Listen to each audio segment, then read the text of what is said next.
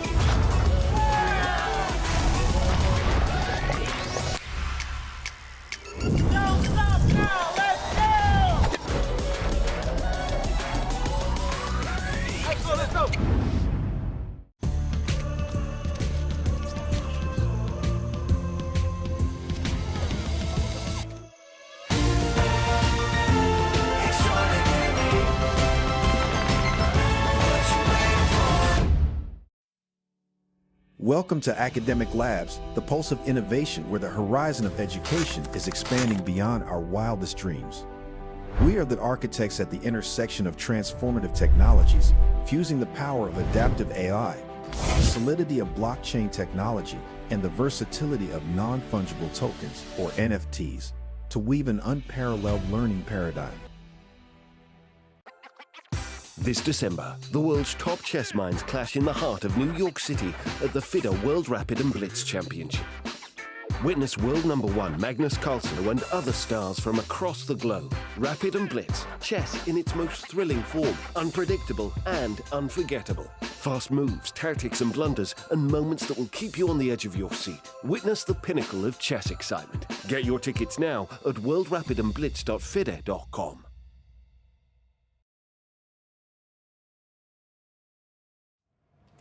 Welcome to Game 3 of the FIDE World Championship Match presented by Google. Yesterday was a quiet day with a 23-move draw. But today things are guaranteed to be exciting as players have their round 1 colors again. Will Gukesh avenge his round 1 loss with the white pieces? Stay tuned to the FIDE broadcast, not miss any of the action.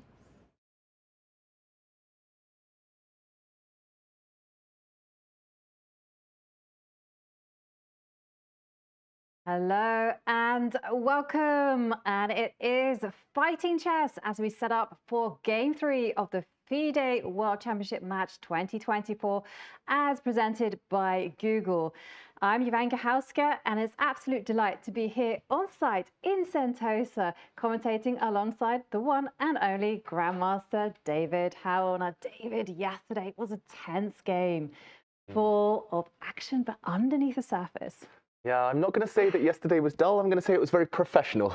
Both players tried a few different things, especially Ding coming up with a new idea. He was already in the lead in the match, of course, having won Game 1.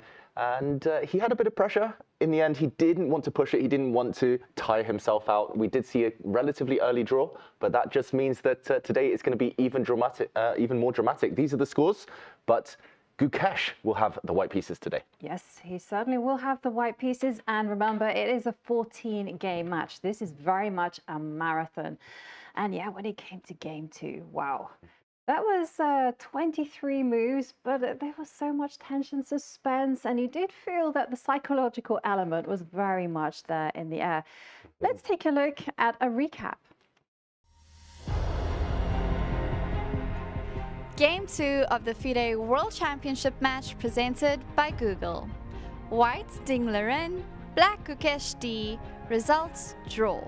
Game length 23 moves, opening Italian opening, variation Giuco Pianissimo.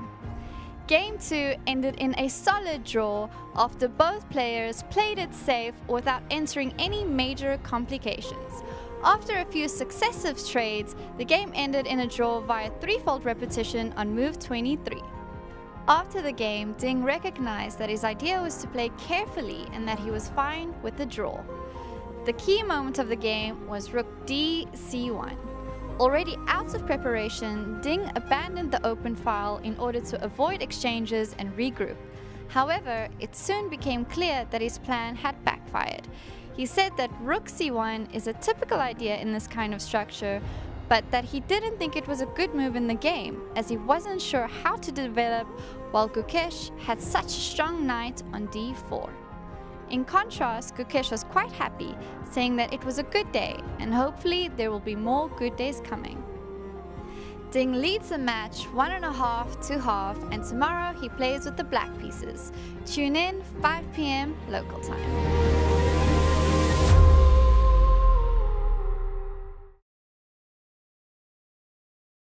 2 games so far, 2 very different games in nature. Now it's game 3. What do you think we can expect? It is the game before the free day, right, David? Exactly. The players will have a day off tomorrow, so they can expend energy today with a clear conscience. They know they'll have time to recover, relax, and do a bit more opening preparation tomorrow. I think we're going to see Gukesh continue with the vein that he tried to produce in game 1, where he went on the attack. Here we see Ding arriving. Very good spirits, some smiles, a lot of fans. And I think actually Ding here, he might surprise us again in the opening. That's been his strategy so far. He wants to be a moving target, especially with the black pieces. And yeah, I'm expecting a real fight. Definitely no short draws like yesterday. Yeah, I don't think there's going to be a short draw, especially when Gukesh has the white pieces and is trailing the match by 1 point. And it was very nice to see Ding Liren walking in with a big smile on his face. I felt like the mood in the tournament hall was kind of 50-50 as to whether Ding Liren would just kind of continue with the French defense, or try to employ something else. I'm vibing towards your guess as well, that I think he's going to switch things up, but I don't know what he's going to choose. There you do see the playing hall. Gukesh with a very impressive chair playing with the white pieces. That's right. And Gukesh, yesterday, it wasn't his type of position. He was on the back foot most of the time. It was very slow, very strategic. And I think he was relieved that Ding was happy to go for a draw. So Gukesh with white. I think in World Championship history, we do usually see the side with the white pieces kind of be consistent in the early rounds. They want to hammer away. They want to chip away at the opponent's openings as much as possible before switching away. Normally, they say you can get away with the same opening 3 times in a match. Any more than that, your opponent's well prepared. Any more than that, you become a bit predictable. But Gukesh, I think he'll start with e4. French defense would be fun to see. That would show Ding's confidence in his openings. But I don't know. I think he wants to give Gukesh a few things to think about in the early rounds before maybe settling on something consistently. Exactly. Make the seconds work even harder. And as we're awaiting the arrival of Gukesh, it would be nice to see actually what kind of mood he's in. And still no action yet. But Ding is a formidable player. Really, one of the world's best, has peak rating of like #2 in the world. And of course, we can all remember he went through 2017 and 2018 with an unbeaten streak. 100 games. Yeah, I didn't actually know this, but he has the nickname of Silent Storm. So maybe we can ask Gemini to tell us a little bit more about the nickname. We asked Gemini, is it true Ding Liren's nickname is Silent Storm? Here's Gemini's response. Yes, his nickname stems from his playing style. Ding meticulously prepares and is able to calculate variations to a great depth. He is willing to wait for the right moment to strike. He also sees the big picture and develops long-term plans to outmaneuver his opponents. While he may not be the most aggressive player, Ding is always applying pressure on the board. Chat chess with Gemini, your AI assistant from Google. Yeah, calculation, strategy, relentless pressure. I love these words. Do you think we're going to see that today? I think so. I don't know how much pressure Ding will be able to exert, but he has been quite relentless so far, at least in his energy levels. He's been super focused, which has been nice to see. In the World Championship match last year, when he won the title, Ding looked a bit nervous. He was rarely sitting at the board. He was pacing up and down. and we saw a lot of emotion from him. First 2 rounds, it's been a bit better. He looks more confident. We saw him walk in a few moments ago, smiles on his face, and yeah, it definitely feels like he's getting back to his best, which is nice to see. We want to see both players at their best, just really going at each other. Yes, and well, Gukesh, clearly at his best. He's had a tremendous 2024. But, you know, we did see Gukesh go hard in the first game, choose a very aggressive opening. Do you think we're going to see more of the same approach, especially if Ding switches things up? Ooh, if Ding switches things up, I mean, I just have a feeling Gukesh has got aggressive opening ideas everywhere. And I think that was his match strategy coming into it. You don't really want to change your plan, your tactics, just because of one bad result. I think he's going to be consistent. He said in the press conference after he lost game 1, Gukesh, that he just made one oversight. He just missed one little detail when he was calculating and things spiraled. So I don't think he's too flustered. I don't think he's going to change too much. Nice to see the young fans out as well here in Singapore. Yeah, what an incredible atmosphere there. You can see the crowd. And there was a tremendous crowd actually for both games, and especially game 1. When the players got down to those final seconds, the whole crowd was just completely transfixed by the energy of that moment. And yeah, we're awaiting the players' arrivals. So are the fans. And so many people just enjoying the chess that is here in Singapore. Yeah, and there is a fan zone as well just behind where this crowd has gathered, where the spectators will be meeting the likes of Vishy Anand, former world champion, who will be joining us today, and yeah, Boris Gelfand, some legendary players here on Sentosa Island. And right now, Boris Gelfand is doing a simul. So there's plenty of things to do here in Sentosa. And if you are thinking about coming, don't hesitate. Book your ticket now and just come here, enjoy the chess, enjoy the sun. What more could you want? Exactly. Come hang out with us. Come say hi. But in the meantime, we await the arrival of these 2 players. Prediction today, Jovanka. What result are we going to see? Are we going to see Gukesh strike back, equalize the scores? Are we going to see Ding maintain his lead? Oh, it's a tough question, but I'm leaning towards a draw, a hard-fought draw. I'm halving of the point, right? Okay. What about you? Well, I'm going to say Gukesh to take it and to level the scores just before the rest day. He's never actually beaten Ding in classical chess before, and here we see him arrive. And here we do see, do we detect any tension? I mean, he's a very serious young man. He's just 18 years old, but so mature, so poised, and this is it. I love this moment. Gukesh walks in and the door slams shut. And, well, we start awaiting the first move. Of course, the players will go through some fair play checks. Some behind the scenes, that was nice. A real peek behind the curtain there. And yeah, they get scanned, they get checked. Everything is very, very professional here. And very shortly, we'll see the players enter the arena. You mentioned he's 18, but he's so mature. He's very focused, as you say. He always meditates. We've seen that before every game to get into the zone. And I think that's really inspiring for any young players out there watching this. You need to do whatever it takes to find your zen and to just focus on those 64 squares even.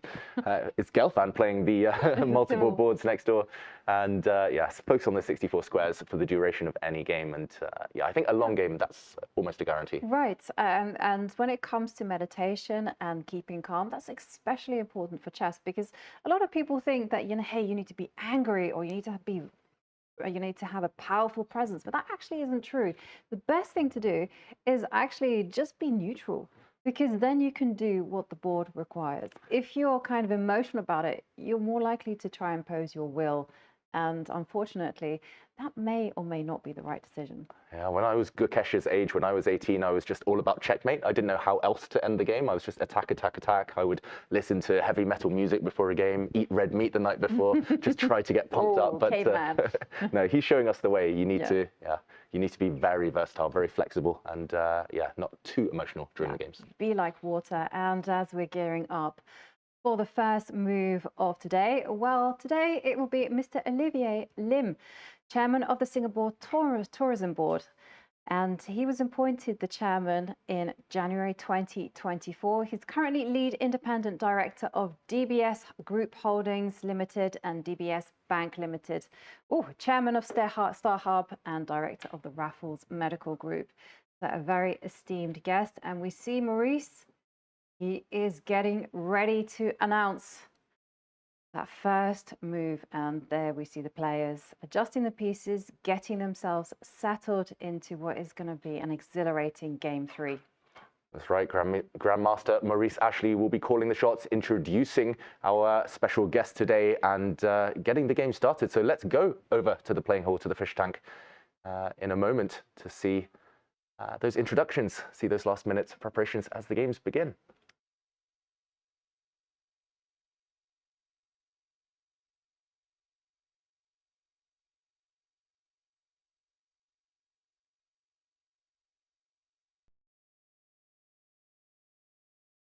Aquarius Hotel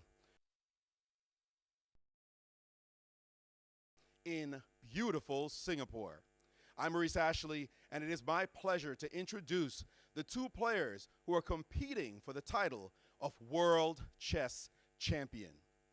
First, the challenger from India, Gukesh Dommaraju.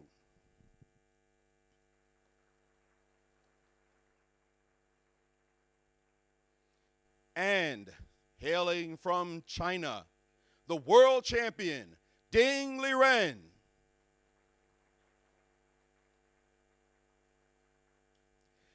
I have to say that Singapore has been a fantastic host nation so far. They have treated the players like royalty, and even we staff as royalty as well. The fans have been out in droves. The enthusiasm is through the roof. The food, my goodness, the food. I'm trying not to gain 10 pounds by the time this trip is over from how amazing the food has been. It has indeed been quite an experience, and I think it will go down as one of the great places to host a World Chess Championship. And one of the people responsible for all this wonderful hospitality is here with us today to make the ceremonial first move. He is the lead independent director of DBS Group Holdings Limited and DBS Bank Limited, as well as the director of Raffles Medical Group. He is the chairman of StarHub Limited. Please welcome the chairman of the Singapore Tourism Board, Mr. Olivier Lim.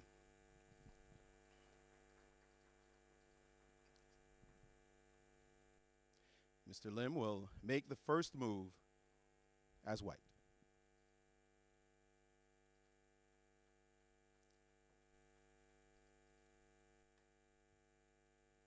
Thank you, please.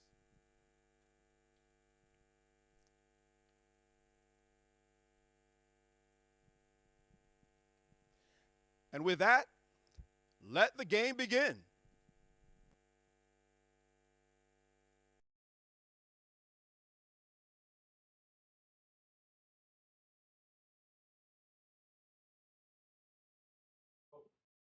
And the moment of truth as Gukesh makes the first move, and we are waiting reigning world champion Ding Liren's response. We've been discussing this one for a long time, but there we were talking about surprises, and it is Gukesh who, instead of opening up with e4, opens up with d4. This was not what we discussed over lunch, David. No, we were expecting pretty much guarantee that Gukesh would play e4 on move 1, stay consistent. There's kind of 2 explanations for this. You have 7 white games. It's a 14-game match. So you do have time to kind of throw out a few different ideas. You do have time to test what your opponent has got prepared. So either he didn't want to face the French defense today. He's only had 2 days since game 1 to come up with ideas. Maybe they drew a blank, maybe they were struggling there. Or he just wants to test what Ding has against d4, test his openings there, and then later decide whether e4 or d4 will be his main weapon. In the meantime, we see symmetry. It's a Queen's Pawn opening. Will it be the Queen's Gambit? Will it be the London system? It's the Queen's Gambit, Jovanka. And Ding answering in very classical fashion so far. It certainly is. And again, we're going to see how Ding responds to this. Is he going to defend the D pawn with the E pawn, or would it be a Slav when he chooses to defend it with a C pawn and he plays E6? There are many directions the game could go in, and aha, C takes D5. Interesting. And not the most ambitious response, but it does have a few poisonous tricks. yeah, and Ding gave a quick glance to Gukesh and yeah, quickly recaptures with his pawn. This is the exchange variation of the Queen's Gambit. And you mentioned it's not necessarily the most ambitious, but it does circumvent, it does bypass a lot of Black's options. There's no more ideas of taking this pawn. So the Queen's Gambit was not accepted initially. It doesn't transpose into the Vienna variation. And here White is very flexible. You might bring the bishop out to f4 rather than the traditional g5. Magnus Carlsen's been playing this a lot recently from the White side just to avoid theory. And Gukesh, he's pretty much hinting he just wants a position. We're going to see a very locked pawn structure, something we call the Carlsbad, Jovanka, when Black will very shortly put a pawn on the c6 square just to connect the pawn chain. And White, after getting the bishop out, will likely do the same, push a pawn to e3 and some small imbalances. But this hints that it will be a lot of maneuvering rather than direct attack that we were kind of more expecting. Definitely. I was not expecting this type of game at all. But much more classical chess, actually. And I'm intrigued as to how Ding Liren will respond here, because he has a few options, as you mentioned. He can step up with his pawn, support the center. Can also develop the dark square bishop. I wonder whether he'll put it all the way out to b4 and try and say, hey, let's try and sharpen up the game a little bit. Or whether he goes for putting the bishop one square forward, as you indicated. And I have seen Black try to kind of liven things up by challenging in the center immediately, but we see Ding pause. And yeah, this is a very interesting choice of events. Yeah, and the more Ding pauses, the more he's going to give away right now about what his intention was in the main line of the Queen's Gambit. And okay, if he was going to play the Ragozin defense, that would be bringing the bishop out, and that position could have been reached even without a trade of pawns in the center. So Ding would not have hesitated if that was his intention. Likewise, if he were intending to put his bishop on e7, just play a kind of very traditional Queen's Gambit, he would have played that instantly. Just to go back one move to kind of break down what Ding might have been planning to do instead. After e6, instead of a trade of pawns on d5, White's other main move is knight to c3. You can also play the Catalan, of course, by pushing a pawn forward. That's kind of maybe something we'll see later in the match. But there's two options that don't exist anymore. Ding taking off his jacket and thinking he could have taken this pawn. This is the Vienna variation. Or he could have played pawn to c5, which is known as the most solid kind of almost equalizer these days. You fight for the center, semi-Tarrasch style. And after a capture, we have some variations such as this one, taking on d4. And now we would see some very forcing lines. Black's knight often comes out.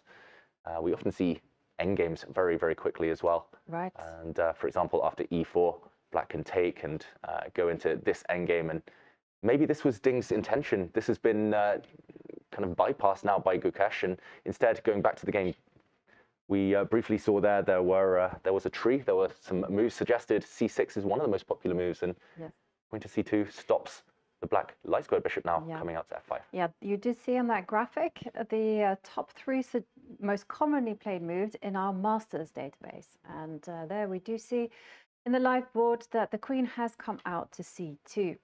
Now, it comes to that square in order to make life a little bit difficult for Black's light squared bishop, which sometimes has some problems getting out.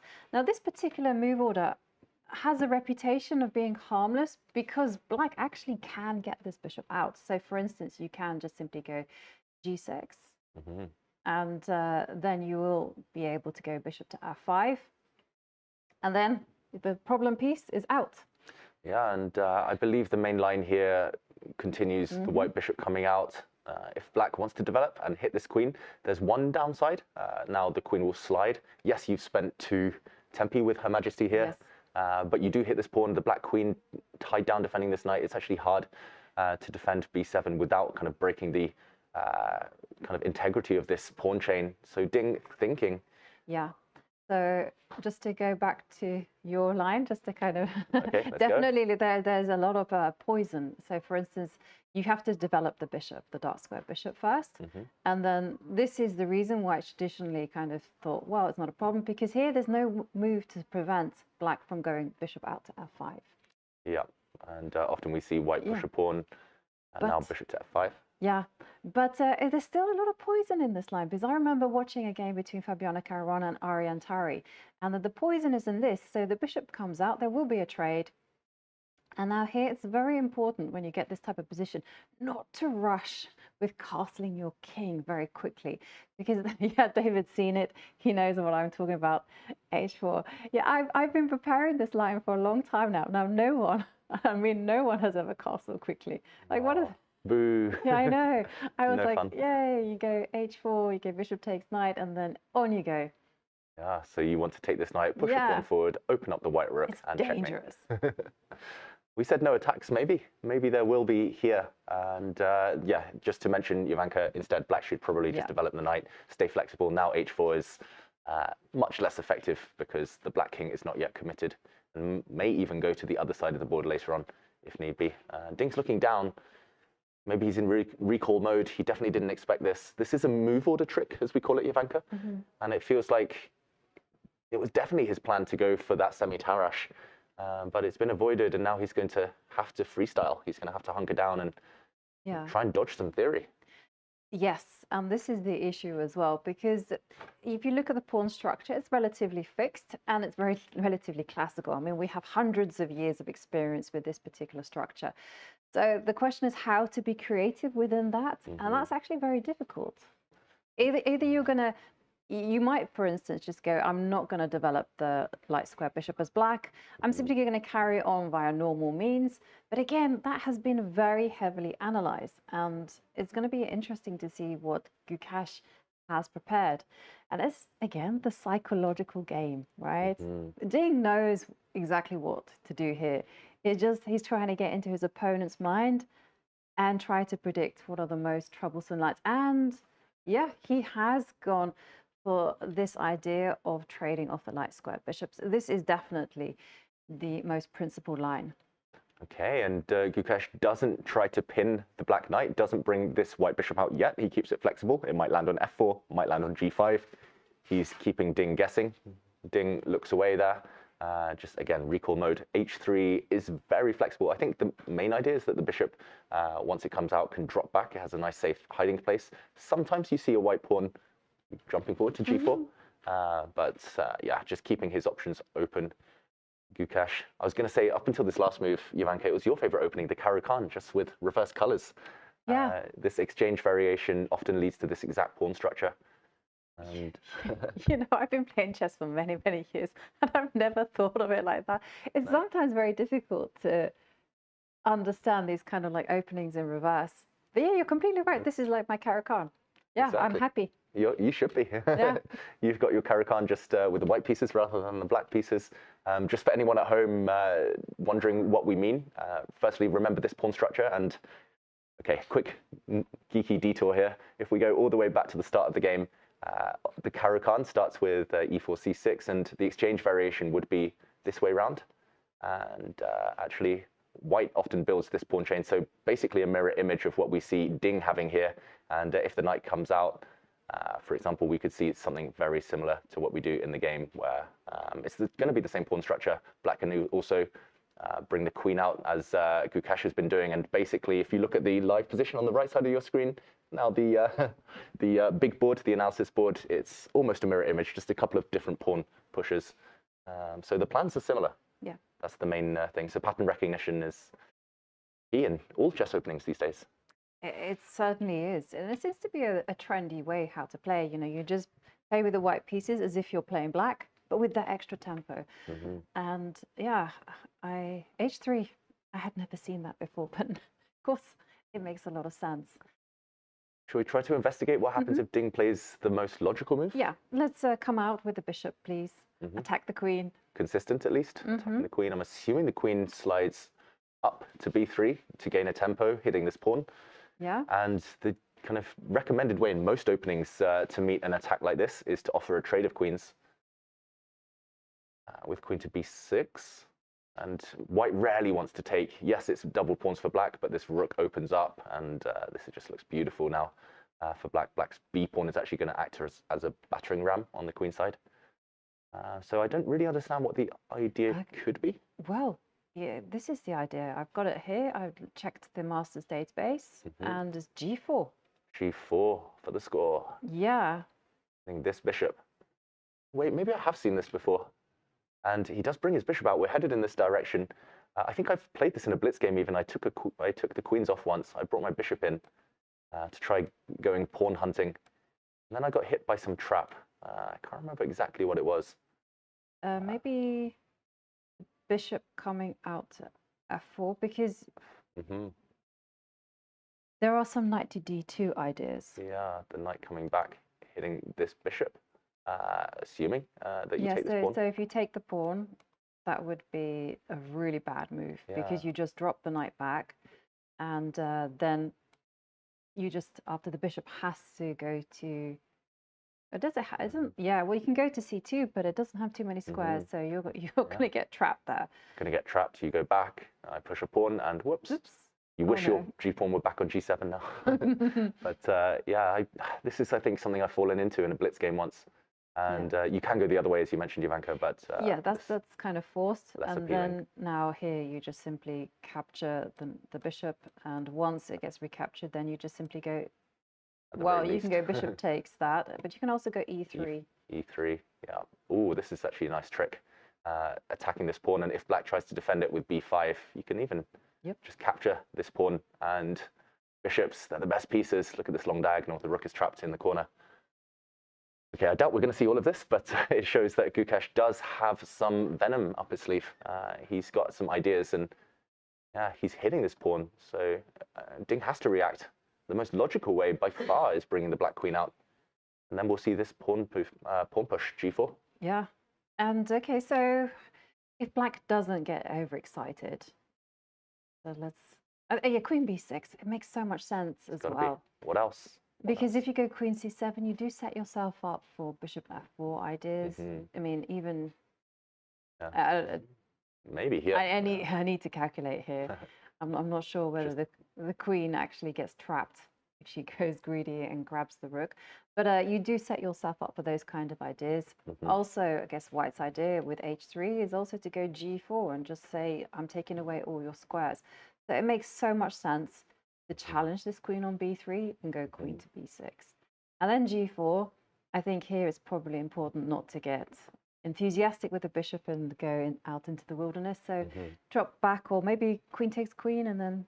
Yeah, take the queens off. Jovanka, have there been any games in this position before, any top Grandmaster games? Is this something Ding should know about? Yeah, there was a game played... he does bring his queen out to b6. Kramnik and Pomniachtchi. Okay, two decent players. Yeah, two very... two very strong Russian grandmasters. That was so English. They're not too bad. And that one actually continued after g4, bishop to e6. And then bishop g2, h5. Okay, I think I might have seen this game actually. It was quite a while ago, right? A few years? It was 2023. Oh, okay. It wasn't the game I was thinking of then. Yeah, but it does kind of feel like a online game. Yeah. And black is rock solid. We should mention this Carlsbad pawn structure where you normally have these this kind of rock solid foundation. It does mean you can kind of even go passive sometimes and even lose some time because the center's blocked. And okay, well, g4 is on the board, and here we see just on the bottom right of your screens there at home, 3 games been played with bishop to e6 in the database, and 3 games with queen takes queen first. And these are master games. These are top level clashes that we're kind of highlighting for you here, but 2 very logical moves. 2 most logical moves probably. Jovanka. Yes, and we don't have a move by Ding, but what do you think Ding will choose? Do you think he will go trade off queens, go into an endgame? I would, just because I would be scared after bishop to e6 that the white queen drops back and whoops, no endgame. And I love my endgames, but Ding is a very dynamic player at his best. And okay, he's got his head in hands right now, but that's deceptive. I think he's just trying to recall something. What do you think? You're the Queen's Gambit declined expert, Jovanka. You mentioned you've studied very similar lines in the past. If I were black, I would be trading off queens, primarily because I adore it when my opponent has a bad pawn structure.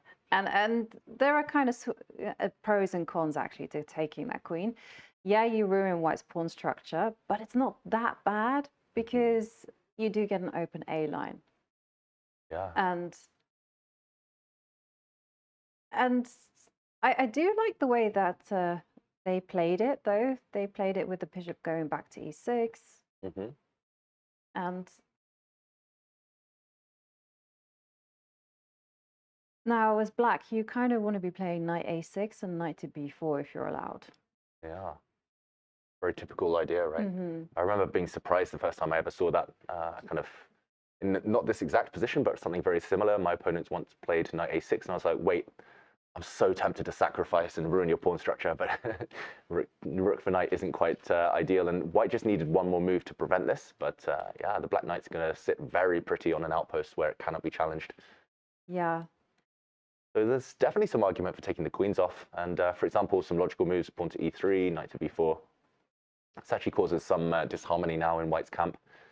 Black can also chip away at the pawn structure on the king side with h5, asking to lock things up. I don't hate it for black, I've got to say. I don't hate it for white either, but I'm just wondering who it will suit more. The fact that Gukesh has only spent 1 minute pretty much up to this point shows that he's deep in his homework. And yeah, I think for Ding that might be a bit scary, psychologically at least. It is terrifying because let's not forget, you know, I keep mentioning, but it is so relevant here, especially in a World Championship match. You have teams of seconds, you know, you don't know how many players are working on your behalf. And it's not just humans, it's also AI, computer engines on the cloud. Let's not also forget that, you know, maybe Ding has had help from maybe Beijing University. They're crunching the numbers on some supercomputer somewhere. Maybe Gukesh also has another incredible engine working and coming up with ideas on his behalf. And that really is very scary because I remember there's a quote that I think Kenneth Reagan said that if God were to play chess, it would be rated at 3,600. And engines these days are like 3,800. Yeah, that is very scary, especially in wild, complex positions. I'm not sure yet what to characterize this type of position as. It feels like Ding should be able to stabilize. Once the queens are off, it might just get into a maneuvering endgame, but he doesn't want to necessarily start that endgame on the back foot. So I would rather get hit by computer analysis here, Jovanka, than in like a wild open Sicilian, for example, or King's Indian defense. But it's still, I mean, I've been there where your opponent plays quickly, surprises you, you can't quite remember your preparation, and yeah, it's still very scary. It's still the type of situation it's likely Ding will burn a lot of time. We've seen that already in the match. Yes, it is. And especially when you're out there on your own, trying to figure out a way and choices as well. So it's so easy to overthink things as well. You know, you're just thinking, well, you know, normally I would play this, but maybe they predicted I'm playing like this. And yeah, there you see Ding. Big choice, take the queen. So let's dive into that endgame then. So, okay, so let's, queen takes queen. Get them off. Get them off. Pawn takes. And there are 6 games in the position. Kramnik seems to be the one playing most of the games here, just 2 games. So in his game against Erigaisi is zoomed in on the b3 pawn and played bishop c2. Oh, interesting. Oh, be careful. Don't grab the b3 pawn. And then Kramnik just put his hands in his pockets, put the bishop out there and went, oh no! Oh no, my pawn. And at that point, Erigaisi smelled a rat and actually played pawn out to h5. Interesting. Yeah, he's hitting this pawn, and yes, he's losing a bit of time, but if the white pawn reacts, then at least the bishop has an escape square out on f5. And How did that game end up? It ended up in a draw. Okay. And, you know, the computer assessment is really funny, actually, because it's pretty equal. Why does a touch matter? But I feel like here it's all to do with familiarity with the position. So after h5, Kramnik didn't actually go g4, g5. Instead, he just slid the rook over to defend the pawn, just to deprive the bishop of its escape square. And once the pawns got traded off, Erigaisi actually did capture the pawn on b3, and that was actually not the best move. Okay.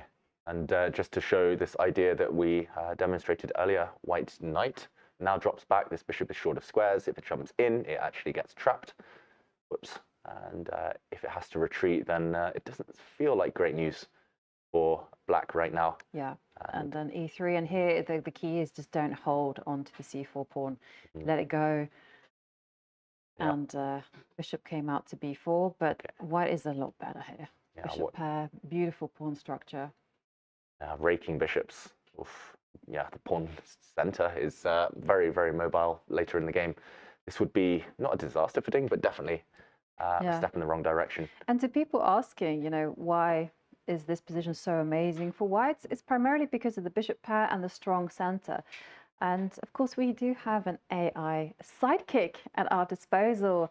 And we have a feature, Chatting Chess, where we ask, or Charlize asks, Gemini and, you know, the bishop pair. Maybe you can help us out and tell us why the bishop pair is so good. We asked Gemini, what is the bishop pair advantage? Explain it to me using an analogy. Here's Gemini's response. The bishop pair advantage occurs when a player has two bishops controlling opposite colored squares. Imagine a game of tag where two friends chase from different directions to tag you, making escape difficult.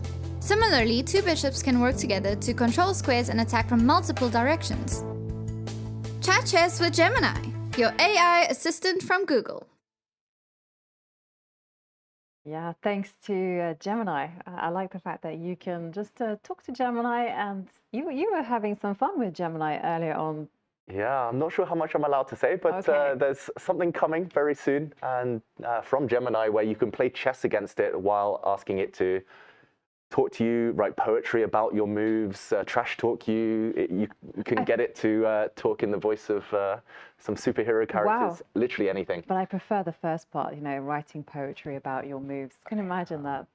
It was actually it's impressive. It's a great tool, right? If you're stuck for like a jingle or a poem, you go, hey, help me out, and it's it's very good. Exactly. I mean, it wrote better poetry in 2 seconds than I did after studying English literature for years at university. So I was extremely impressed. It was trash talking my moves though. Naughty Gemini. In the meantime, this position with the two bishops, I think Gemini broke it down very well. Just long-term strategic advantage. The more the board clears up, by the way, the stronger the bishops become. The only way I ever know how to win chess games these days is with the bishop pair. I hope my future opponents aren't listening. They'll take my bishops away. But either way, that is a few steps down the line. That is if Ding gets a bit greedy here, goes pawn hunting after a trade of queens. But normally, if your opponent's blitzing, you smell a rat. That's definitely the most tempting variation, the most forcing variation. And usually, if you have been surprised, if you know you're facing your opponent's AI preparation, then you steer clear of anything too direct. Yeah. So I'm expecting either a trade of queens first, but bishop to drop back to e6. And some hesitation from Ding. Now, it's interesting, actually, because in these 3 games that we've seen so far, it's kind of followed a very similar time management pattern. In game 1, we saw Ding around about move 7 go sink into a half-hour think of how he could pose some practical problems. Yesterday, it was Gukesh's turn. But what was intriguing was that when it came to the middle game, the time balanced itself out. Yeah, it's not about how fast you start, it's about how fast you finish. And you're right, it's always the player with the black pieces who burns a lot of time in the opening. So far, we've seen, 3 games, this is game 3, but 3 surprises. It was Gukesh with this not necessarily mainline idea against the French defense. Got Ding thinking a lot game 1. Yesterday, it was in this Italian game. Ding caught Gukesh in a surprise. Gukesh thinking a long time. And yeah, we won't read too much into this. I think everyone, all those doomsayers, they were saying, oh, Ding, he's kind of doubting himself. He's second-guessing himself in game 1, but he turned it around. Suddenly, as soon as the middle game hit, like you said, the clock's balanced. He upped the pace, and actually he outplayed Gukesh, who currently is meditating, we've got to say. He's not asleep for anyone who's just joining us, who hasn't seen Gukesh play before. That is meditation mode, maybe just memorization mode. He's trying to recall his opening preparation. Or visualization, because a lot of athletes do this. You know, they visualize themselves playing the game. They visualize how they're going to deliver checkmate or how it's going to go. Is this something you do, Jovanka?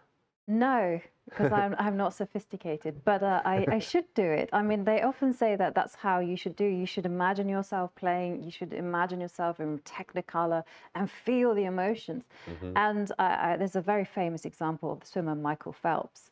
Like when he was preparing for swimming in the Olympics, he visualized every single outcome. And one of the things that he visualized is having to swim with water in his goggles. And yeah, and this actually happened in Beijing, 2008. And it didn't faze him at all because he'd already visualized it 1,000 times and knew exactly how he was going to react. And yeah, of course he goes and breaks all these Olympic records. You visualize? Not actively. I must admit, now that you're telling this story, I do remember this one time, going down memory lane here, but yeah, often with the chess Olympiad, I've been playing many times. I believe I've played 8 times for England, but I always make a rule. I have to go to the opening ceremony, no matter how long, how boring it can be. I always go to the closing ceremony, you know, cheer on my teammates, applaud the winners. And in 2018, I came so close to a medal, but in the end I fell short by a few performance points. I came 4th place on my board. I was a bit gutted. I went to the closing ceremony, listened to all the national anthems, applauded all the players going up, and I was just thinking, okay, this is going to be me one day. I promise this is going to be me. And 4 years later, yeah, I managed to get up there. So I didn't actively try to visualize it, but I made a point of saying, okay, this is my goal. It's going to be me on that stage one day. And yeah, I do think it's an actual, well, it's a proven method of doing things. And having that quiet confidence as well. It's interesting you mentioned that story because I remember as a junior playing in the World and European junior events, and I was absolutely adamant that I was going to win one. I wanted to be up there on the podium hearing my national anthem. And I just knew that it was going to happen. And I could always see myself there on the podium. And every single time it didn't happen, I was bitterly disappointed. And then in my very last attempt, I felt this kind of quiet come over me. And I wasn't thinking about the losses. I was just thinking about things game by game. And of course, I won it. I won it, yeah. Do you know what? I never heard my national anthem, though. Never? No. Oh. Isn't that the most... In fact, there's a whole story about how they said, Yovi, you're going to have to sing it. But that's a story for another day. And, okay, the Queens have come off. And wow, he's gone in. Wow, he's gone in. Okay, now he can do this, but the whole point is that, yes, he can get greedy, but it's not a good idea. Ooh, he's got to be careful. And it's not objectively bad what Black has just done. It's just... maybe a case of being accurate over the next few moves. I just want to mention as well for viewers at home, just above the board, just above the players' cameras, we see a bar there, kind of highlighting percentages. And that is what we feel, what our beloved engines here feel are the win probabilities right now. So actually a 19% win chance for Gukesh with best play. 54% chance of a draw. That seems fair. And 26% for Ding. That does feel slightly high on the backside. And these numbers are actually generated by Lila, so we can trust them. But it does seem high, 26.9%. But the beauty about these percentages is basically you're right, whatever you guess, right? You can just go, well, Gukesh is going to win. And when he wins, you go, well, I was clearly 19 points. Yeah, and we should mention Leela isn't just one of our friends here in Singapore. Leela is a descendant of AlphaZero. It's an AI neural network engine, and actually AlphaZero and Leela, they do often evaluate positions in percentages. So rather than +1 or +0.3, which can be hard to kind of define sometimes, yeah, the more human-like neural network engines, they do describe positions Yeah. in these percentages. And the top grandmasters, they kind of speak in this language a bit more these days than they used to.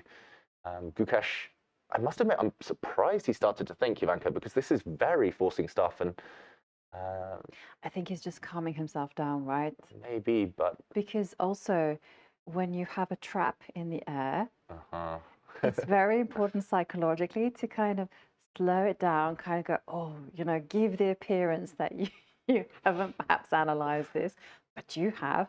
Like one of my friends, Harriet Hunt, she was playing in the World Girls Under-20 and she prepared a trap for her opponent to fall into. And the key was not to play those moves too quickly because then the opponent would smell a rat. Yeah. So like clockwork, every 5 minutes she would make her move. She would present her opponent with a trap and eventually her opponent fell into it. Yeah, and she won the World Girls Under-20. Oh, nice. Yeah. All these success stories. Definitely, definitely inspiring. And in the meantime, Gukesh does play the move we expected. The move we mentioned had been played by Vladimir Kramnik before. And some illustrious names actually have reached this position. Kramnik, Arjun Erigaisi was his opponent in that previous game. Yeah, we're literally following it. And okay, so just to remind you, in the game between Kramnik and Erigaisi, Erigaisi played the move h5 in this particular. Yeah, and h5 does make a lot of sense. You want to somehow carve out an escape route for this bishop. So undermining the g-pawn, the g4 pawn will mean most likely you are able to get the bishop out. But we never quite found the correct solution for black. We mentioned that position. We had help from Gemini with the bishop pair for white, a small advantage, but maybe we dig a bit deeper. Yeah, let's go. I think h5 is okay. It's given the computer stamp of approval. I've just got the assessment in front of me. It says 0.2, which means it's a little bit better for white. The rook slid over just to make sure that the light square bishop didn't have any. And the whole thing was that after pawn takes pawn, this is absolutely fine. And here, black's move was to play knight to e4. That's what they should have done. Knight to e4. And the idea is if now white does go chasing this black bishop, I guess you can simply capture, because you've taken away this square from the white knight. The white knight cannot drop back to harass the black bishop. That's d2 squares covered. And if we see a trade in the center of knights, then the black bishop automatically gets an escape square. And we're following this path again, Jovanka. Our prediction game's on point. Yeah. We're showing well, I keep trying to show what not to do for black, and Ding keeps playing those moves. So h5 and very quickly rook to g1 by Gukesh. This game is really accelerating. We're already at move 12. We've got the queens off. It feels faster than the previous 2 days, at least in terms of the action we're about to see. Yeah, and we're now reaching a critical stage, right? And there you can see on the right the moves that have been played before. And I'm kind of wondering, how narrow is the path to equality for black? Like after pawn takes g4. Yeah, I don't see any reason to refrain from capturing. You open up the h-file for your rook. You've got to pretty much take sooner or later. So let's take this pawn off.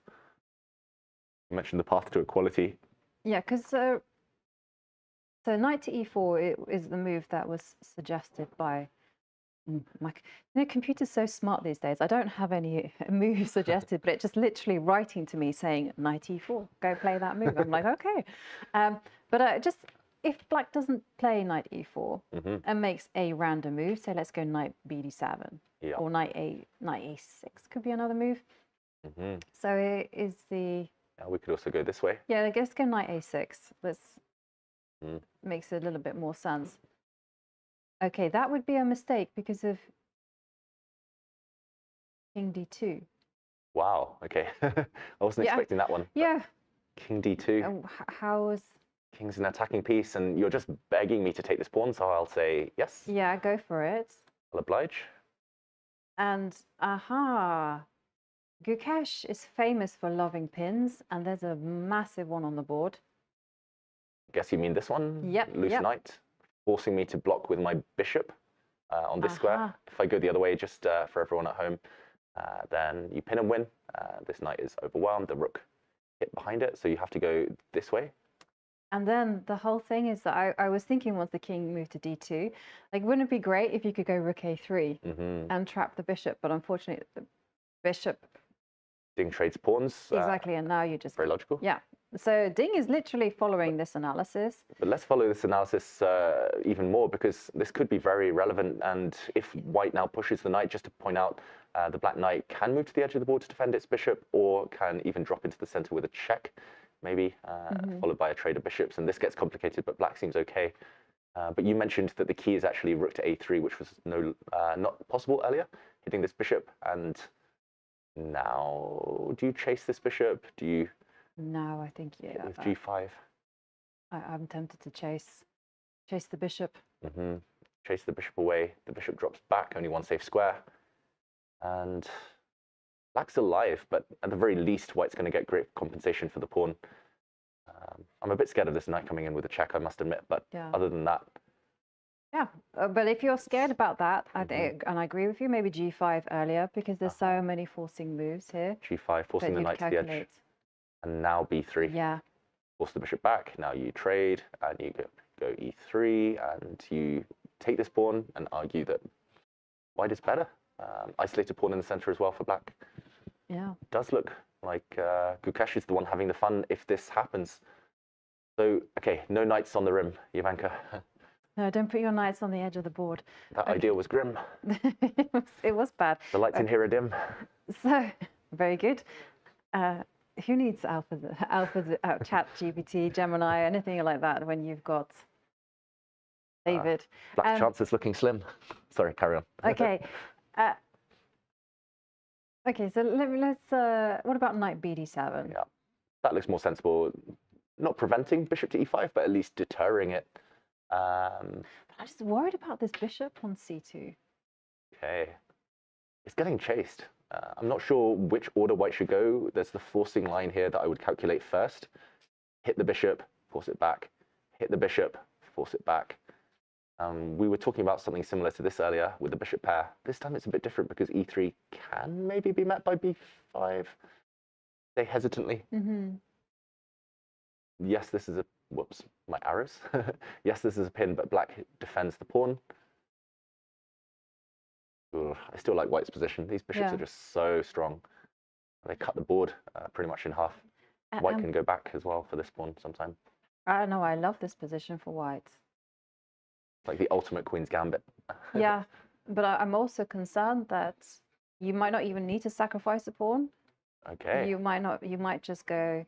In this position? Yeah, go back earlier. Even earlier, okay. Yeah, so instead of actively encouraging the bishop to take on b3, I'm a little bit concerned that if you were to, that's it. Drop the knight back. Yeah, and then you're threatening to slide the rook across, attack the bishop, and how are you getting that one out of trouble? Good luck. Yeah, good luck getting this bishop out. I don't know. I don't want to resign, but I want to panic, at least. And at some point, black might even be obliged to sacrifice a pawn just to get the bishop out somewhere on this diagonal, but that would be disastrous, of course. And if So maybe knight to e4 is the only move we found so far that looks convincing for Ding. And again, we see the percentages shift slightly. This time it's almost 30% chance that white might win this game, according to our AI overlords. Yeah. And we are, by the way, still following that Kramnik-Erigaisi game. And as remember in that game, Erigaisi got very greedy and at this point grabbed the pawn on b3. And that was not a good decision. Yeah, we can see opening database just on the right side there. Only one game has reached this position before. The downside for Ding is that Erigaisi is a rival, but also a good friend, a teammate for the India team of Gukesh. So he's very likely to know about this game. And just to remind everyone at home, this was the position we were talking about, the bishop pair. Just reigning supreme. Not even down a pawn because black cannot defend b5, the c4 pawn by playing b5 due to a simple capture and power. This is the most powerful fianchettoed bishop you'll ever see. Game over. Absolutely. No, you don't want to do that. Oh, Okay, so Ding. Doesn't look happy. I don't understand why he jumped in with the bishop to c2 if he's not in some kind of preparation, because he could have played it safe. The bishop could be sitting right now back on the e6 square where it's passive, but it's totally fine at least, and he wouldn't have been forced to be accurate like he is right now. He has to be very accurate here. And if he were to find the correct move, shall we dive into that one? And the correct move, according to our engine, I'm not going to claim any credit for it because it was literally suggested. Knight jumps to e4. What next? And yeah, I was showing that rook to c1 didn't really help this time because now there's no knight to d2 ideas. The black knight will simply capture that knight and the bishop will survive on b3. I don't know if white has any other options. I'm always slightly tempted to go pawn hungry, but it doesn't work here, I think. Rook takes. You can grab a pawn on a7 now with the white rook, but you do walk into this nasty, nasty little pin. And without a dark square bishop, this could be painful for white suddenly. Actually, it's a white king getting checkmated almost. I agree. And in this particular pawn structure, like if you were to try to refine your idea of being greedy, because I too am a materialist, so if you were to go knight to d2, or could you, hang on, no, you can't be really greedy. I was thinking knight takes knight. Yeah, first. you could take first and then knight d2, right? Yeah, but you might take with the bishop. Yeah, if I take with the bishop, knight. Then knight to d2. Still a trap. I mean, this bishop, unless you're going to hide out on h1 and just say, okay, I'm going to chill. Going to chill in the corner. Okay, don't try this at home, anyone. This is a joke. I mean, you just get locked in. You're literally in prison here, but let's just say square for now, for the next 3 moves. Yeah. I mean, this bishop is about to get hunted down. And you can't get it out without giving up a pawn. No. Or unless you can go f. Yeah, unfortunately, f6, I think you get trapped. No time for g5 because the white bishop will save itself. Whoops, there we go. Takes the knight, and next move takes the bishop. I was wondering if back here you can play bishop to b4. Just aiming to try and play bishop c2 and take this pawn now that the white knight is pinned. But you can go rook c1. Yeah, I was also looking at rook a4. Oh, rook a4 is clever as well. But you go a5. Rook a4, a5, yeah. And I'm still coming out. It's not over, but rook c1 does look very scary still, and the door is still closing on this bishop. Oof. Looks like you might have to give up a pawn in lots of these variations by just throwing the g-pawn away to create a way out, which is not ideal. And the other option after knight takes knight, pawn takes, I guess white drops back anyway, closes this door. Okay, now you pin. Now you pin. Yeah. Do you win? No, but I pin. Yeah, I mean, this looks okay. I mean, that was as far as my analysis went. Well, you know, the bishop is going to come and take on b3. Poof, I'm out. Out. Jovanka, I've been naughty. I checked the engine here. Okay. Because I saw on my analysis board the bar crept up. No, Rook g3 wins. Of course. It's simple as that. I mean, okay, that's not my move, but I can guarantee Gukesh will find that move. That's very clever. Okay. That's hard to see, but now the bishop is trapped again. Okay. Wow. So we are really struggling, actually, to find that easy equality. Yeah. So what should black be playing after knight to d2? After knight to d2. So knight e4. e4. And knight takes knight. Take. Knight d2. Knight d2, yeah. I mean, it just looks horrible. Unless you can support the bishop with a knight on b4, maybe. Okay, yeah. Just stealing your idea from earlier. Sorry. Yeah. No, it's fine. Luckily, there's no copyright in chess. Otherwise, I'd be in trouble here. Just like Ding's bishop is in trouble. It just feels so wrong, though, for black. It just feels like it's hanging by a thread. I can somehow like come at in take this knight, then I win the bishop. But yeah. I know I'm getting. I like the concept. Unfortunately, there are two people playing chess. I mean, it's actually very difficult for white to start unraveling as well. Okay, so look at rook g3. Let's go as caveman as possible. I just can't unsee this idea now. I've seen Yeah, I love it. And now. Yeah. Okay, so you get a5. A5. Okay, I come across. Or I might have walked into some knight d5. Yeah, okay, thank you. Thank you for the idea. I mean, I was only thinking of a4. I was thinking of a4 as well. Then I think I can safely take, and white gets 2 pieces for the rook, which is a small material advantage. And luckily at the very end, I defend this square, so the black rook isn't quite able to get in. Yeah. So I calculated that, but yeah, it looks like maybe black is just about surviving with knight to d5 instead here. Yeah. Well, it's a game that's going to make the fans very happy. Yeah. Because it's already, you know, got that dicing with danger, preparation, surprises. Perfect beginning. Exactly. Queens are off the board. We won't see a direct checkmate, but there's different types of excitement in chess, and this is, I mean, high drama already. We see Ding down 40 minutes on the clock.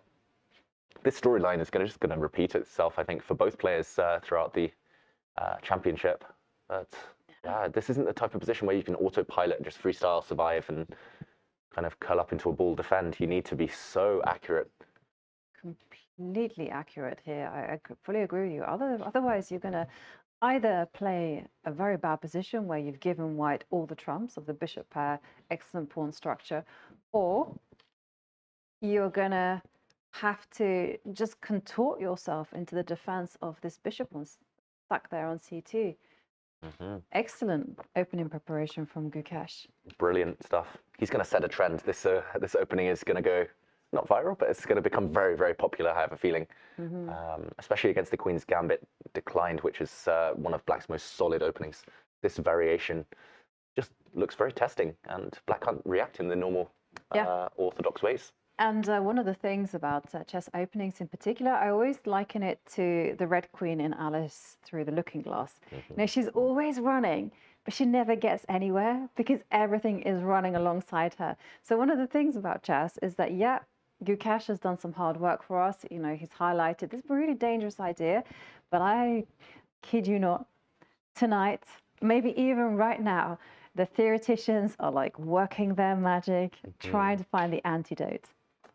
Yeah, there's going to be ways found for black to equalize, of course, in this variation. Black shouldn't be in too much trouble, but I don't know, it's going to become trendy, and more importantly, here and now for Gukesh. I mean, he's hit Ding with a surprise. He's caught Ding in a trap, especially this bishop in a trap.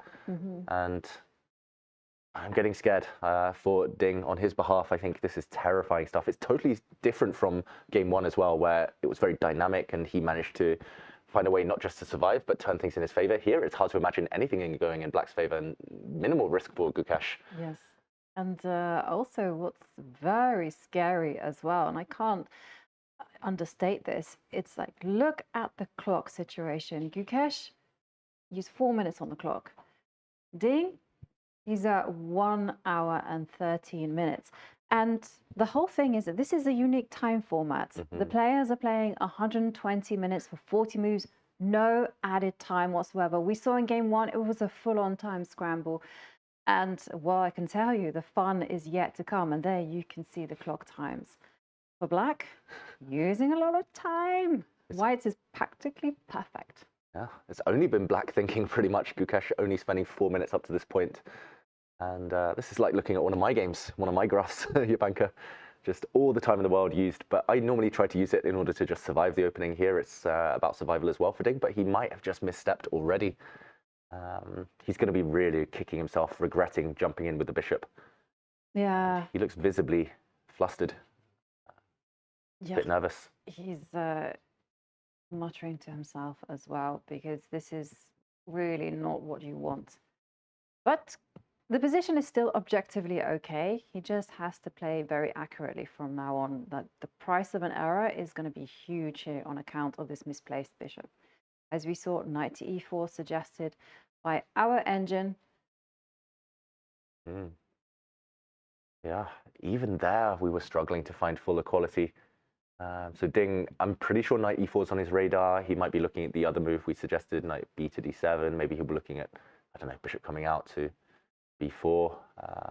It's not clear that White's threatening to win necessarily, but White's threatening to get a big positional advantage by trapping this bishop and going for that bishop pair type of position that we showed a bit earlier.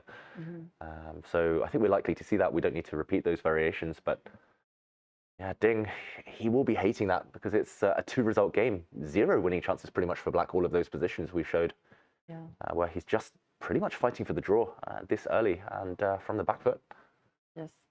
And there we can see Ding just deep in thought, contemplating what to do. Is Gukesh still at the board? Because this is one of the hardest things I find as someone who likes to pace and pace. Like, what do you do when your opponent goes into the tank? Do you get up? He's meditating. You catch up with sleep. You have a nap. That is one way to do it. But yeah. I was going to say, it's like, you know, when your opponent is just sleeping at the board, let's just say, or just going into the tank, you don't really want to disturb that because they're using up a lot of time. But on the other hand, it's very difficult to just remain seated because there's only so often that you can go over your lines. Yeah, I actually have a tip for everyone at home and something that I have a rule for myself. Here we see both players have been at the board the entire game, 100% of the time for Gukesh, despite the fact that Ding has now been thinking 50 minutes. But yeah, my rule is if I'm sitting at the board and my opponent goes into a long think, I try not to move. I don't stand up. I try barely to kind of change position. I just try to stay still because they go into a kind of a trance. They kind of they get carried away with their own variations. They get stuck in their own head. As soon as you stand up, they'll kind of snap out of it and they'll kind of feel the impulse to move. And yeah, likewise, if I'm away from the board and my opponent is thinking a long time, I'll never come back to sit again until they've made their move. It's good advice. I just can't do the whole sitting at the board still. Got to run through your fancy football team. You got to run through the movies you're going to watch. You got to run through anything just to keep your mind active. But yeah, don't get up. That's what Gukesh is doing. Don't disturb Ding. Yeah, no, it's like torture for me to be stuck there, chained to the board. I need to be pacing. But yeah, no, I completely agree because you're right. It's so easy to go into hyper-focus mode where you lose all sense of time. Exactly. But Ding will regain that sense of time if Gukesh were to now suddenly change his body language or to get up, to leave the chair. Yeah. Well, I'm sure Gukesh is feeling pleased with himself. He's in a beautiful location, Sentosa in Resorts World, enjoying the luxury, enjoying the vibe, the atmosphere. We've seen the fans, so many fans for both players. I have to say, it almost seems like everyone wants both players to win. Yeah, they're both such great guys, very humble, very honest, very, yeah, just great chess players as well, with styles that we can all connect with and empathize with what both players are going through. We have the young challenger, we have the reigning champion who's had an up and down time.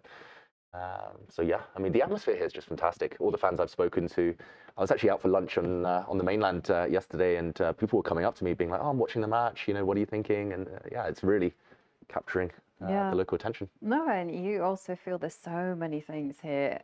Actually, in the hotel, there's this just across from us. There's this beautiful display with Google where they've, you know, people have been asked to describe chess sets, and it's like some people have gone gemstone chess sets, and I'm like, it's come up with the most beautiful sets possible. Chess sets made from flowers. I saw a sushi night earlier today, and I mean, it looked delicious, but yeah, it's there's a lot going on outside. There's a fan zone as well, Jovanka, just next to us, where yeah, we have some world-class players holding court and meeting the fans, sharing their views on the position. Yeah, definitely. And you know, where else can you go to get the full atmosphere of the World Championship match? And like you say, you have Vishy Anand where you can just chat with and ask him some questions. Boris Gelfand, International Master Irene Sukanda, Alexandra Kostenik. I mean, it really is the who's who of chess, all just kind of helping out and just sharing their ideas, experiences, stories, and giving advices. Often I find it's like, you know, you can give one sentence, and talking about the fan zone, well, we have our very own Charlize. She's right there, and she's going to be talking to International Master Irene Sukanda. We are live here at the FIDE World Championship Match in Singapore. And although it is on between strong players, there is a lot here for fans. And I'm here joined by Irene Sukanda, who is going to tell us about the amazing fan zone we have here. Hi, Irene. Hello, Charlize. Well, we have another huge crowd. Every single day we have a very, very huge crowd. So usually what the people would do, what the fans would do, is waiting for the players to arrive.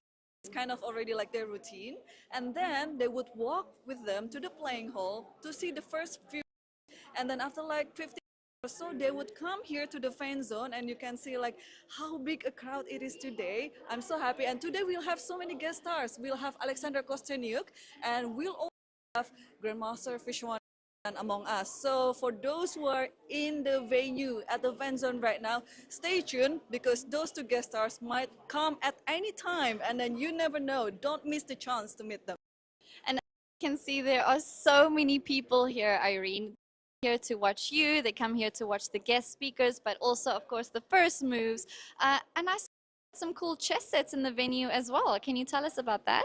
Exactly, it is the evolution of the chess sets and the chess clocks. In the exhibition, on the corner of the fan zone, you can also see the first chess computer. Can you imagine that? Wow. Yeah, it's very amazing. And also we have so many interactive screens where you can actually play chess with so many tactics positions played by the world champions. A real interactive fan zone. The beanbags also make it such a cool spot to chill at a tournament with. You said the interactive screens where you can solve tactics. It just seems amazing place for chess fans from all around the world. Exactly, yes, and I mean this is the perfect place for everyone to interact about the match itself, also to play chess among each other, and to enjoy whatever activities that we provide over here. Well, thank you so much, Irene. You heard it here. If you're in Singapore, this is the place to be. Back to the studio.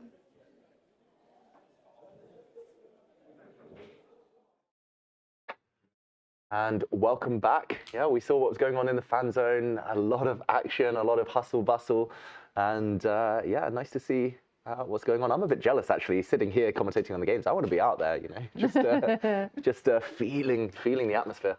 Yeah, absolutely. I mean, what a match it's been so far. 2 games in, Gukesh now has the white pieces, and as you can see from the clock times, he's very much in his preparation. And the big question, and it's a very uncomfortable question for Ding to solve, is how is he going to extricate his bishop from c2 and just get it out of trouble? So we were looking at, you know, moves like jumping in with the knight, jumping with the knight to the edge of the board. What other things? We did also consider knight bd7. So shall we? That is the most natural move. Maybe we look at that one again. We go again. Knight d7 does look very natural, partly because you defend this knight and you also prevent any bishop to e5 ideas, which we found quite troublesome in a couple of the variations.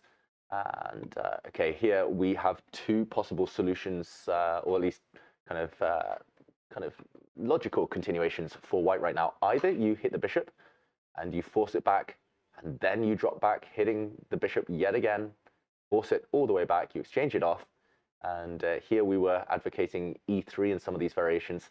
That being said, I did realize kind of just a few moments ago, black, having played knight d7, can defend this pawn by putting it this knight now on b6. I'm not sure how desirable this is. It does look very clumsy. At first I was a bit worried about this pin, but then I realized you can go back and laugh and say, do you want to draw, mate? And probably Gukesh says no. I can guarantee he'll say no at this point.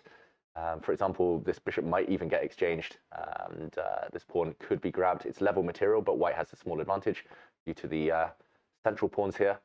But yeah, I mean, this is at least one option for black where you can guarantee you survive. Yeah, and I agree. Rook C1, very, very tempting.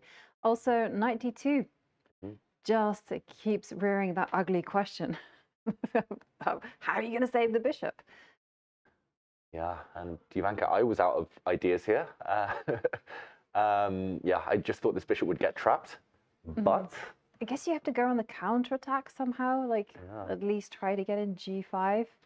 Yeah, G5 would be a pawn sacrifice trying to get the bishop out of the way, but I might actually leave this with a bit of suspense for a bit later, because apparently there's one move to keep the black in the game here.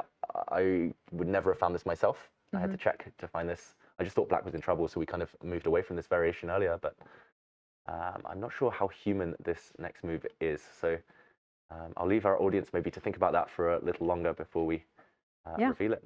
Well, actually, we are going to go on a short break because when we come back, we are going to have a very special guest in the studio. Joining us once more, it is the former 5-time world champion Viswanathan Anand, and let's see whether he will manage to be able to extricate Ding Liren's bishop from C2.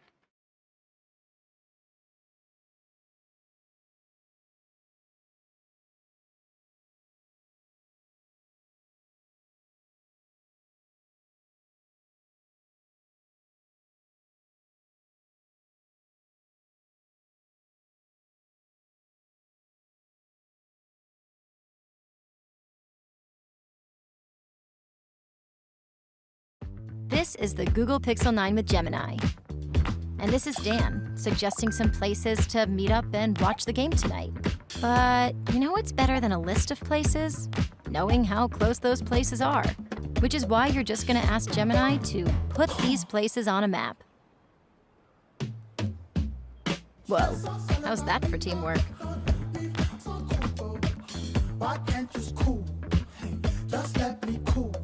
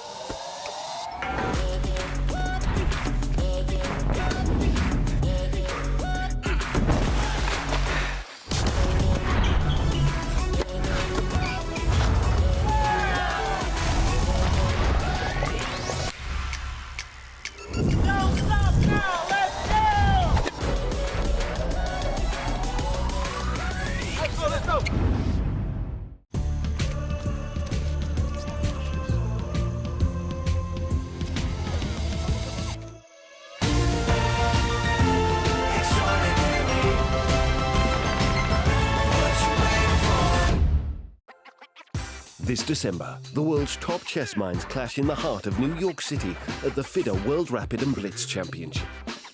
Witness world #1 Magnus Carlsen and other stars from across the globe. Rapid and Blitz, chess in its most thrilling form, unpredictable and unforgettable. Fast moves, tactics and blunders, and moments that will keep you on the edge of your seat. Witness the pinnacle of chess excitement. Get your tickets now at worldrapidandblitz.fide.com.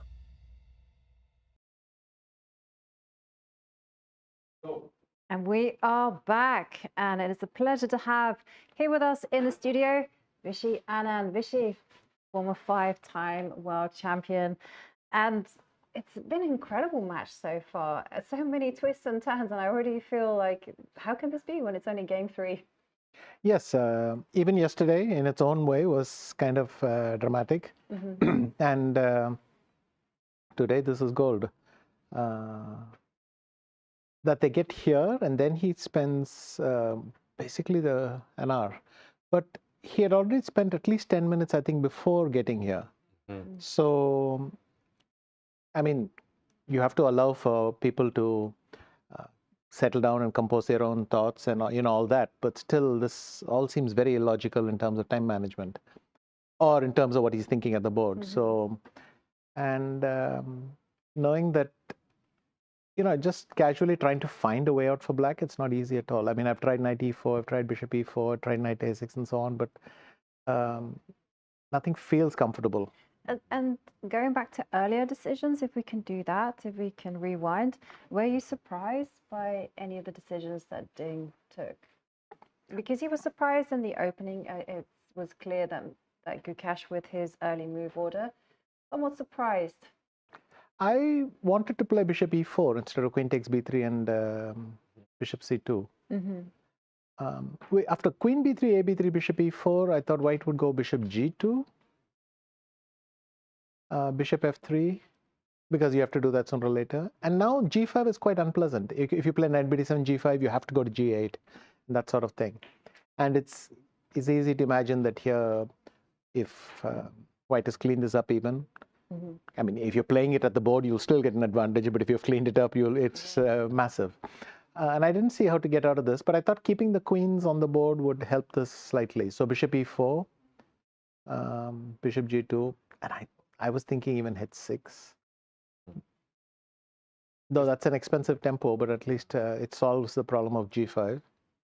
But if you've been surprised, this makes sense, right? Just try to survive. And that would be my logic, but yeah. And I was really trying to get bishop e4 going. Of course, you could also go bishop e6, but if you do that, then white can go back to c2 and continue bishop f4, e3, the usual stuff. So finally, queen b3, a b3, bishop e6 is, what you would do if. But it's possible there's just some long-term plan for white, like knight e5, knight d3 is an awesome plan because it threatens b4, maybe something happening on c5 and all that. So. And what is running through your head? Like if you're playing World Championship match, your opponent's quickly played this. Should you be taking those not reckless decisions, brave decisions to jump in with a bishop to c2, or would you instinctively perhaps play a little bit more passively? Look, I have charged headlong into every position I should never have charged headlong into. Not only in World Championship matches. I've often told my opponent, show me, and then he shows me, and then I sit there thinking, why did I ask him to do that? So it's part of the temptation, right? If you play lines where there's forcing stuff, then every time you sit down, you are kind of challenging your opponent, but you'd like to at least know. I don't need to know a lot of lines, but I at least need to know the evaluation and that this exists, because that gives you a better frame of mind to think. I am surprised, though, that this is where it got so interesting. It's just very few moves have been made. Queen c2, g6 is known. They used to go bishop g5, bishop e7, and all that stuff. He plays h3. Black goes bishop f5, queen b3, queen b6, g4. There's just so little that has happened after you get beyond queen c2, g6. And already the position is... so I think this is clearly the computer effect that a position like this can be very sharp is very much a modern thing, because computers, a few years ago, you'd have to leave them for an hour to get here. But now they get here so fast.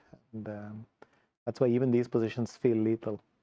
And if we catch up with the current position, okay, Ding knight b7 he has just played. Made a move. Yeah, let's catch up. And you mentioned you were trying to make various moves work. Was this one of them that you considered? No, I thought knight d2 is just a problem. Yeah, and I'm going to put you on the spot. Just before we took a short break, I was a bit naughty. I checked the engine for Black's best move after knight to d2, and apparently there's only one way to avoid being seriously worse. So, well, I'm not going to ask you to guess necessarily, but what would be going through your mind after knight d2? I mean, bearing in mind, Ding has just spent half an hour pretty much on this last move. I mean, I could consider g5, bishop g5, rook g8 or something, and I could believe that maybe there is some play there, because after all, this b4 square and everything, there's still some problems for white on the queen side. Alternately, rook h4 feels strange. So I'm not sure what else I can come up with. Rook h4, there's still some problems maybe. Yes, that's true. It's rook c1 is bishop f5. So, no, bishop f5, but then you can... Can you play bishop f5? Rook h1, bishop, rook h4, rook c1, bishop f5. That's clever. Pin and life, maybe. F3, bishop e6, and at least I'm back home. After some adventures. Yes. Tempo-consuming adventures. Rook h4 is interesting, actually. No, but I don't believe it. Maybe just f3. F3, and then I have to play g5 anyway, and so it doesn't make sense. So. Now bishop f5, yeah, white just drops back. So, okay, so knight d2.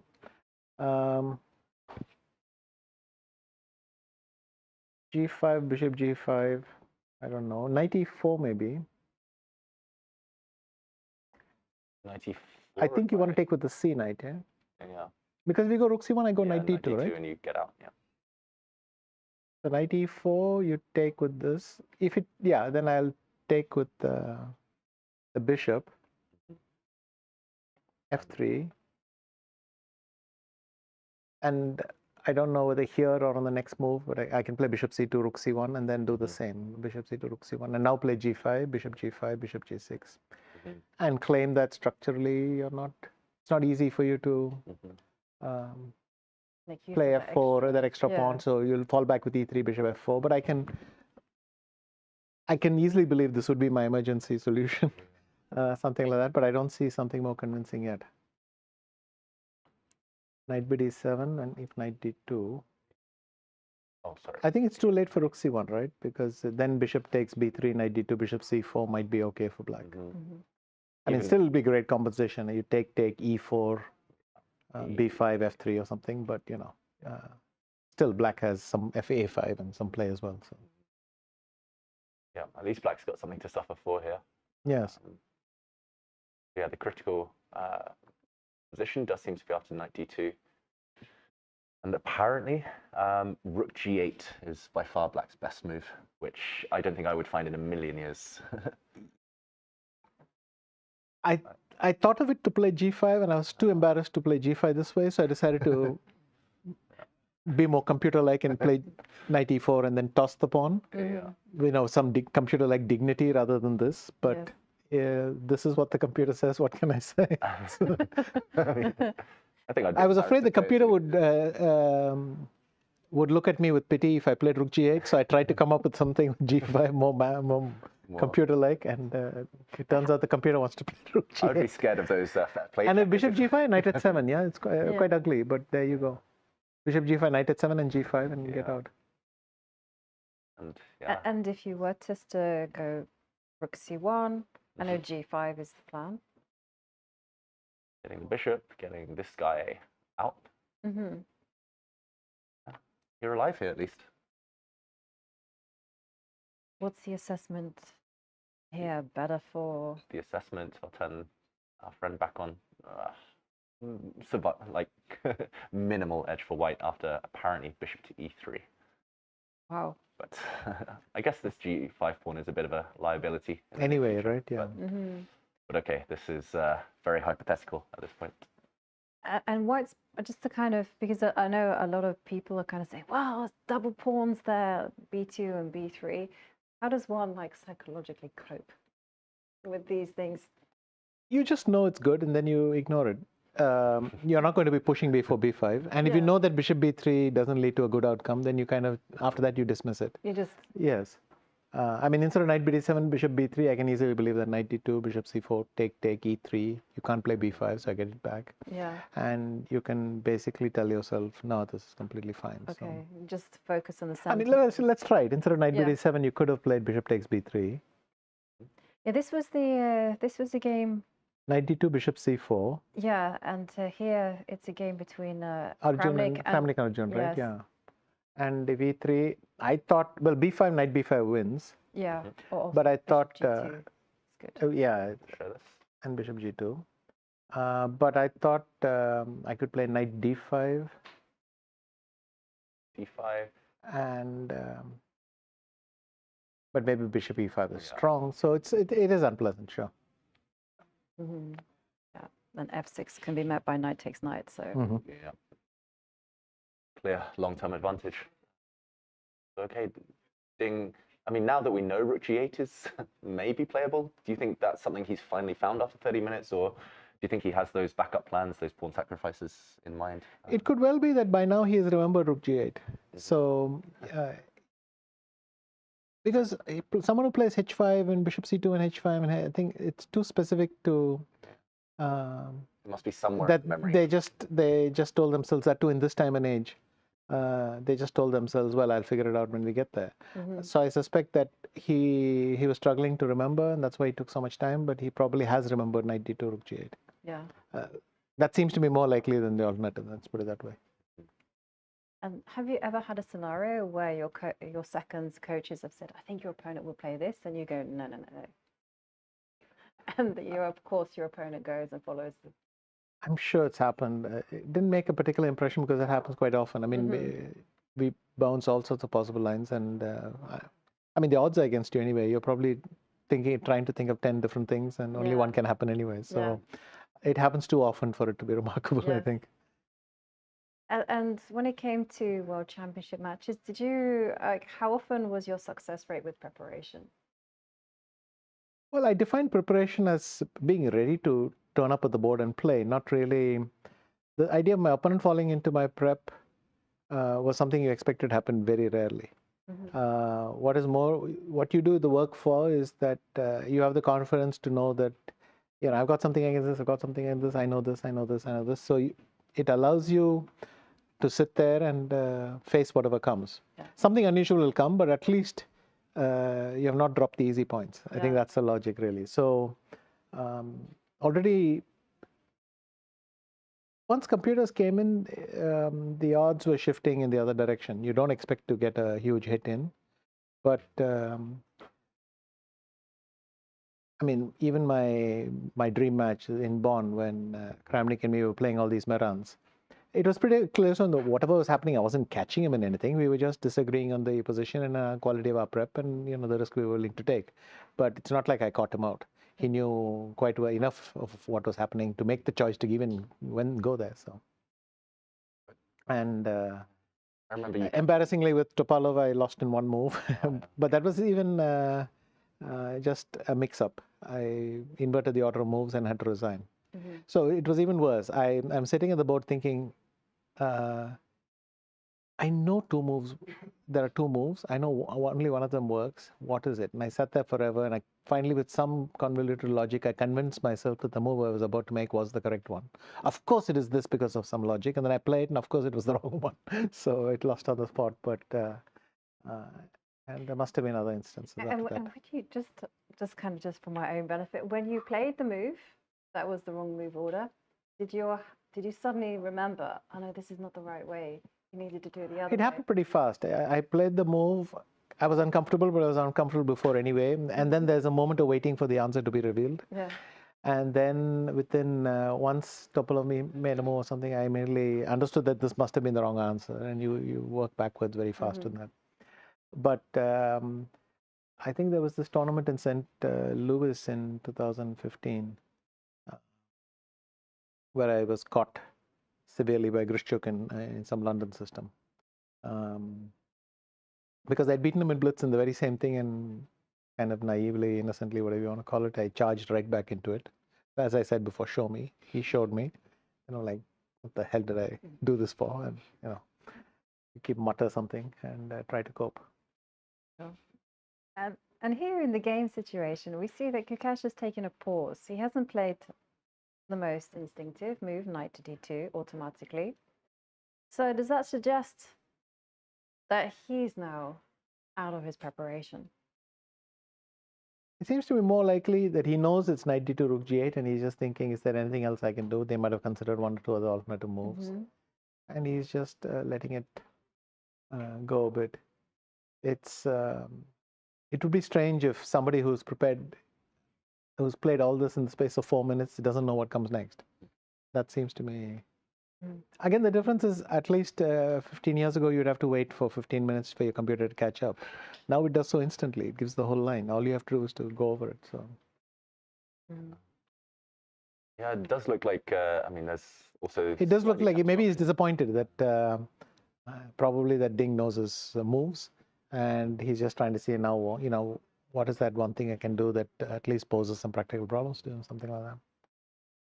And I remember some other cases of your opening preparation working. You defeated Magnus in this Queen's Gambit declined. Yes, that is that is one, right? I mean, against Boris, I believe there was some. Yeah, I mean, lots of interesting opening. Not strictly the opening with Boris, but you're right. In a sense, we had this little idea and thing, but you know, it's not like I posed some problem. I was just getting my pieces out, and he charged into a line which didn't work out.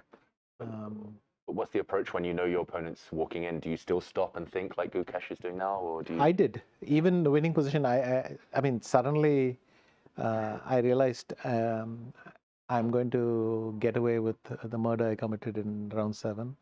And here I'm getting a gift from the gods, and you know, you need a moment to settle for that to settle in and thing, and then I could go on.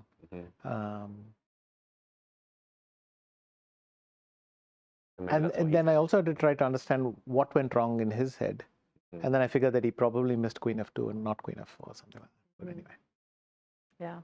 Okay, now the moment of truth. Yeah. Yes. 92 on the board. It is on the board. It's plausible that Ding has also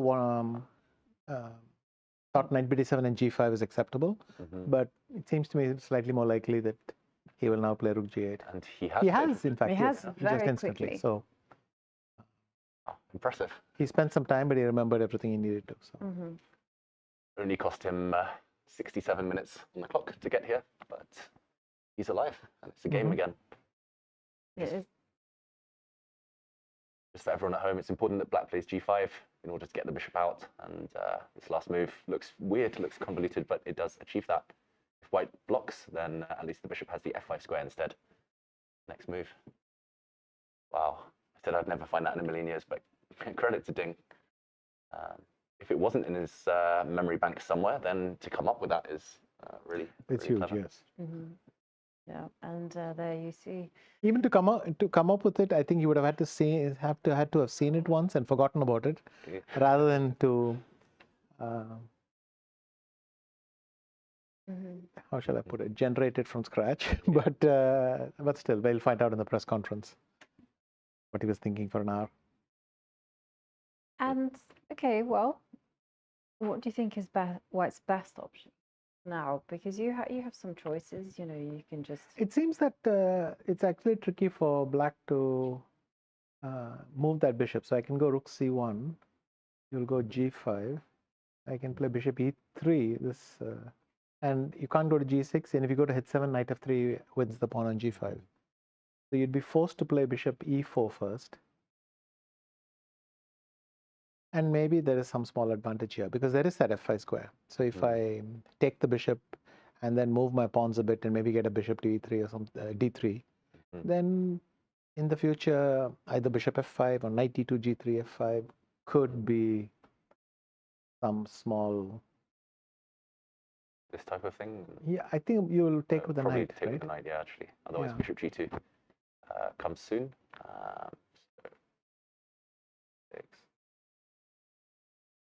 I don't know. Takes is wrong, but f3 maybe. And f3. Probably knight d6. And then fall back f2 maybe, or d2, whichever, and then play e3 and try to. There's still some squares for White on the king side. Black still can't castle long because the knight takes d5 and so on, so slows down the train a bit. These pawns are useful now, covering the queen side. Any knight jumps. The beautiful thing about double pawns is they're just as effective as stopping a pawn majority creating a pass pawn. In fact, they're slightly more effective because they can block both sides. But of course, they're useless if you're trying to create a pass pawn yourself. So yeah. And is White's plan just simply to go e3, put the bishop on d3, bishop g3, just slowly start mobilizing? Just put some pressure on some squares, potentially land on f5, h5. I mean, that's what you have to work with. And so Yeah. that I think. And at the top, you can see our win, draw, loss bar. Would you agree with it? That's like 59.1% chance of a draw. This is Leela 0. This isn't us just coming up, conjuring up numbers. I mean, I broadly think now that a draw is a likely result and that white has, well, how would we put it? Plus equals, right? We would say white is slightly better, and this could mean anything. This could mean the position's equal, it is more pleasant for white to play. It could mean that white is better. It could mean black has one or two difficult moves to find. So it's just a phrase in language that sort of collapses a lot of things into it. And then when you see a computer throw a precise number, I mean, if it had put 61.7% and dropped something else, 22 point something, I wouldn't have immediately rejected it either. I mean, these numbers are meaningless to me. But do you use these neural network engines that sometimes work in percentages, or are you more kind of stockfish man-made engines? I use neural engines a lot because they're the ones that I think show you that there's still life in a human, from a human perspective, that a position might be playable for a human, even if. At one point, I used to switch on Leela simply because it showed some optimism in every position. It would still say yes, but I liked its attitude. It would just come up and say yes, but it's 51.3%, and I'm excited. And after months of looking at the Berlin, you say, yeah, I'm excited too. Show me, and then you just go there, and that's it. And now Leela is more reluctant to give 0.00, and I think for many chess players, it was just refreshing having a different opinion at all. So. Reminds me of like a stubborn old grandmaster who just doesn't want to back down. It's like, yeah, there's always hope. There's always like play. You can always keep it going. Well, the grandmaster was a stubborn old guy, was probably right, but anyway. Okay, Gukesh thinking. And if this game were to finish in a draw, and you were to give an assessment on Ding so far, Gukesh so far, what would it be? That Gukesh is putting pressure, is getting ideas in, but that Ding's reacting well, has in fact even managed to win one out of the three. I mean, Gukesh has been coming up with interesting stuff, and but so far he's not landed a blow, would be the conclusion if this ended in a draw. But that's a perfectly normal situation for both of them. You don't expect that the first good idea you have is going to hit. So for Gukesh, it's nice that he's able to keep probing here and there, but he'll have to keep on developing new ideas. So. Yes, and do you approve of Gukesh like opening with the e4 in the first game? Now he's switched to d4 just to test the waters. Honestly, everything makes sense. You can play. He could have played e4 again, and you can't criticize it. Playing d4 is fine as well. It's also some things based on only what he knows. How ready is he for both? Was he worried before the game? What did he think his odds are? And that only the player themselves knows, really. But it's hard to question at such an early level. Only with a lot of hindsight and so on that you can think. But I think stylistically, it's not a bad idea to play d4 as well. Gives Ding two things to revise from now on. That's always the justification for it. So. And you joined us yesterday, Vishy, when the position was very tense, and we thought maybe it's going to be a long game. Ding's going to try and grind the game out, and actually it ended quite prematurely, that game, I would say. Were you surprised by Ding's decision not to press, not to play on? No, afterwards I realized that we had kind of talked ourselves into some excitement. It's not that interesting, but you saw this point, right? That rook d8 was inaccurate and rook f8 was correct, and it's because of this long argument with knight e1. And that's a level of detail that when you discover it, you feel very pleased, like you've been shown some secret, some high-level secret. It may well be that after rook d c1, there's no longer an advantage. So rook d c1 is probably a good move in some other position. I don't know what it is. The computer was even suggesting ridiculous moves. Instead of queen takes d1, do you know what its second move was? h6 to h5. Wow. Now, that... Maybe we show this on the board just while we have a quiet moment. Yes. So in this position from yesterday, so for everyone watching, the position we currently see today in game 3 is on the bottom right, or it will be on the bottom right in a moment. But h5, you're saying? h5 was one of the moves, and my first thing is, well, he just made a random move. He could have played king h8 as well, but I know computers don't do that. So the thing is, it is fighting for space and thing. But with white, it seemed awfully keen to play h3 somewhere, and these kinds of nuances. It's easy to smile, but there were only precise random moves like this which kept a small advantage, I think. So I suspect the devil is really in the details, and so on. So this is a richer position than you would think. Having said that, even if he had played knight e1, so rook a d8 and knight e1, and so rook d1, might as well give the full line. Knight takes a5, knight d3, knight d7. Yeah, so knight d7, knight d5. You can play knight c6. Okay. And just give up this and pawn. Give up that pawn, and you're back to equal material. You play rook c8, knight d5, and you play f6. Yeah, it's not fun, but probably it's... The question is, why does it even matter? It seems to be completely equal for black. But the thing is, white is going to play f3, g3, king to e3, and try to play f4 somewhere. And in fact, it's this is the kind of edge you have to work with sometimes. Yeah. So it takes patience. So, in order to play this, what would you have to take with you to the board? You would have to take with you the general knowledge that this is something desirable, I shouldn't avoid it. This is the plan I should follow, and then the rest you'll have to make up of the board. You can't memorize the whole sequence, but you go there and this is what your preparation should be like. It should be, I know I can get here, and there is something worth sitting here and playing for.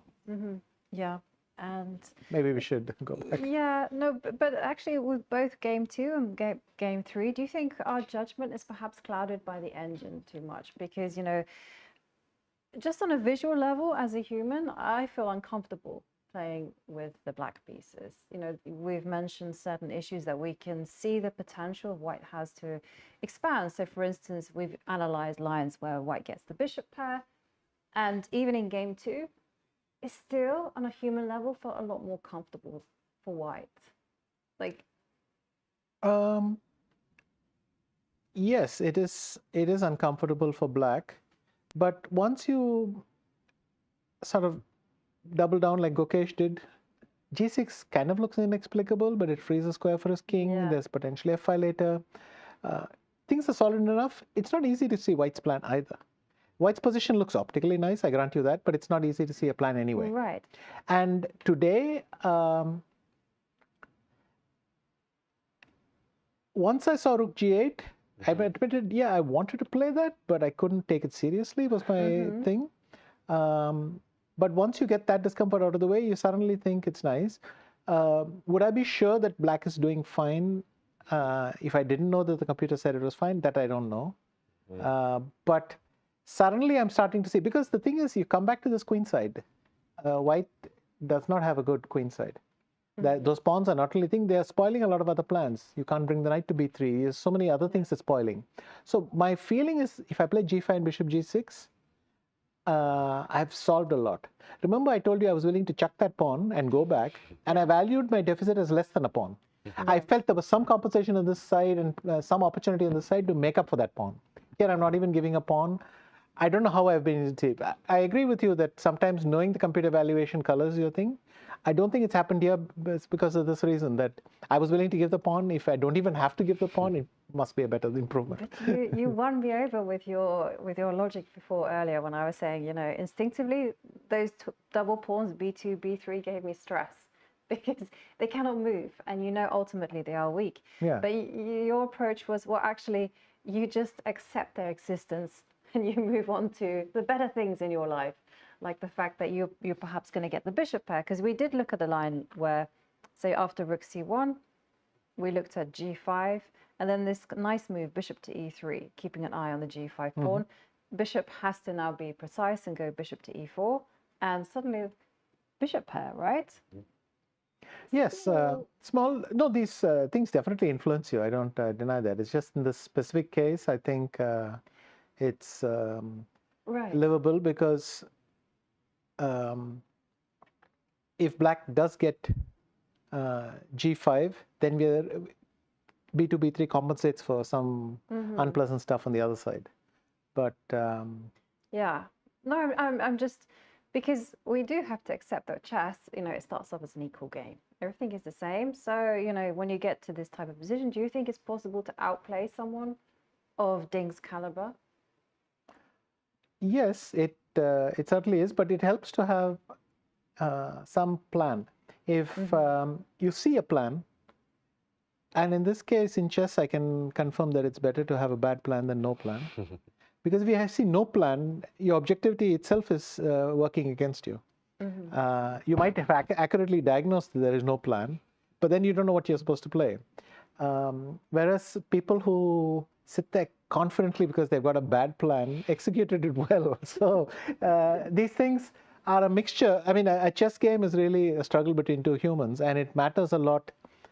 I mean, we all remember cases where people with a totally lost position play with unbelievable optimism and beat their opponent who's been pessimistic or something like that. All my opponents do that. Well, we've all experienced this. We've all experienced the opposite. We've all seen that our mood affects these things. So definitely the human element is huge. Having said that, I think if Ding has now remembered that this is the right way and so on, he's feeling better. And Gukesh probably knew all this. And so he's now thinking, well, now that this has all happened, what am I going to do to squeeze a little bit out of it? And he's looking for some small. But he has something tangible, and that is a lead into time, right? So is it a good idea to burn so much time on the clock for Gukesh?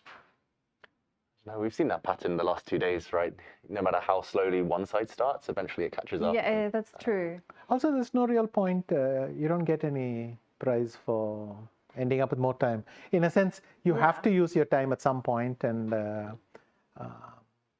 mean, this Nepo's finishing the game with more time than he started stuff is cute, but not really. You don't take it to the next game with you. No, don't take it to the thing. But, well, it's impressive when it happens nonetheless, when you end up with more time than you start with. It's always funny. If there are specific plans, then Gukesh should run fast. But I think he's trying to work. Now it's important to spend this time and find a good plan to decide on and choose between options which are probably all giving small edge. So you'll have to make a crucial decision here. I don't think this is a bad moment to spend quite some time. Feels likely there's going to be a flurry of moves after this anyway. Once he decides on rook c1, the next few moves might come quick, for example. Do you think now we're in game 3 that Gukesh has shaken off the nerves, or do you think that might still play a factor in the I think games? He's probably shaken off his nerves. I mean, the third time you do this, you probably get over it. And that's it. So. And have you ever played in such a scenario, in a fishbowl, like, Did where he go G5? Yes, he went G5. Okay.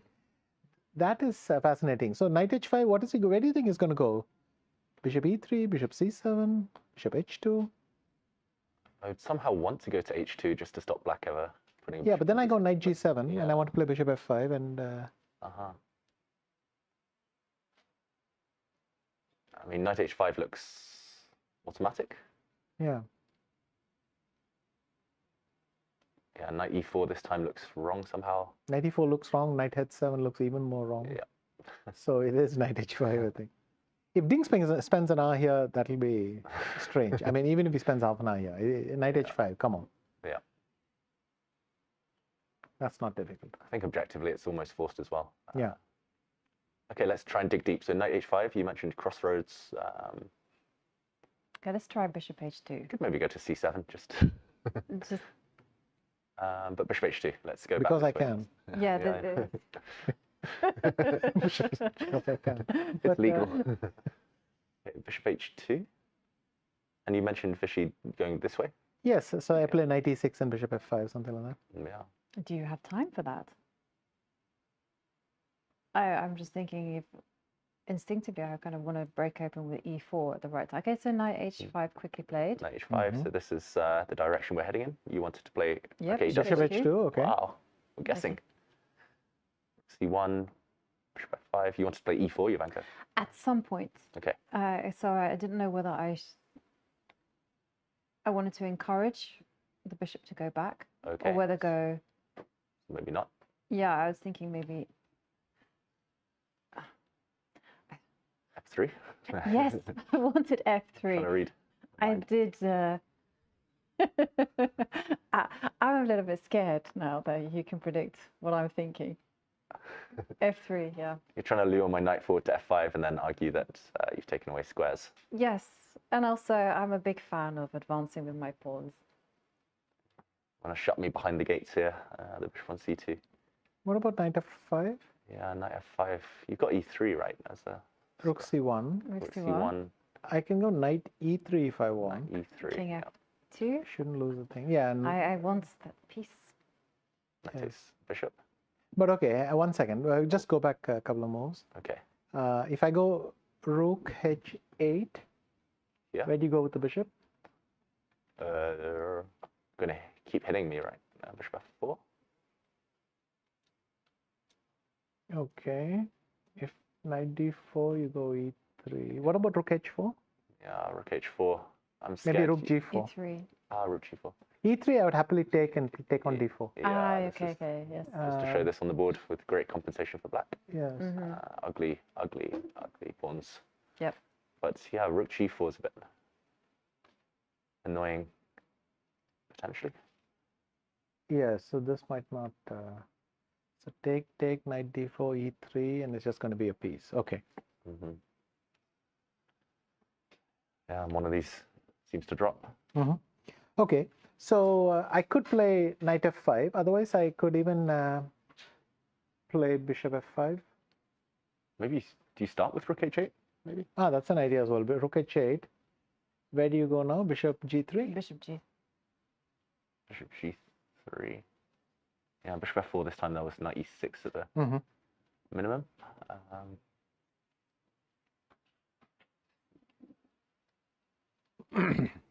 Yeah. Oh, calculation. Knight F5 this time, bishop F2. Actually, if we go back to the previous line, F3, knight F5, Rook C1, let me do my knight takes D4. Ooh, wow. You spotted some tactics. Yeah, knight F5. Wow. Rook C2. I'm wondering if I can play like bishop. No, you're coming with D4, so yeah. Okay, Rook C2. Knight takes E3. Rook C1. How good, bad this is? I mean, I can play bishop C5. It's only 2 pawns though, right? Yes. But quite some structural... Knight A4, just bishop D4. I mean, here suddenly you see white can't play knight B3, and that's a pain. But okay, we see instead Rook H8 in the game, just played by Ding. Okay. Keeping knight G7 up his sleeve might be clever. That is... so if I go Rook C1... Okay. Okay, and maybe now F3. Okay. F3. But you got knight G7 and... I also got bishop G7, so D3 is just... E3 and suddenly my knight on H5 is looking silly. Nowhere to go. Yeah, so knight G7 maybe instead. So bishop G3. And if knight E6, then E4, D4, FE4, you go bishop G4 or something. Yeah, not bishop H3, Rook H1 maybe. But then I have to calculate knight takes G5 and so on. So. Didn't want to calculate too far there. Bishop G4. It gets very sharp suddenly. Yeah. But could be nice for black as well. It could be very nice for black suddenly. White's overextended. Wow, this is getting sharp. And what's wrong with bishop F2? Yeah, I'd have to go bishop H5. And now, in you come? Or is it that knight F4? Well, that is the thing. D5, Yeah, knight D5. f4. For the moment, my pawn on c6 is stopping your knight entering somewhere. Here? Bishop e3. I can't play bishop d6 because of knight c4. Is that right? Sharp. Suddenly looks good for white again. But Bishop bishop c5. And then what, king f2? King f2. Oof, who knows? Very tactical for queenless position. Yeah. Okay, so in the current position, if we go back, what are white's options? We mentioned all these ideas with f3, building a big pawn center. Is there more? I mean, one thing about rook h8, it's killed bishop h3, which was one plan. True. Because you just go knight g7 now and then.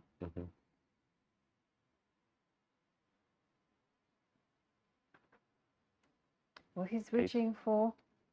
He's pushed a pawn, it's f3. Wow, we're doing very well with guessing today, somehow. That's the thing, he's probably decided that the nice thing for rook h8 is that black can't do anything better than knight g7, so most of the lines will transpose. Yeah. So, in fact, our analysis somehow or other is actually really relevant. Yeah. I mean, we're getting deep with the variations, but this is all, it's all pretty much bound to happen. Something along those lines, at least. Okay, predictions now, Vishy, because it's getting a bit sharper than we maybe anticipated when rook g8 happened. Yes, if Gukesh has studied g5 as a response and is not just coping at the board, then he'll have specific lines which go far and he can put quite some pressure. I suspect that is the likely scenario. Yeah. Though these days, people always turn out to have prepared even more than I expect them to. So we'll just have to see where their preparation ends afterwards. But yeah, I mean, also you don't play f3 here without kind of knowing where you're coming from. Yeah. And it's quite fast since rook h8 is played. It's not like Gukesh has invested tons of time. So f3, I think still he's familiar with what's happening. Let's see. Yeah. And you mentioned about people having studied the openings way more than you expect them to. Of course, with your World Championship matches, how much time did you dedicate to openings, to one specific opening, let's say? We, of course, just drew a list of things to do. So not only an opening, but every single thing your opponent could do, every branch off point. And then we'd cover it in varying degrees. Each opening would take a couple of weeks. Yeah. I mean, we're talking of a team of 4 people all doing that, but cross-verifying, checking, all that. And would it be like in some situations, because you played a lot of super sharp positions, would it be like you'd set up a board and someone would test you on a sacrifice and... He's gone bishop g7, is that right? Yeah, he's gone bishop g7. It's on a dark square, isn't it? It's f8 still. It's still on f8. Ah, it's still on f8. Okay. Oh, yeah, he's still thinking. So he's still thinking. Right. Okay. Yes, it was. That was the kind of fashion those days, and it was still a time when computers, of course, were giving very long lines, but there was still enough uncertainty everywhere that. I mean, then we were complaining there was nothing left to play, but now we realize that in fact we had a lot to play compared to where we are today. So everything was always better in the past. Agreed. And much cheaper as well. And Vishy, you play slightly less these days, but how much time do you still dedicate to openings, for example, to studying? I study openings, and really nowadays they merge into the middle games. That's also a fairly long trend, but these days people try so many unusual moves. I mean, it's not even A, B, and C. They go up to L and Q and everything. So I still like to follow it also as a fan. I mean, this is stuff that's fascinating. But typically, I'm more motivated when I'm going to play soon. Then even a couple of months in advance, I can start working, and it's more exciting. Otherwise, it gets too abstract. You start a line, and then you realize you can't be bothered to finish it, and you get lazy. But and do you still harbor thoughts about being India's #1 rated? Because I see occasionally, like it would be Arjun, it would be Gukesh, Prag, and then suddenly you'll be back up there as well. When this year started, I was actually bouncing #1 off, and I think I exchanged with all 4 of them at some point or the other. But then it just went very fast. All of them, I mean, Gukesh and Arjun passed by a big margin. And so, no, now I don't, it's just unlikely. I'm not going to even play that much to get back up. So. Yeah. And you're FIDE Vice President. Deputy President. Deputy Vice President, my apologies. Do you have any projects lined up? A lot of stuff. I'm going to be in New York, for instance. That's very big for us because, you know, having the World Rapid and Blitz happen in New York and Wall Street, that's a very big deal. So we're very excited about that. There's a lot of changes in the cycle and so on. So that constantly is discussed, and we have teams working on all of this stuff.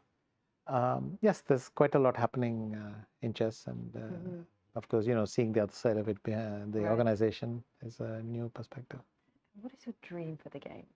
Like, what would be your ultimate hope if you could see happen? Well, the game that it keeps growing, that just its footprint becomes bigger and bigger. You know, we have done pretty well in the last few years. Certain very promising avenues have opened up, but a lot of it is just execution. You have to keep building on it, keep executing, and just keep growing the sport. What is exciting is that, especially with this match, that Asia might have a chance to get very excited about the game. That will be a new step, but we see that the game is being organized in all sorts of places which were not traditional chess centers, and that's very exciting. You've probably answered this a million times already, but how actively are you working with the top Indian players, for example, with the Olympiad and, I mean, in the build-up to tournaments like this one? Before the Olympiad, I didn't work with the team. I mentor, which is to say I'm available for consultation and guidance, but in the broadest terms with Prag and Gukesh of the Indian team, of course, and Vaishali on the other side. And, you know, some more, Vantika is someone I work with and so on. But a lot of it is making sure they have what they need, or if they don't know what they need, to have a conversation with them to try and figure that out, things like that. But I don't get into the specific coaching because that's, well, first of all, I think there are a lot of trainers who do that much better. So But the future I think, seems you know, very if I want to, if they want to have my opinion or some experience that I had, I think that is something they can then convert into something for themselves. And what do you think the secret is to the Indian success? Because it can't just be hard work, because everyone is working hard. It's harder work. Harder work. They do work very hard, but there's, if you mean the general trend, then yes, the general trend, India, a lot of Indian youngsters work very hard because the Indian chess scene is very competitive. That keeps you on your toes all the time. If you mean the specific situation we have at the top, I think partially we did have this golden generation of players, and that's what is showing. Having said that, even this golden generation benefits from the same dynamic. They are all in the top 10, top 20, but they're all fighting for their spot on the team. They're fighting for their spot in the city. They're fighting for their spot on their street. You know, it's funny for them. It's and that keeps them on their toes as well. So they're very motivated. They are good friends and very strong rivals. And do they work together? Do they collaborate when the... My impression is they discuss chess a lot together because a lot of them simply grew up together. They know it from things. How much, how the work takes shape, I wouldn't really know. One thing that I have noticed with the younger generation in particular, was that they're playing an awful lot of chess. And I can remember in my time when I was a youth, it was like you play 60, 70 games per year, that's it. Anything more, it's going to be damaging to your chess. But here, you know, you see that they're constantly playing very strong tournaments, blitz events. But that's the thing.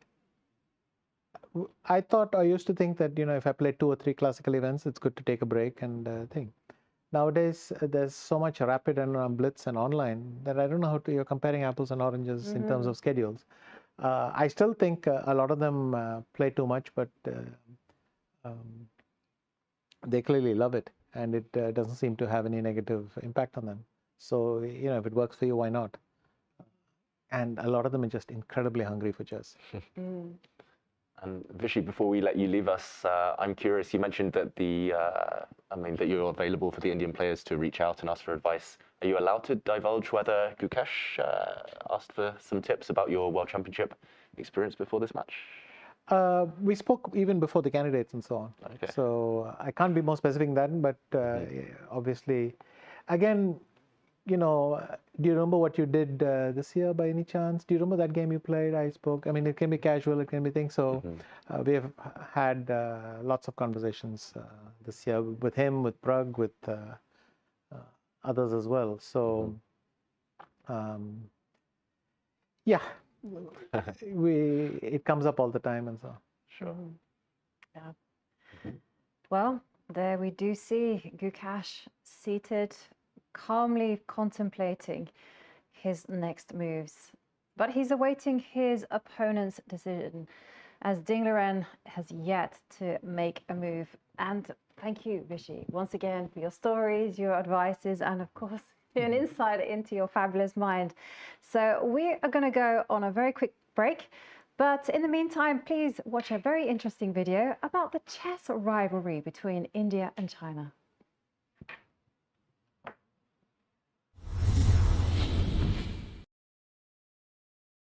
Looking at the match, also results of the Olympiad, it's clear that Asia is dominating the chess arena, and now it's Ding against Gukesh, China against India, 2 big chess nations against each other, 2 big players, one with some much experience already from Astana, another one without much experience, really young, but with lots of ambition and the level of play as well. So it's going to be quite a challenge for both of them, given that one is on the rise, another one is trying to stabilize, and who knows what will happen. And behind them are 2.5 billion people at least.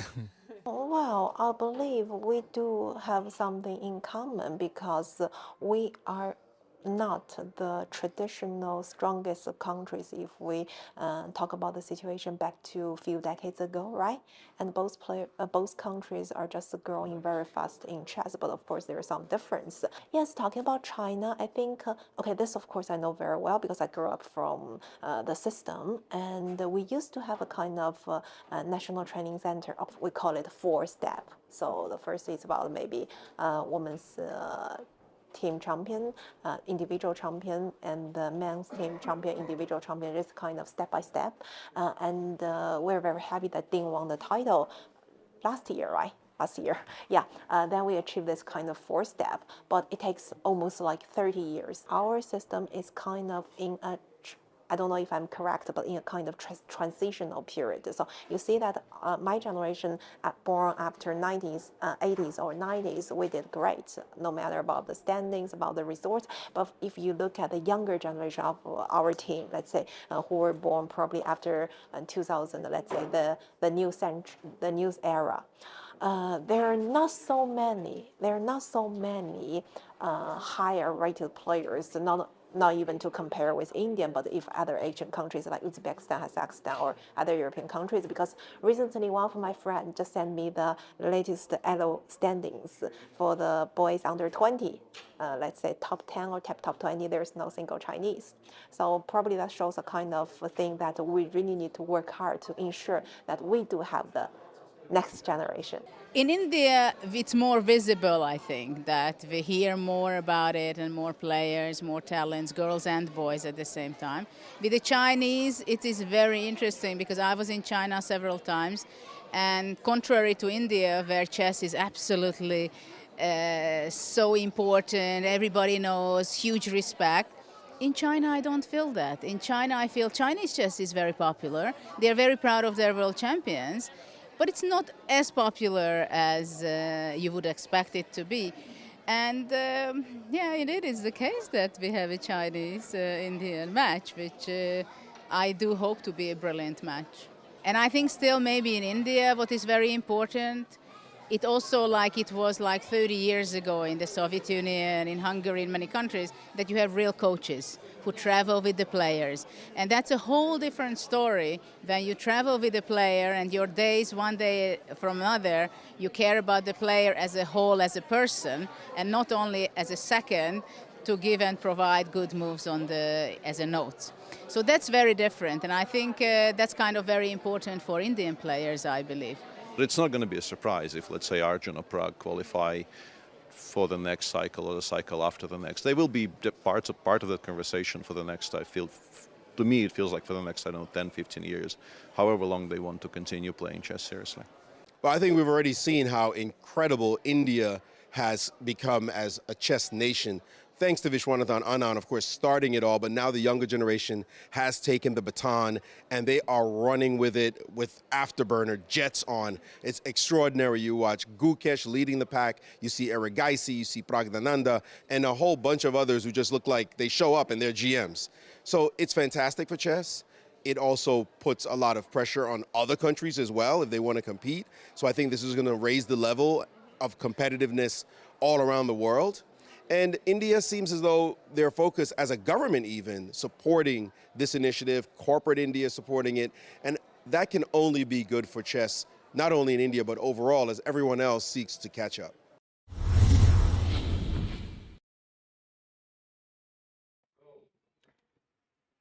And we are back with an intriguing battle here in Game 3 of the FIDE World Championship match as presented by Google. It's been such a story so far. Gukesh unleashed an opening surprise. Ding, he hunkered down, thought for a long time, came up with a very accurate response. And we have this very unconventional position on our boards. It could get very tactical. But there's one thing that is slightly concerning me, David. Amidst all these kind of twists and turns, we do have one thing. Gukesh has 1 hour and 24 minutes on the clock and seems to be very confident.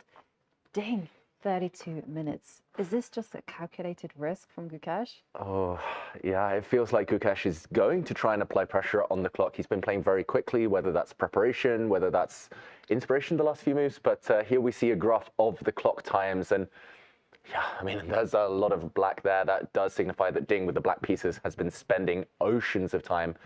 We're only at move 17 now, so for Ding, including this move, there will be 24 moves to play in 31 minutes. He's going to have to speed up, but we have been here before, Jovanka, and actually I'm getting huge kind of deja vu from game 1. It's a very different type of position. Queens are off the board, but just like game 1, Gukesh was very aggressive with his g-pawn, pushing the g-pawn up the board.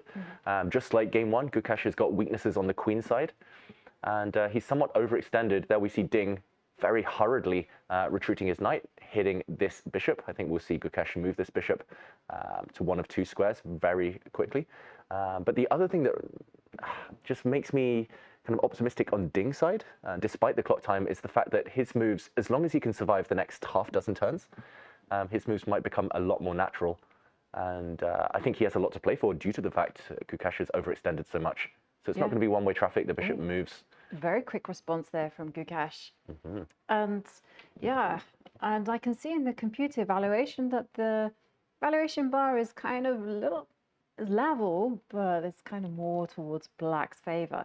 Yeah, it's inching that way. And also not just the evaluation bar, the percentages. We know that Vishy doesn't talk in percentages, but just above our board there, just at the top of your screens, everyone, it says that black has a 30% chance of winning, Gukesh at 15%.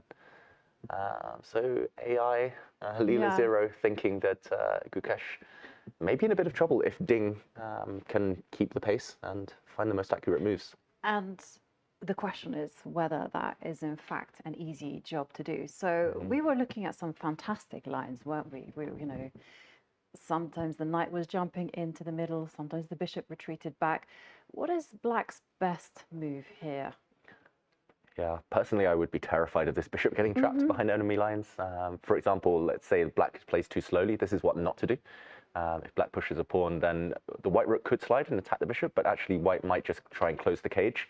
So the bishop can no longer retreat, and only then on the next turn or two try and catch this bishop. So personally, I would probably be looking at retreating the bishop first, but there's also an argument to be made for creating a threat. So for example, bishop e7 attacks this pawn.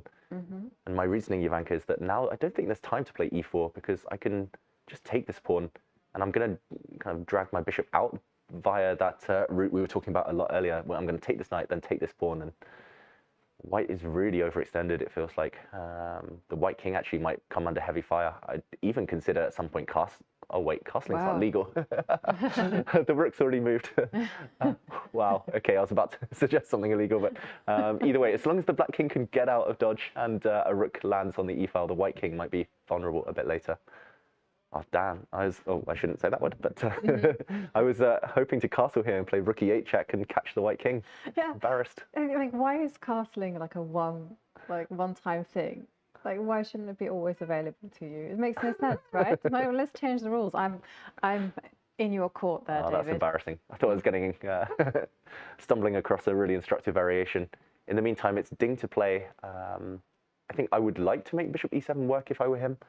But yeah, there is this fallback plan of bishop f5, and we mentioned something similar with Vichy, I believe, Jovanka, e4, and either a capture here or even dropping back and just solidifying in the center.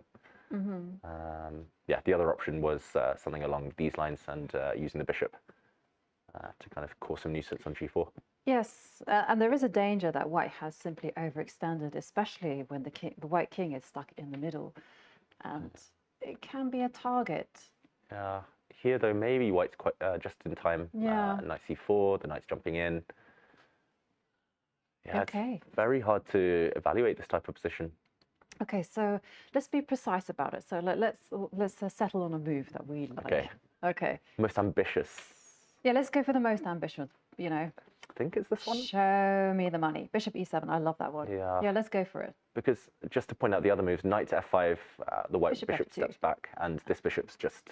Yeah, the bishop was perfect on f2. It's like the glue that holds White's pieces together. Yeah, White defends everything and the Black bishop trapped, so knight there is less attractive. Knight e6 I don't quite like. I'm not sure whether White can win immediately, win this bishop. And just the whole point is knight takes d4, pawn to e3, and one of these two pieces will drop. Also, you can also put the bishop back to f2 as well. Yeah, that's true, at the very least. Yeah. And we have a move? Rook h5. Oh. And the bar, I don't know if you saw it, Jovanka, it moved. It's lashed out, and suddenly it went all the way, well, not all the way, but it inched forward in White's favor. So... Okay, clear threat at least. Okay, rook takes pawn. Okay, there's two questions. What if White just reacts and defends that? So bishop f2 we were talking about, something similar. That is my knee-jerk reaction there. Yeah. The other one is what if White just ignores everything and tries to catch this bishop? So the other plan we were talking about earlier with rook catching this piece. Oh, so you just want to go block the bishop out? Like block the bishop out. Yeah, okay, let's try that one, because why not? And rook takes pawn. And I'm going to go for your bishop. 3 points is better than 1 point. That is true. Great counting. Yeah. Thank you. Yeah, I was going to say there might be some tricks. Bishop d6 doesn't quite work as a pin, partly because White can just take that piece, but also e5 will shut. Yeah. That will be a double attack. How about if I try knight h5 here? Just drop back, right? Yep. There might be a trade of rooks, but this bishop's still stuck. I don't understand. Rook h5 feels a bit panicky. The reason I wanted to attack that pawn with the bishop was because you could eliminate this knight and then get the bishop out, but that's not the case anymore. So e4. Yeah.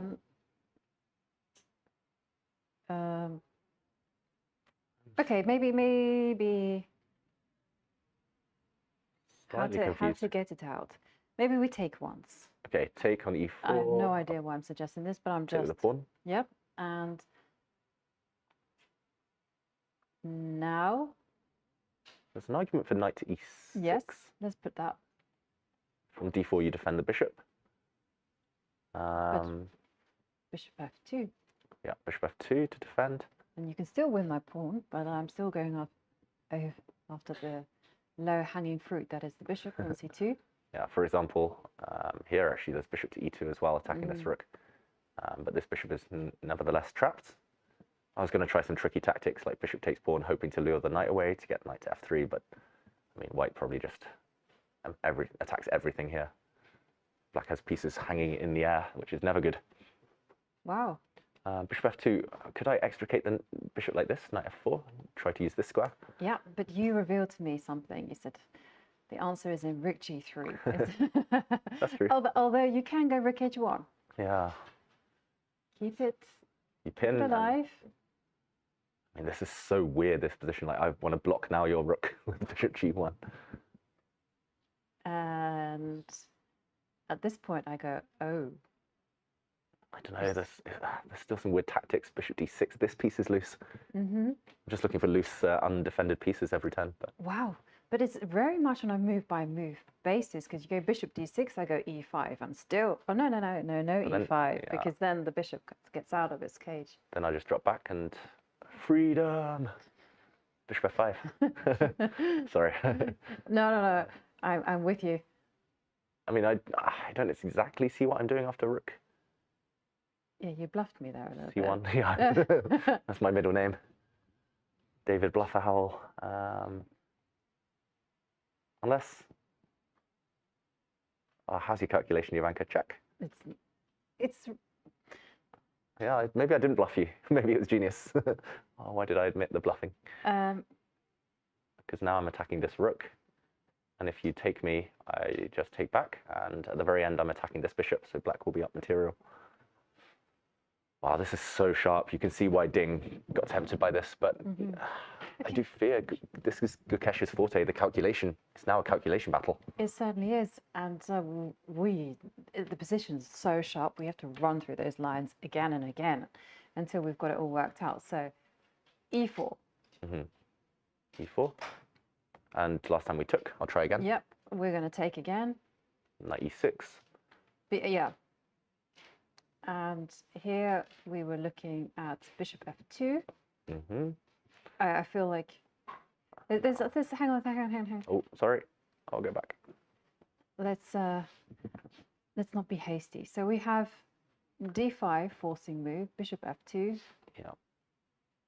Haste is waste. It is. We have, and Gukesh has all the time in the world. 1 hour and 18 minutes. Yeah. Okay. Ding doesn't have all the time in the world. No, he doesn't. He's down to 27 minutes. So if white were to go d5, if we can just rule out that line. Yeah, this is good, structuring our thoughts with forcing moves first. That's how top GMs do it. I'll try and jump in, partly to protect my bishop, partly to try and get it out this way by taking this pawn.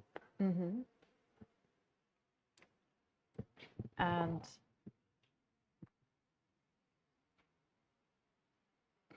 yeah, it doesn't really achieve that much. So now we can rewind. I'm not sure. How about if I take? I kind of want to play bishop c4 as well, but how about if I take? You take? B takes c6. Now I defend this. This piece. The problem is, yeah, maybe the black knight comes this way, or yeah.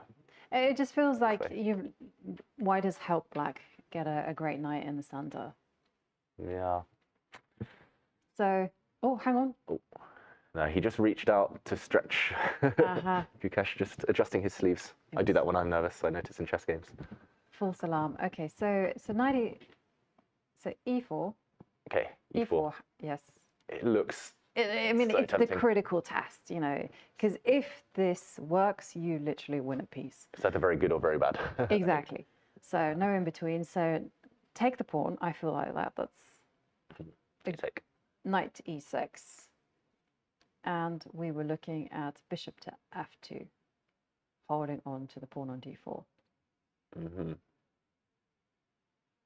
And this is where you wanted to jump in with your knight to f4. Just to get an escape square. Just to kind of annoy me, which is fair enough. But bishop e3. Let's continue. Hopefully I don't annoy you in commentary, just with the moves. Yeah.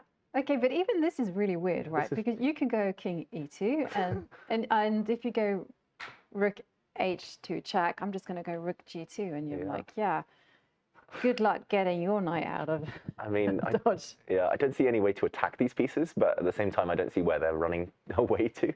I mean, maybe a position like this, maybe if I don't rush, maybe if I just drop back, knight b4.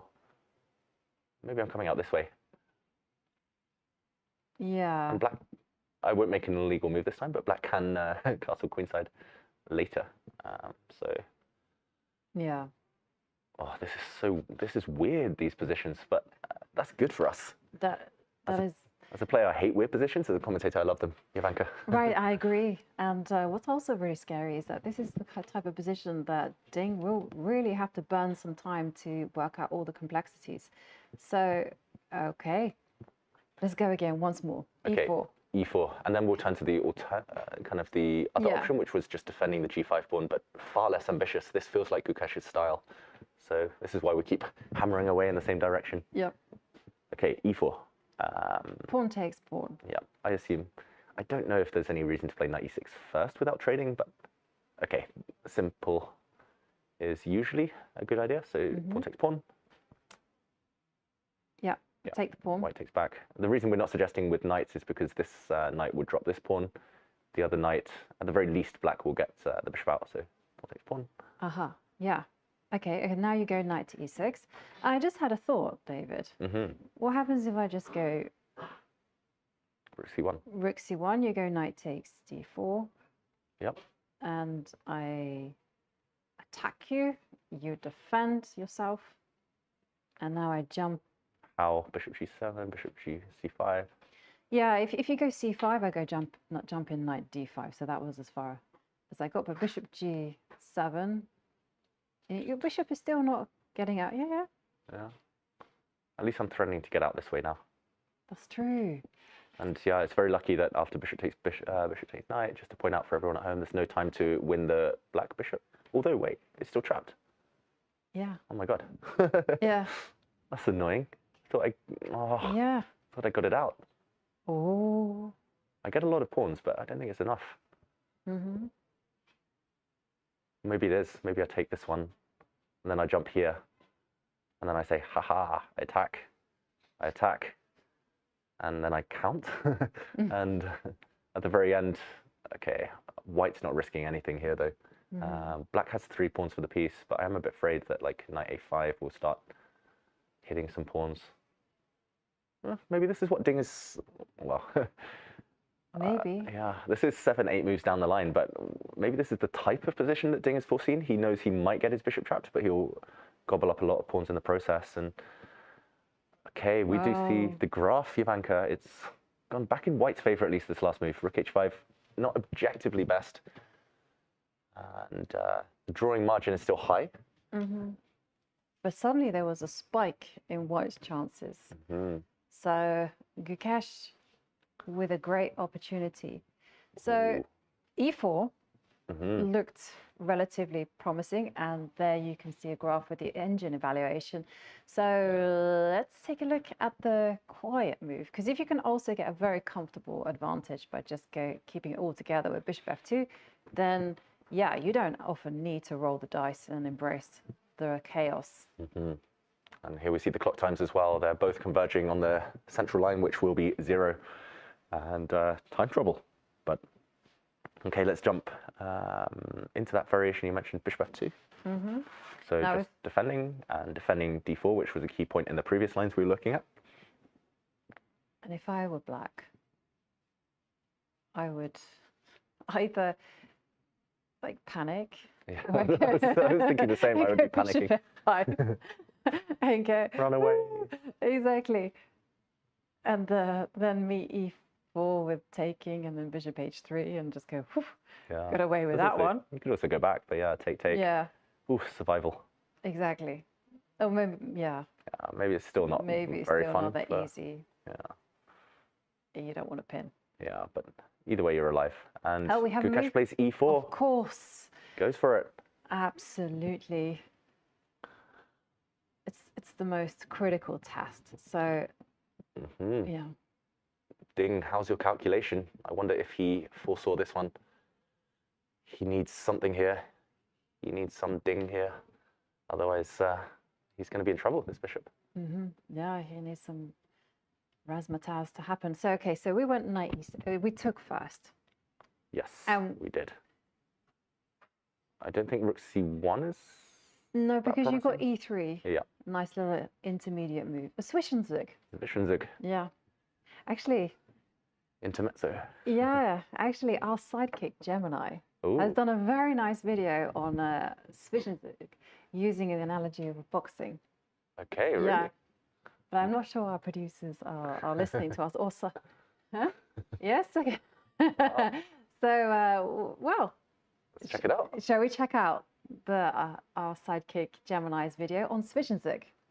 Yeah, let's do it. It's really very well done, because that's the great thing with AI. You can ask it the most random questions and it will find the link. And this isn't the first time we've seen a Zwischenzug tactics galore in this position, so let's find out more. Yeah. We asked Gemini, explain Zwischenzug concisely using an analogy. Here's Gemini's response. Imagine a boxer feinting a punch, quickly switches and delivers an uppercut to the head, catching the opponent off guard. It is a tactical maneuver where one temporarily deviates from the main plan to disrupt the opponent's strategy or to create a new threat. Fascinating. Chat chess with Gemini, your AI assistant from Google. Yeah, and there we have an explanation of Zwischenzug using the analogy of boxing. Sounds like Gemini wants to be a chess boxer. Yeah, absolutely. No, but it's a really important idea that you have to not just assume an automatic recapture in your calculations. You should just also think about, okay, well, what will happen if my opponent played another forcing move? You don't always have to run away. When I played a game against Gemini earlier, it did say I was a bit sheepish in my approach. No way! It did. That's when I asked it to trash talk me, though. So I'll let Gemini, our assistant, off with that one. But sheepish. You don't have to be sheepish and run away with this bishop. You can counterattack, throw in pawn to e3, attacking the knight and creating an escape route for the bishop. Dual purpose. Yeah. Yeah, so, okay, rook c1 definitely doesn't work if we recapture. And don't worry, Gemini, I don't bear a grudge. We still love you. Yes, you're still our sidekick. Still our sidekick. So we are making an assumption that d takes e4 is the move. Should we stop? Yeah, maybe. And have a look at, because there is the alternative of knight to e6. We compare. Yeah. And contrast, and maybe it's going to be very similar. Let's say we go down that same path that we did earlier. Now, and take the pawn. Take this one, sorry. Oh, sorry, a knight takes d4. And then I'll attack the knight. And then our conclusion was develop with the bishop. Yeah, somewhere, doesn't matter. I'll take either way. Take. And I'll move the rook somewhere. And this guy's trapped. And it feels like black should now have flicked in maybe capture. Just to have ruined the white pawn structure. Okay, so if we go back, okay, I'm going to keep hammering away. Same line. Sorry, repetition, everyone, is never a good sign, but I'm that kind of player. So I'm determined. Okay, he does take the pawn as well. Ooh. Okay, he didn't play that in the most convincing way. He kind of fumbled with the pawn there, had to readjust it. Gukesh will almost certainly recapture now within the next minute or two with his pawn. Knight e6 looks pretty much obligatory there. Gukesh does indeed take back with a pawn. I've got to say, our guessing game is on point today, Jovanka. It has been impressive. Do you I don't know think if they're that's good worrying? moves, but yeah, that's worrying for one of the players. If we can guess the moves, it can't be the best. But actually, it's a good sign actually that the most human moves are the ones that are played. Although the evaluation bar certainly in Gukesh's favour now, we see on the live position just there on the bottom right, heading in White's favour. He needs to be accurate though, and we found one way. There we go, actually, the win, draw, loss. It's creeping up for White yet again. For Black, it's looking not ideal right now. But we did find one way to trap the piece. As Ding, oh, he doesn't look happy. No, he doesn't look happy. Maybe he was just assuming that, in fact, rook c1 wasn't necessarily possible because of knight takes pawn, and he just stopped the calculation there. Yeah, Says very he's natural. okay, right? But going one move deeper, you understand that as soon as you get rid of this knight, the bishop is still trapped. You remove the defender, and then you move your rook. And some of these variations weren't entirely clear to me, at least. No. But yeah,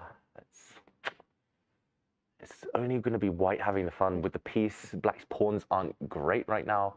Yes, you have 3 of them, but I'd rather have the piece than the pawns. I'm wondering if there's anything better. Ding doesn't look happy. He looks as if he knows he's missed something, and he's hoping that Gukesh doesn't find it. Yeah. Yeah. It's a tough position, and Gukesh, he will be in his element here, working out all those moves. And when you get these sharp positions, you really have to be very structured here. You have to kind of, first up, come with your list, you know. So first you go d5, bishop f2 would be one just to kind of knot the position together. Rook c1 would be the most forcing move because it attacks a piece of high value. So that would probably go up the list right at the top. And then you work from there. But it's very important that you compile that list, right, David? Definitely. And then that way you don't miss out on a potential move. Yeah, it's also just very time efficient. You prioritize first. You say, okay, bishop f2 is like a backup plan that's in my pocket just to defend a pawn. Okay, it's not forcing though. It gives Black a bunch of options. So we'll look at that later if need be. But rook c1, I mean, let's play that variation again. It literally forces Black to take this pawn to defend the bishop. And then bishop to f2 forces Black to defend this knight. I keep saying bishop g7. I'm not sure if there's a difference, but either way, those variations could transpose. Now you take this knight, forcing a recapture, and you move the rook, forcing Black to do something about the trapped bishop. So every move, I mean, Gukesh will have been here in 10 seconds because every move is forced. Whereas if we go back to the start position, yeah, bishop f2 gives a bunch of options. d5, you have to calculate what happens if Black takes. You have to calculate what happens if Black goes knight d4, if Black goes knight c5, maybe even if Black takes this pawn. So rook c1 is definitely the first place that Gukesh is looking. And yeah, this one we weren't so keen, right? Because knight d4. Yeah, and it just felt like you're really helping Black getting an active knight. And you're not quick enough to go rook c1. Because if you want to go rook c1 now, you're actually not threatening anything. And gives Black time just to anchor the knight on d4 or to even capture material on b3. Yeah, maybe bishop takes Yeah. b3 even. And luckily, this time, there's no time for White to take, although I was going to say this bishop's still pretty much trapped. But yeah, the difference is, I guess, that this time, once the white rook moves, the bishop can be protected by the knight. And yeah, I was going to say, careful, don't play knight e2. Whoops, checkmate. But yeah, of course, by this point, it's gone a bit wrong for White. Yeah. So d5 just feels too slow. You have to give the d pawn maybe with tempo. Bishop f2, we weren't 100% convinced because of this knight f4 move. And again, there's safety. There's at least one square you've given Black access to. Yeah, and it's yeah, and the it's a rook. Yeah, so rook c1. I don't think it's a big advantage though for White. So I'm wondering if there's anything more. That variation we showed. I'm wondering here, bishop f2 after bishop g7, which was my instinct. Firstly, Black doesn't have a threat. I did see also Knight e2. Knight e2 now. Yeah. Oh, wow. That's clever. So. That's very clever, Jovanka. Yeah, I'm just making sure that there's no spotted mates here. I want to play knight d3, boom. Exactly, and then we'll be yeah, you cough, your opponent looks away. yeah, and you run away. Yeah, this is clever. You're undermining the knight, which protects the bishop. And if I take your knight, now it's a double attack. And the bishop's still trapped. Yes. Oh, wow. Ding might have missed knight e2. Retreating knight moves, they're the hardest ones to spot. Is it so? But is knight e2 working? As soon as you said it, my instincts were like, whoops, I blundered. So it does feel like it's working. And it's weird, it's counterintuitive, because suddenly white's literally put all of his pieces back in the first two ranks. Black's so active, but black's loose, and especially this bishop. Uh-oh. I can't even see a way for black to get 3 pawns for the piece anymore.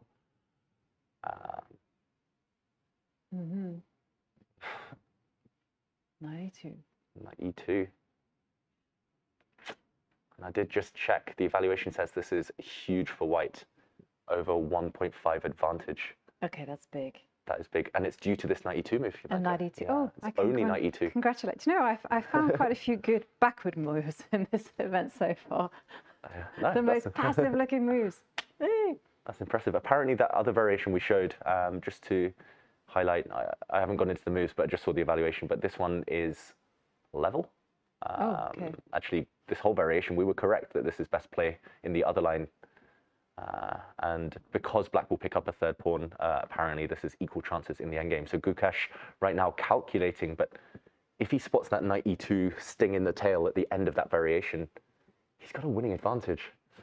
And I don't know if black can improve. Rook c1, knight takes. The other one I mentioned is bishop c5. Does that change knight e2 at all?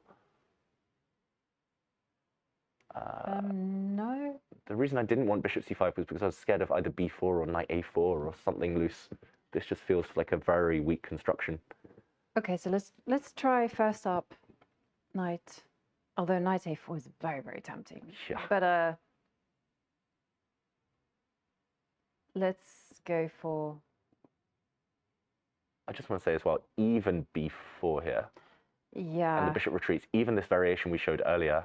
This is now a better version for white. This bishop is, oh wait, it's not trapped anymore. Now you have a4. So you can actually take, I was going to say it's still trapped and you don't get the b3 pawn, but the bishop gets out. Well, actually, kind of, because... You can defend it, luckily. Yeah, okay. Yeah, but if you were to retreat, then it's trapped. This poor bishop, this has been... Yeah, it has been the worst piece ever, actually, like this. Yeah, absolutely. The sorrow of Singapore, this bishop. No, it's been Ding's problem the whole game. But okay, we mentioned that bishop c5 move. Let's go one last time. This is so vital to the whole match. Okay, so let's try now the new move that's appeared to us, knight a4. A4. Yeah, this was my first instinct at least. Undermining this bishop. And look at Gukesh as well. He's calculating. This is not pure meditation anymore. He's visualizing, as you mentioned earlier today, Jovanka. Also, it's very important when you're being given opportunities like this, is that you don't rush the moment, that you just take your time and work out the fine details, because it's so many times that we've gotten excited and gone, yeah. And then it's like, oh no, we weren't precise enough. Yeah, and these top players in the world especially, they only give you a narrow path. If they ever make mistakes, then it's going to be due to a very specific reason, so you have to be precise. And Gukesh, he has a lot of time to figure this one out. And going to this particular position that we're looking at, knight a4, unless black has something miraculous. I think black's losing a piece. Which is black is losing a piece. So, yeah, black is in problems. Yeah, maybe you can jettison the piece for 2 pawns, 3 pawns. Maybe 2 pawns, right? Yeah, I can't see a way to get a third. I'm wondering whether you take... so much choice, though. Yeah, the threat is simply knight takes bishop, followed by bishop takes knight, followed by rook takes bishop. Black has 3 loose pieces hanging in the air. Maybe you take this one. At least I'm looking forcing moves first. This forces the white rook to take. Then you take here. Just if you could get the g5 pawn, you might save this game, but I don't know if we trade knights or not. Maybe put a knight on d4, at least have a good piece one for good your piece. woes. And yeah, I can't quite go pawn hunting knight e6. The white knight defends. It's still only 2 pawns. Maybe knight e5, and you pretend. I think this is what Ding has to do, maybe. You pretend that you've got 2 powerful knights.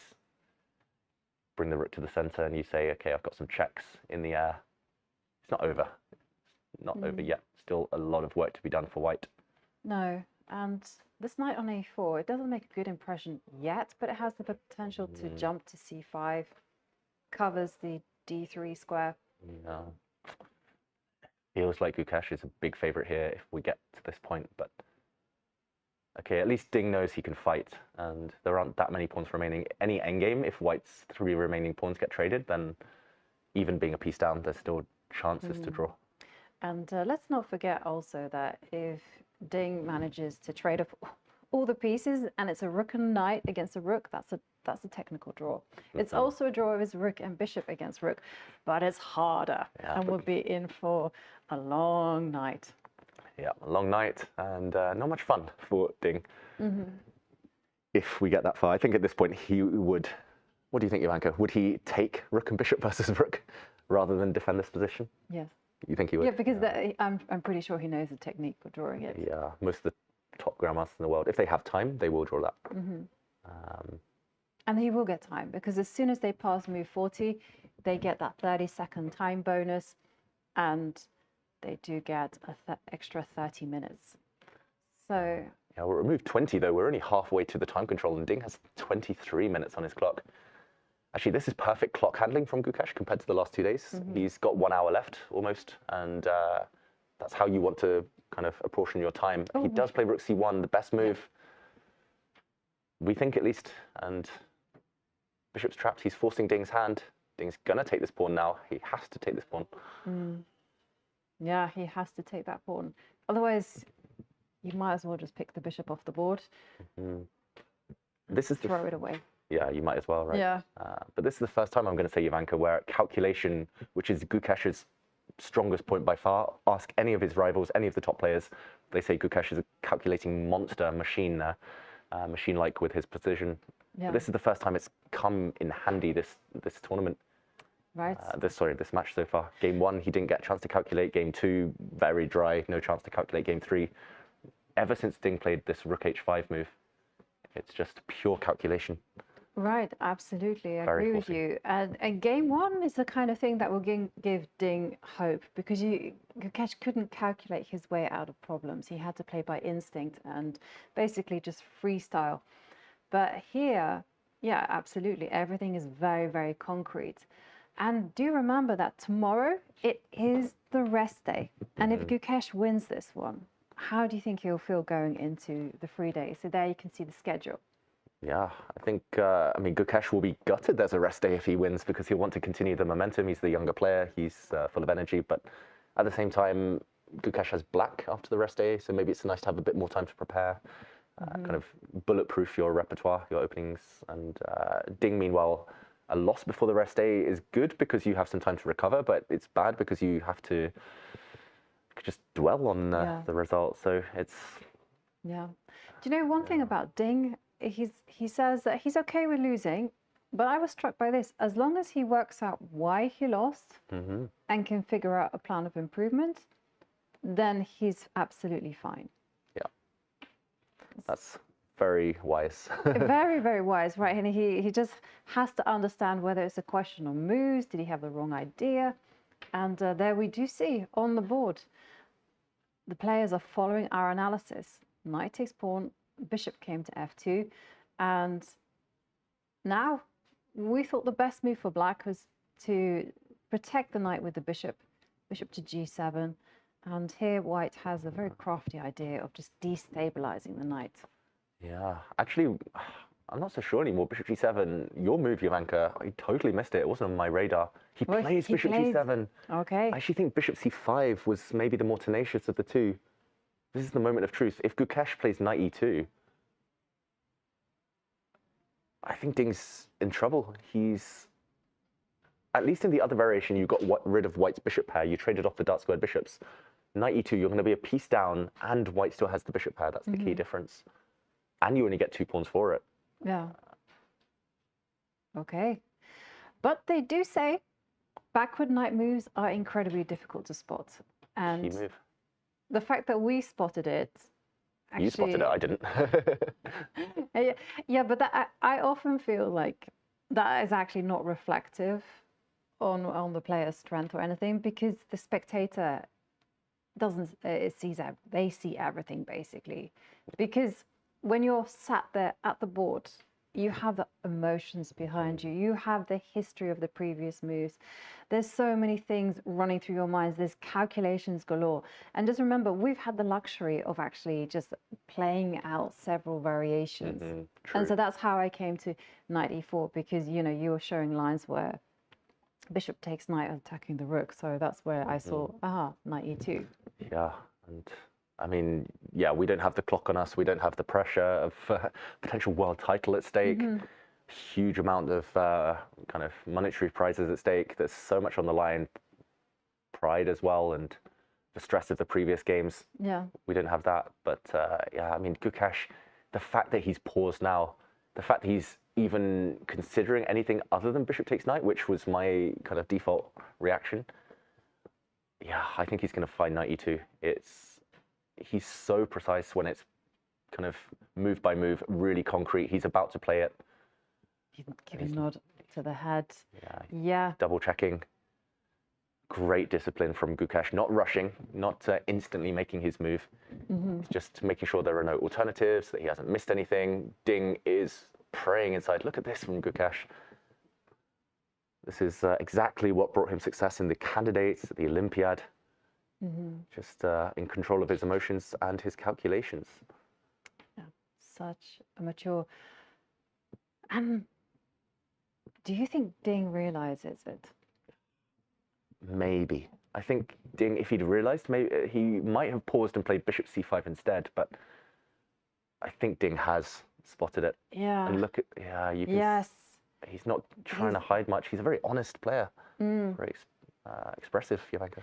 And this is a thing of recent Ding, I would say, because before, you know, we had these kind of memes where Ding was winning, same face, losing, same face, everything the same.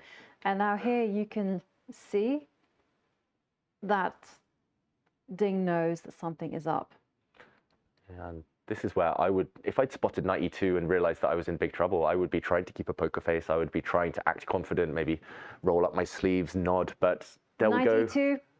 Potentially a winning move there from Gukesh, and we might see Ding react.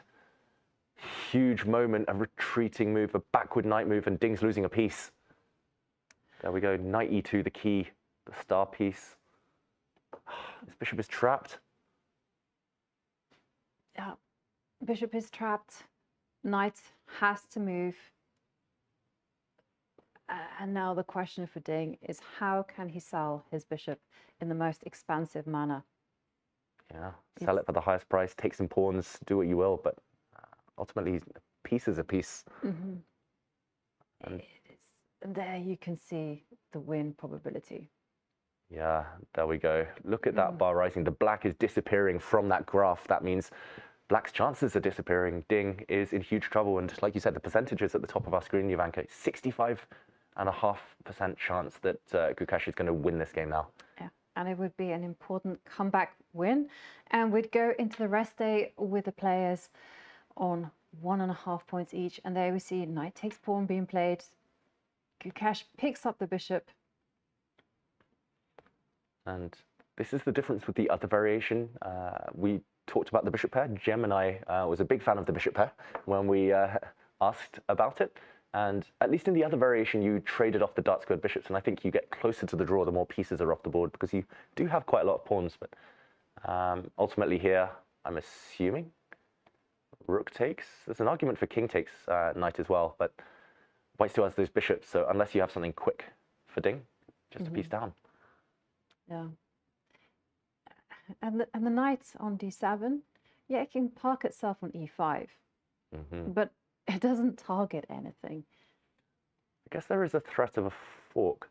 was going to say, Jovanka, is there a need for King takes. accuracy here? Okay, so yeah, we do see Gukesh pause. So let's have a look at the most provocative move. Rook takes knight. And then knight to e5. Woohoo! Family fork of every nature. So you don't want to allow that. So you have to play something. Yeah. Something. Not so easy suddenly because this pawn is threatened as well. Right. And can you use tactics to save the day? So for instance, can you go knight to d4? d4, asking me to hit your knight? Yes. And here I was banking on a few things. Like for instance, do I throw in bishop check? You can if you want. I'll throw it in for fun. Okay, I'll move my king. I'm slightly scared I'll get checkmated if I come forward. I'm going to run to the side. And then bishop to, yeah. I'm not satisfied with this. Yeah, just to show actually, I nearly played king e7, but I'm a bit worried about this check. And then this check, and whoops. And there must be a mate. I haven't spotted it yet, but this looks terrible. Okay, he's taken with the king. Yeah. Great move from Gukesh. Just to point out the other issue, rook takes, knight to e5. There was the option of playing rook to g3 defending, but I think black can win a third pawn here. Rook takes g5 using this fork motif, and once the dust settles, 3 pawns for the piece. It's not over at all. So king takes. Now if knight to e5, oh, what's he have in mind? You can look. It's just analysis. Can you be brave and go king to e3? Although no, maybe you can still go. Okay, knight to e5 played. Okay, now we're going to actually see what the defense is. So you can go rook to g3 is going to be met with the same motif. Rook takes g5, and if you go bishop g2, the pawn on g5 hangs. So my solution was to step up with the king. Yeah, there's also rook to c3. But yeah, rook to c3, you know, is also possible. I admit that. But why not defend from the front? I do wonder, can we? It's one of those moments in the day where calculation is hard. So I'm going to put the moves on the board and only refute them later. Rook takes rook, and what if I pin? I'm a chunk of material down right now, but can I play this? You can, and now I guess you have to support that rook. The bishop? Yeah. And you want to go f6? Yes. Very good. Desperately trying to get pawns and pieces off the board. King f4? Yep. Much. This is like a weird position. What's your next move, though? I mean, I can play knight f7 to try and take your rook, but what if I have no next move. What if I just occupy the open file? I want to come in and mate you. It's not over. It's not over. No, it's. I've certainly made a beautiful mess of this. So probably are still better, but yeah, it's complicated. That's for sure. Okay, what if rook to c3? So this is the game position. What if white defends with a rook laterally here? Okay, so your idea is rook takes g5 no longer possible because this time you go bishop to e3 as your defense. Bishop e3, maybe I can check. Oh gosh. Yeah. Okay, it's not straightforward actually. No. Maybe bishop h4, there's still f6. What is the solution? Why is white winning here? We see the eval bar, we see the win percentage. And we do know that white is risking precisely nothing here. White has an extra piece, but the last few pawns might drop. Right, so what moves were? If we had knight d4, we had rook c3, we had king e3. Okay, so the most logical one, the most normal one is like knight to d4. Let's just make sure that, like, and c5. Oh, wait, this is the difference between king takes and rook takes, because now the rook actually defends c5. So I can't play c5. Earlier we were talking about this variation with the rook on d2. Ah. He's so good. Should be illegal to be that precise at 18 years old. Knight d4. Very good, very good. knight d4 and how you... I mean, I kind of want a castle just because I can, and Ding castled on move 31 in game 1. It's not quite so late this time, it's move 26, but still, it's cool to be able to castle, but maybe rook d8 is more accurate, keeping the king safe in the center. Yes. Okay, but there's a threat of knight to f3, but that's it. There's still no threat of c5. Are you threatening to win a piece? I say no. I can go bishop e. If you go bishop e2, we go rook h2. Yeah, it's suddenly getting hairy. You're getting exactly sliced and diced. This pins is cool. Galore. Bishop e3, knight check. You're pinned this way, pinned this way. And, oh, that's quite rare.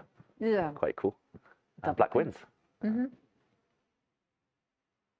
Jovanka, it's not over. Not yet. Not yet, at least. No. But we can still go knight d4. I like that move. It looks right. Rook to d8. Yep. And yeah, so you have bishop. I'm not washing my hands off bishop e2. I'm going to still go for it. Bishop because e2? Yeah, bishop e2. And now I can just go king. I'm going to take on f2, though. Are you? Like you wanted to go back or forward? Yeah, I need to go back, actually. Yeah, but then I would take and suddenly it's only the exchange, and black does have a couple of pawns. I think black's better. Okay. I made a mess of that. No, I think you're on the right track, though. I feel maybe you go the other way. Do you just slide the king? Just want to unpin and stop any knight f3 shenanigans. I love your knight d4. It just feels like the knight controls everything. Still a bit loose. Still need some time to consolidate, get this bishop out somehow. But I don't really see how black continues. And now rook h2 can always be met by a block. And there's no. What about bishop to f8? I'm sounding the retreat on every level. Bishop f8, just hinting at c5. I want to hint at c5, but more I was thinking bishop e7. Okay, and now if I try to simplify, if I try to get the knights off the board, this looks like black's strongest piece. Also, because I'm a dirty pawn grabber, I'm going to hit your a7 pawn. Yeah. Looks like white's just 1 or 2 moves away from consolidating the advantage. Hang on a second, there's knight to... Oh, knight d3. Knight d3, yeah. I'll pretend I saw that, and I'll play bishop e3. And there goes the end of that, yeah. Yeah, I mean, it's not over still. I mean, you could go bishop back to g7, maybe, at this point. But, okay, it feels like white's untangling slowly. And Gukesh, he doesn't have to untangle quickly. He's got buckets of time here. Oh. But it's great how Gukesh does not rush. Keeps on playing like the most calmest moves. And you don't see any hint of excitement or emotion from the young Indian. Yeah, he's shaking off the nerves, as Bishi said. And for Ding, you know, his rook h5, unfortunately, was a big blunder. Yeah. Just when things were looking very sharp, are very unclear, he makes a mess. But such things happen, right? When the position is super sharp, it's balanced, but at the same time, you have to dive deep into the complications. It's very easy to miss these things, and it's very easy to miss this knight e2 move. Because ultimately, that's why his calculation failed. Yeah, he played rook h5 on move 18. He needed to see all the way to move 23, knight e2. And there were variations, there were options. So it's so easy to take your eye off the ball with a calculation just to forget to look one step deeper, especially when your clock is ticking down. He's down at 18 minutes. Yeah, I think we can forgive Ding, definitely. It wasn't an obvious blunder. It was a very natural move. The rook, though, just a bit clumsy on this square. There was a couple of key variations where it would get hit by the white bishop. So maybe just instinctively slightly loose, but totally logical. And a bit unfortunate for Ding that it just step by step worked out for Gukesh. But okay, he's fighting hard, and Yeah, I mean, it's still Still a long way to go. Exactly. I mean, there are not that many pawns left on the board for white. And so if white manages to trade off all the rooks, etc., maybe you can start like just increasing the drawing chances. So for instance, if you have to knight to d4, do you have time for f6? Mm-hmm. I don't know whether f6 is actually a good... F6, you got to be... Oh, wait, no, knight e6, there's a knight 4. Knight, yeah. Yeah, I mean... Yeah, I don't love it, but I don't hate it for black, just getting pawns off the board. Yeah, f6 is interesting. I feel like rook d8 is maybe a more tempting move somehow, but yeah, there we see the engine evaluation itself, but what is it? +1.5 right now, creeping in on +2 for white. So it is a winning position, it's just how to convert it, and it feels like you got to do it step by step. First you consolidate. Step 1, you untangle these kind of clumsy rows of pieces. You stop the threats that black has got. Step 2, you improve those pieces. You trade off maybe black's best piece, which might be that knight. If you could get knight off the knight, then I think huge step in the right direction. You want to keep the bishop pair ideally. Keep all your pawns, and only then you start thinking about how to win. But that's a 3-4 step plan, and Gukesh needs to get there. I agree. It's very much an incremental plan that you have, and rather than have a big plan, rather than just go, yeah, I'm winning, I think it's much better just to do as you say. Just first up, you've got to deal with the knight f3 check, and then once you've dealt with that, then you have to think about maybe consolidating your g5 pawn, targeting the a7 pawn, coordinating white's pieces, and as black, if you're the defender here, like what is, how do you go about like increasing your drawing chances? So we came up with one plan of like maximizing the rook. Another plan was swapping off pawns. Which one of these would you be inclined to follow? Yeah, ideally, I think black needs to activate at some point, especially this piece in the corner. At some point, if you can land any tricks, any tactics, great. I don't think f6 is going to run away anytime soon. And at the same, I mean, while it's nice to get pawns off the board, it also feels like this is by far white's biggest weakness. So you're helping trade off their weakness. So I would probably keep this one up my sleeve for later. f6. He does play knight to d4, the move we liked. And yeah, actually, I think he's just been so accurate ever since rook h5. He's played every move perfectly, Gukesh. So far, he hasn't put a foot wrong. No. And it's model play chess, completely powerful. And I just like the way that he's increasing his advantage. He's playing carefully. There's no rush. It just feels like he's in his element. And now Ding is the one who has to find the good moves just to increase his chances. And it's not easy, David. Like, do you castle? Do you go rook d8? That's question number 1. Yeah. You also have rook h2 available, which looks tempting. Right. Like you said, f6. At some point, bishop f8. Could make an argument for trying to run this pawn down the board and trade off the white b pawn.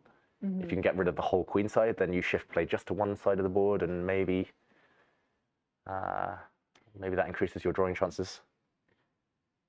It's very, very difficult, right? I like your idea of just abandoning the tactics and going a5, a4. Yeah. And then, at least swap off the material, but there's so much uncertainty here. I feel like here it's to do with instinct and a little bit luck. Yeah, you need a lot of luck at this point, especially when the probability says 4% chance that black is going to win this game. He plays the most natural move, rook d8. We looked at this first, but I think we stumbled across the conclusion that the white king is actually quite safe on e2. And I think that's just a good tip for everyone at home. Put your king on the opposite color to an opponent's knight, meaning it cannot be checked. And yeah, it's hard to know what to do next. Nice move. And, well, Gukesh has to be careful. He has to deal with threat of knight to f3 check. my arrows going awry there again, but knight f3, a huge threat. Yeah, bishop to e2, just for everyone joining. Walks into all sorts of skewers, pins. But king e2, now rook h2. Let's try one more time. Let's see if black can brute force some kind of defense. Or is knight f3 just a killjoy? Knight f3 is really annoying, David. Oh, that's clever, because I thought for a moment rook g2 was forced, or bishop g2. But then after some captures, suddenly, if this bishop gets traded off, opposite color bishops now, not so many pawns on the board, black rook getting active, it's not over. No. Only 2 pawns for the piece, but very good drawing chances, it feels like. So, yeah, he plays king e2, of course he does. So accurate. And yeah, rook h2, knight f3 just might remove the danger. Okay, so if knight f3 is the danger, what can you set up? Can you set up moves like b6? I'm trying to tempt you into going knight takes c6, and then I can pick up the pawn on b2. Okay. And I will argue that you've made me a tiny bit happy because I now have connected pass pawns on the other side of the board. True. Especially the a pawn Yeah. might become dangerous. Yeah, again, if black could just take these bishops off the board, there'd be great drawing chances. Maybe you will at some point, actually, with bishop d4. Yeah, that was my second plan. Okay, if I move my king. Let's get those bishops off the Bishops board. off. Yeah. Although I'm very worried about my king. Yeah, some. I'm extremely concerned. And yeah, sure enough. Although there's no threat, so. Bishop takes bishop. Still alive, still alive. Well, maybe white should be, I don't know. I want to go for this pawn. Bishop c4 maybe.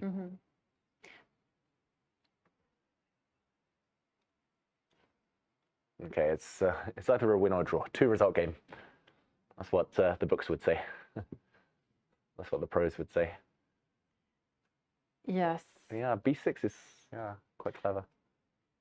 Because also knight f3, with the construction you've got knight d3 coming in now, and I like the fact you kept your bishop on the square, and maybe some knight f4 tricks up your sleeve. Yeah, and what I really wanted was to get like the pawn chain of c5, b6, and a7. Keep it alive. But Ding now down to under 15 minutes on the clock. With 14 moves to make. So 14 moves, 14 minutes. It's clear the equation there. No easy decision. No. Because he's a piece down for 2 pawns. But what's even worse than that, I would argue, is the fact that there's no clear way that he can just configure his pieces. There's no clear target to defend or to attack. Okay, I've got an idea, Jovanka. Go on. Rook h2. Okay, but you told me the solution to this. You said rook g2. Was that a trap? You said. Oh, I thought maybe knight f3, because rook g2, there was this one, and I get your bishop at least. Oh, yeah, you get my bishop. Okay, yeah. Which is not the end of the world, but. No, yeah. It feels like with this powerful bishop, black has great drawing chances. If you can remove its counterpart. I thought knight f3 was the way, and then now I just want to simplify at all costs. Knight takes, and okay, we have a move. Rook h2. Rook h2. We were correct. Now it's going to say bishop d4. I'm also slightly tempted just to be flashy to take on take on f2 and then go bishop d4. But I'm slightly scared of a king and pawn endgame. This one. Check. I'm very scared of that. Now I'm doing a Gukesh, trying to calculate, but I think this one should be winning for white because it's going to be very hard to keep these pawns long term. Right. The problem with king and pawn endings against the bishop is that the bishop can simply wait, whereas the king and pawn, the king will either have to give ground or the black pawns will have to advance. So yeah, maybe in this position, rather than be flashy and try to simplify like I did there, maybe just bishop to d4. Again, getting pieces off the board. I don't like the fact that white still has this g5 pawn, though, clamping down on the king side.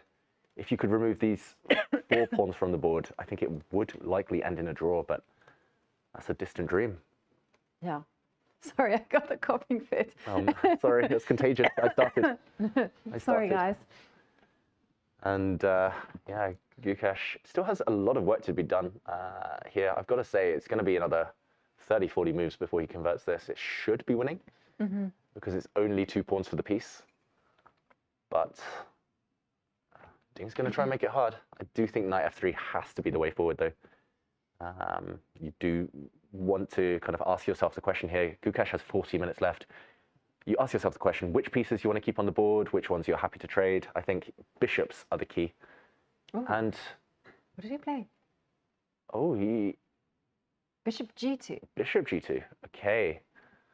Not knight f3. And now if I play my knight g4 plan, floor plan. Oh, then knight f3. He's so clever. But there's still, okay, so knight g4. Knight g4, attacking the bishop, knight f3, and this rook is hit. That's why he left the rook on the board rather than push his own rook up to g2 trade-off. Now there's no time to take this bishop. But you can still move the rook away, so put it to... But where? Not many squares. h5. h5. Random. And now Jovanka, of course, boom, I get a pawn. Boo, is all I can say. Okay, yeah, bad. This is not good. Okay, bad. Okay, so let's not go knight g4. Rook. Okay, still b6. b6 and now your bishop on g2, I'm going to argue, is not where it wants to be. This is true. This is very true. And now,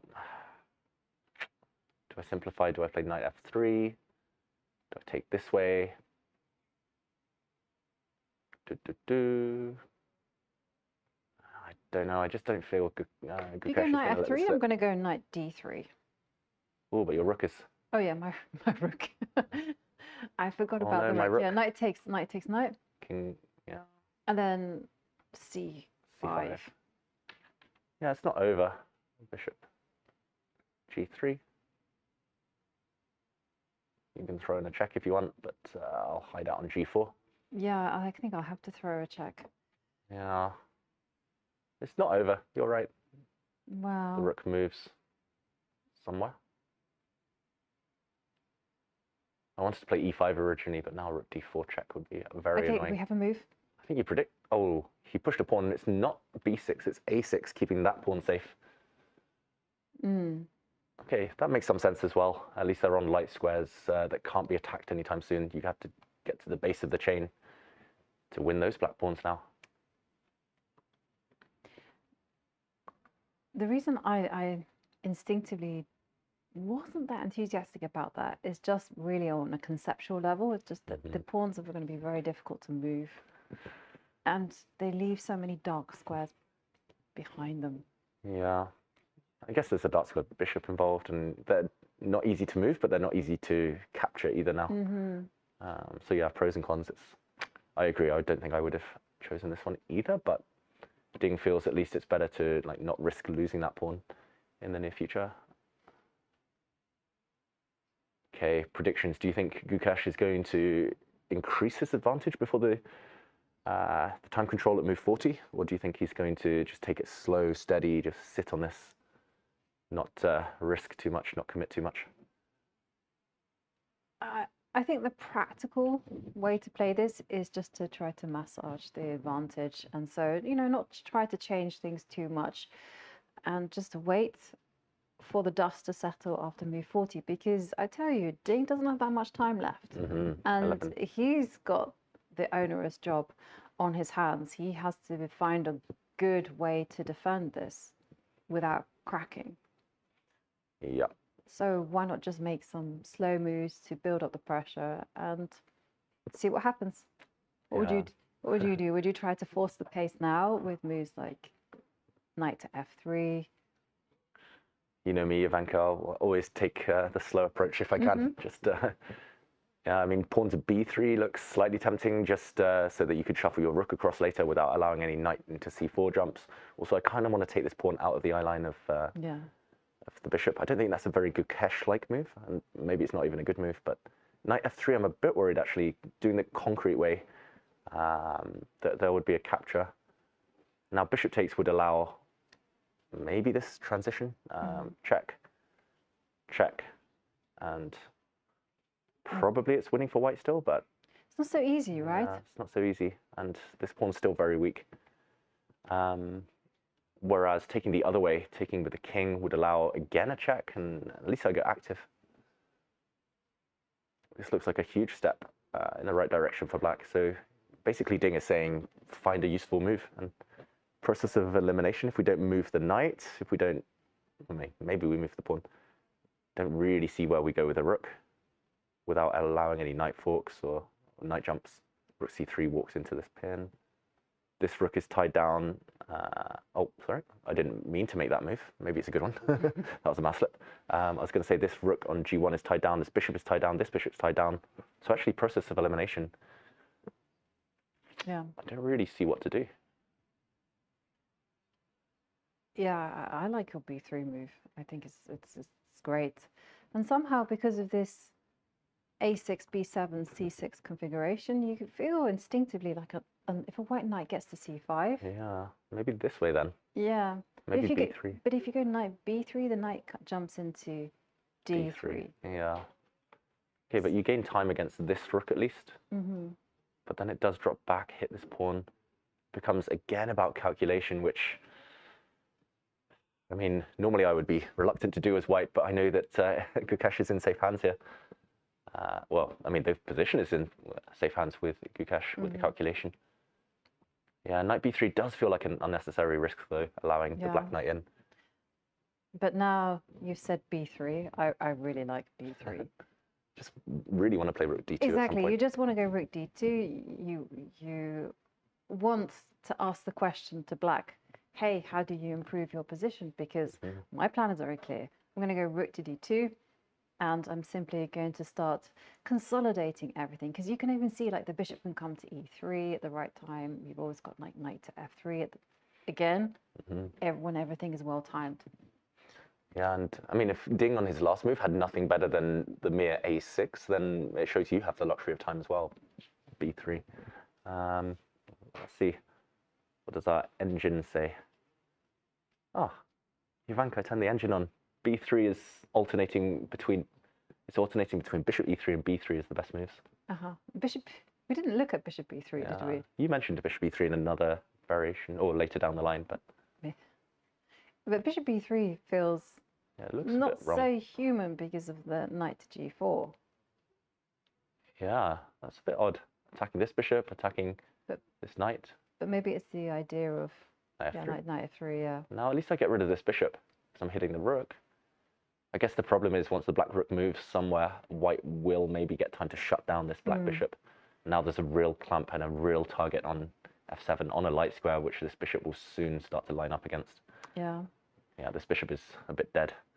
Yeah, this is also difficult. the problem with playing with one less piece, is that when the attacker has a target, you can use that extra piece to attack that particular point. Yeah, it's... It's so basic, but it's so true. It's not fun being down material, right? No. Especially in an endgame. But, okay, we're at move...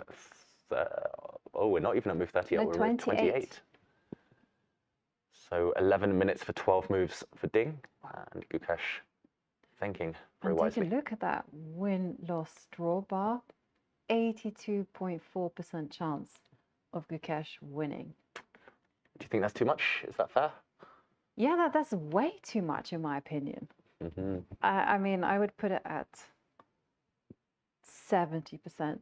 And I'm like the queen of optimism. You're very good at the guessing game though, Jovanka, because I remember we used to commentate a lot on the Champions Chess Tour and you would get every single percentage prediction basically correct. You'd be like, 80% white's going to win, and white would always win. You'd be Yeah, Literally every time. I do feel like it's stacked though, because I could just guess anything. Yeah, but it was like whatever you said was the favorite would always happen. So That's true. But I tell you, I have an uncanny ability to guess how much things will cost. Oh wow. Like even when I have no knowledge of other things. And it really annoys my husband. He's like, how did you just plucked that number out from nowhere? And I'm like, I did. That's a useful skill. That's a very It's pointless, David. I mean, how much did it cost my dignity earlier when I tried to make an illegal move in Castle? I can't quantify emotion. That's pretty impressive, though. That's very impressive. I was going to say the one statistic I would disagree with. He plays b3, of course he does. The one statistic I would disagree with is that there's a 3.7% chance Ding's going to win this game. I think that's 0.1%, maybe if there's a big blunder, but... Yeah, how do you factor in a blunder into the equation? Oh yeah, okay, maybe 1%, because there's always a chance. Right? Exactly. There's always a chance. You could lose on time. True. You probably shouldn't if you've got 32 minutes at this point. But yeah, this is the other reason I really liked b3 is because you just throw the move back to the opponent. You say, okay, you've got 11 minutes, now 10 minutes something. Time control imminent. Good luck improving your position when there's no forcing moves, no obvious plan.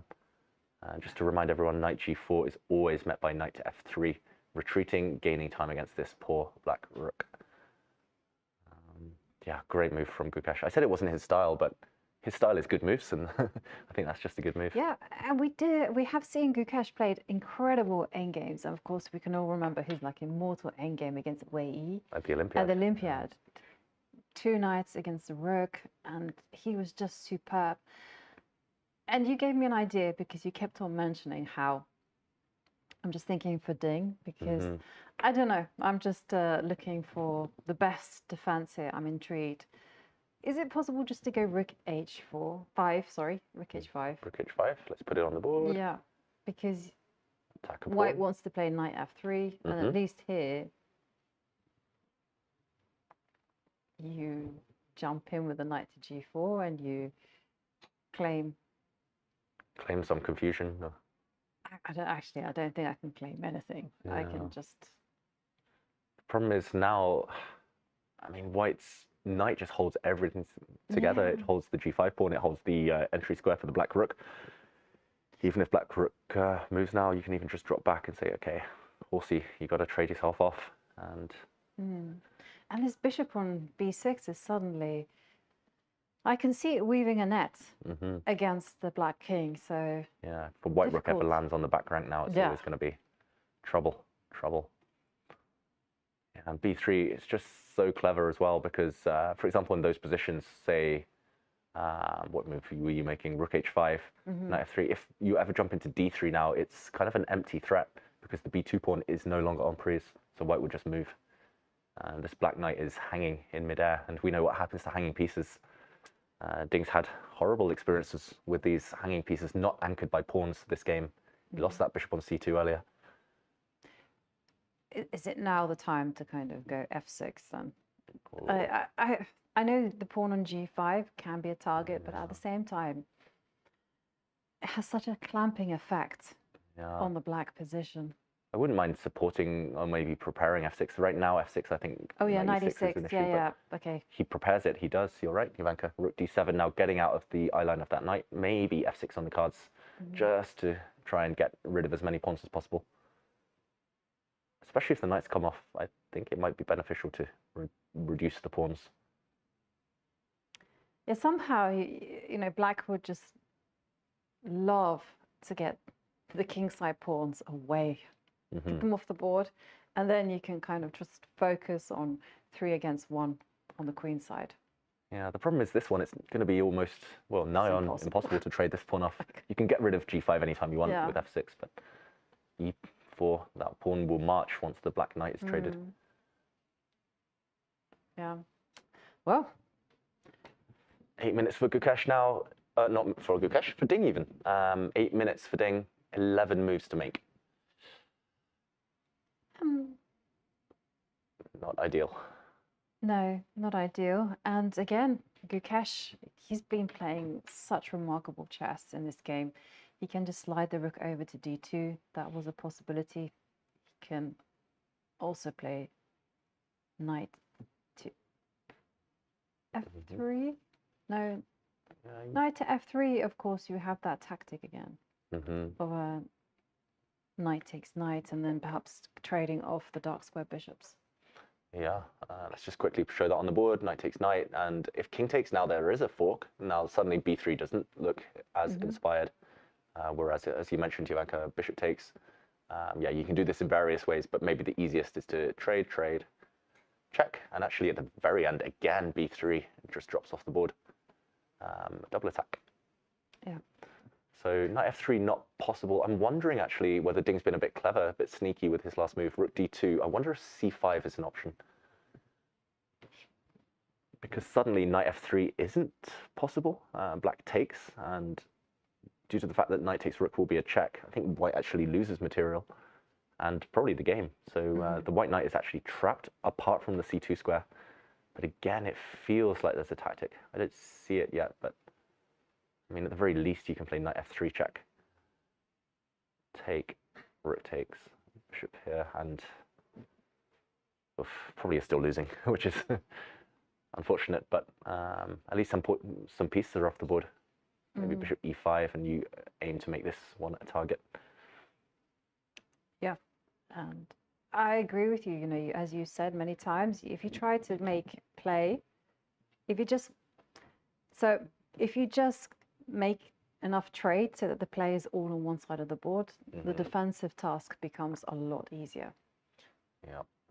And we saw a graphic a few moments ago about the time they've spent at the board, Jovanka. This is like another thing I didn't predict. I thought they would be off in their green rooms. There we go, 99% of the time at the board for Ding. Game 1, he didn't leave the board at all for the first 4+ hours. And also, a first, I believe, if Gukesh wins this game, he's never beaten Ding in classical chess, only in chess 960, Fischer random chess. So this could be momentous. Ding's won every single game he's played against Gukesh in classical with black. And if Gukesh were to win, does that mean the floodgates will have opened? Because often, you know, you have these opponents who you can just never get the better of. And you lose 7, 8 games, and then finally you win. Yeah. And then you never lose to them again. Yeah, it's very possible. I have so many of those players, Jovanka, that I've still not beaten. Shout out to Wang Hao. But yeah, I mean, it is a huge psychological boost, at least. You start to believe. And I think there have been times like that in history. I think actually, even before Fischer-Spassky, Fischer hadn't got the best score against Spassky. Kasparov hadn't beaten Karpov that many times. I think even Magnus hadn't beaten Vichy too many times before their World Championship match. Yeah, like talking about Karpov and Kasparov, Karpov started the match with... The first match, yeah. The first match with some wins, and then they were, it was a different format then. They were playing to the first to 6 points. First to 6 wins. Yeah, 6 wins, sorry. Yeah. And yeah, they just kept on drawing, and then suddenly Kasparov won. Well, Karpov was up 5-0 in terms of wins, so he was 1 win away from converting the match. But Kasparov held on, got a first win, like you say, and then got a second win, then got a third win. Yep. And ultimately the match was abandoned. But yeah, step 1, get 1 win on the board, equalize the score. That's Gukesh. That's all he cares about. Can you believe in those times it was like first to 6 wins?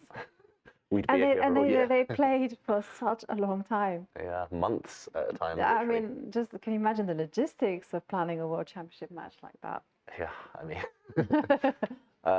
mean, I just love playing chess, but I think I get a bit, not bored, but playing the same guy every single day. Probably sick of the sight of each other after 1 week, let alone 3 months. But yeah, this is 14 games plus tie breaks potentially. Do you foresee tie breaks, Jovanka? Who do you think would be the favorite if we were to get there? Yeah, it's a difficult question because Ding is incredible. But and Gukesh, there is a stark difference in his rating for classical and his rating for rapid and blitz. So I'm going to say maybe Ding, just because Ding has good instincts.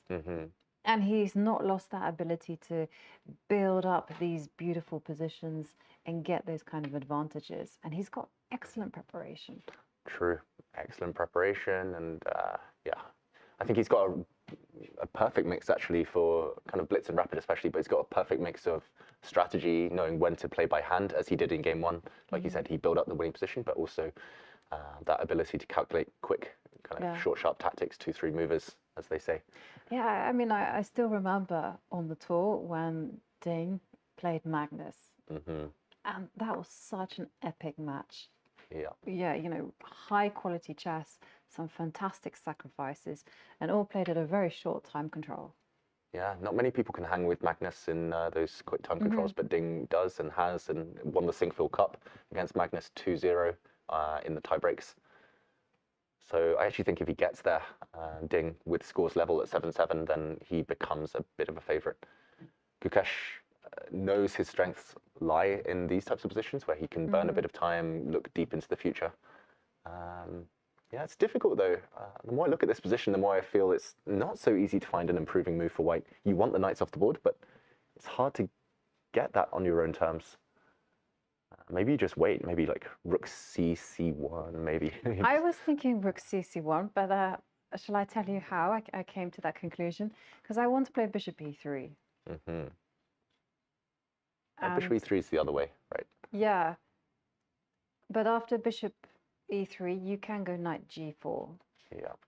Human point of view, you don't really want to allow this. No. Because now knight f3 hitting this rook, you can flick in this capture. Again, it's probably good for white just because of the fact you can play e5 immediately and then support it with the king and shut down black's bishop. But it does feel like a change that might benefit black long term. Yeah, I must admit, I forgot about this variation. There's a lot of variations. Don't worry, Jovanka. We've been here a while. And so I was just thinking, I really want to play bishop e3, and I don't want to allow knight g4, and I don't want knight takes bishop attacking the rook. So that's why I thought rook c1.